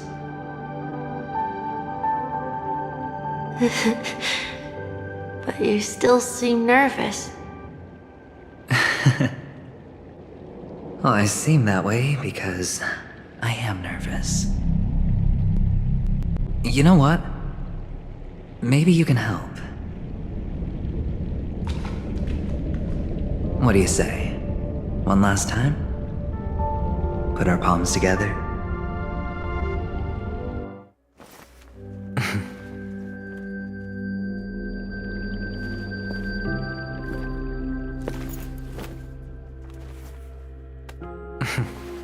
Are you going now? Yes.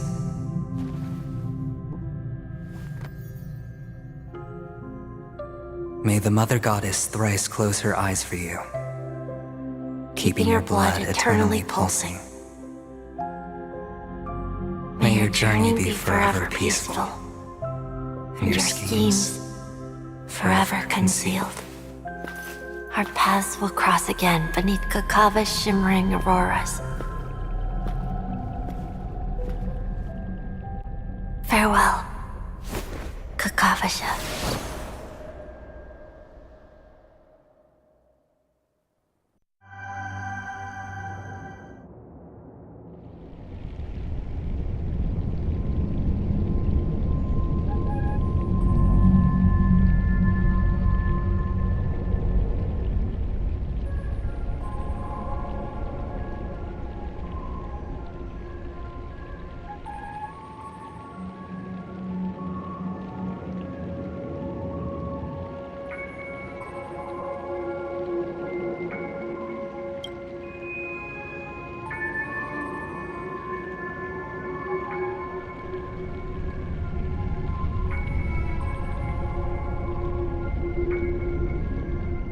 The light of the aventuring stone has disappeared.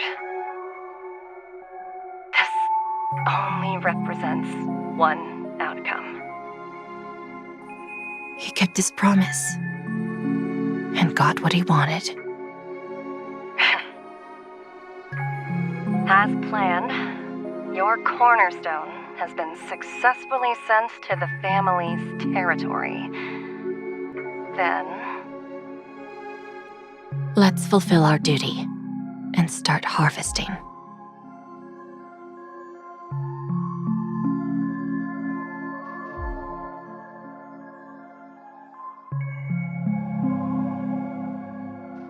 Here I greet, here I whine, here I claim. I grant poison for nectar, sow in spring to reap in fall, await wizened fruit to fill livened bows. All for the Amber Lord.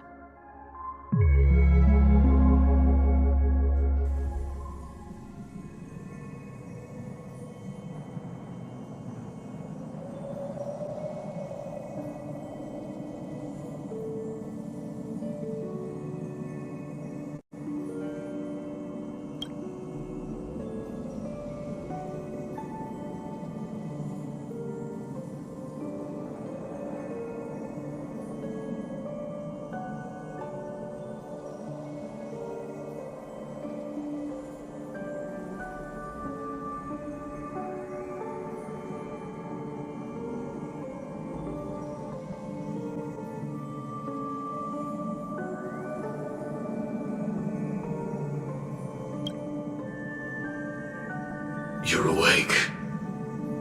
I've been waiting on you for quite a while. You've met me before. I'm Sam, the Stellaron Hunter.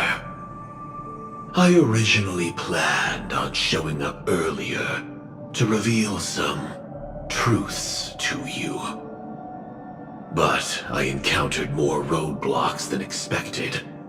11 times I've tried, but ended in failure. Before I knew it, this world and I became too intertwined, and it became too difficult to escape the constraints of the script. Elio is right. In this land of the dreams, you and I will reap unforgettable gains. I don't know people's hearts as well as he and Kafka do, nor do I have a specialty like Silverwolf and Blade. Most of the things that I'm good at only apply to villains who need no mercy. So, there is only one method that I use. This is to show you.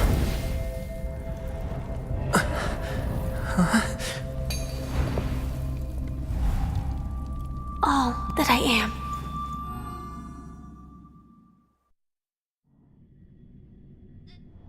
Labyrinth-like corridors and halls? Traps everywhere? The owner of this mansion must be a bit paranoid. You are so funny, Mr. Security Officer. I hope that sense of humor of yours has helped you find the serial killer. Just expressing a personal opinion. Why? Did I hit a nerve? Mr. Gallagher, my patience is wearing thin. Neglecting duties will only make me more suspicious that you and the real serial killer are connected.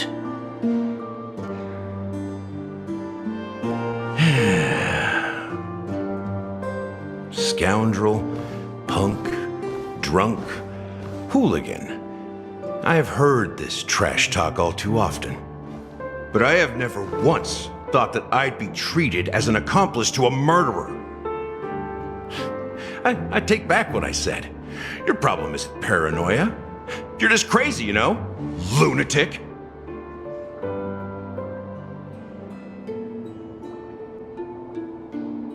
You, the family, you broke my spine and pulled out my fangs, and now you want to accuse me of murder?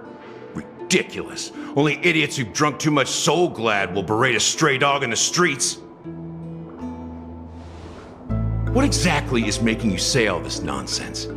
You should be more concerned about the Outworld visitors who are making a scene in the theme park than me. I don't need you to remind me. The moment that ambassador walked out the doors of the mansion, I knew what he was trying to do. My servants see everything. His little magic tricks may have fooled me, but no matter. I'm happy to see how things have turned out. Why do you think that I just let him go? And why do you think I emptied the theme park stage? Because my target from the beginning has always been you, Hound. The more noise he makes, the more opportunities I have to make you and your true master pay in blood. If I were really the murderer, why would you need to be so secretive? Ha! I forgot. You also have a difficult master to serve, telling you to ignore the murder case and focus solely on that Charmony festival. Isn't that right, my brother? Looks like your disguise has helped you successfully understand every facet of the family. Disguise? You must be blind to be accusing me of being a fake. Open your eyes, take a good look. Indeed, every part of you is real. The brown hair, soft and curly like Benny's. The orange eyes, which make me miss the gaze of Sir Whitaker. That odd scar, the mark of Wolsey. And the gray vest, tie, hound emblem, bottle, the bartending, and your role as a security officer. These are all true traits. From all 52 loyal family members. When they are gathered, countless tiny truths are woven together into a lie. You collected a small piece of each of them and claimed them for yourself. Then you invented this facade, a complete Gallagher. Tell me I'm wrong, minion of the Enigmata.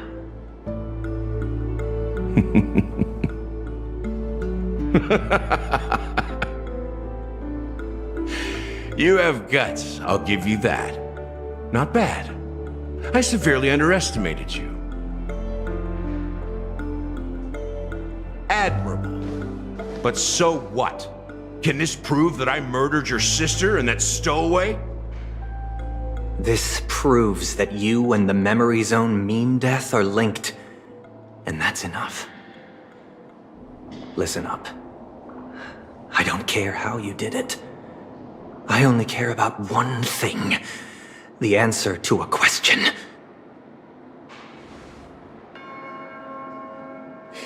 You devil. You wretched, despicable dog. Why did you kill her?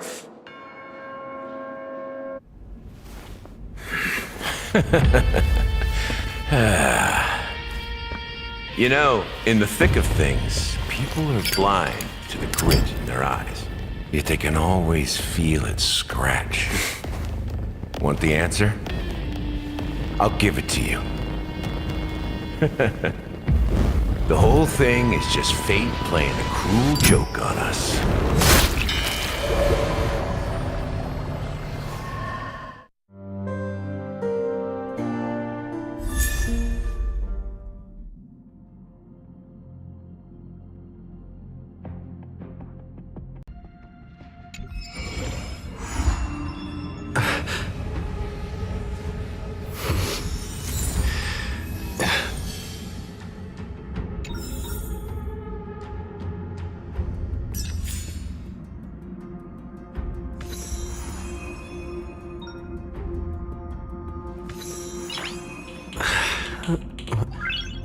Nice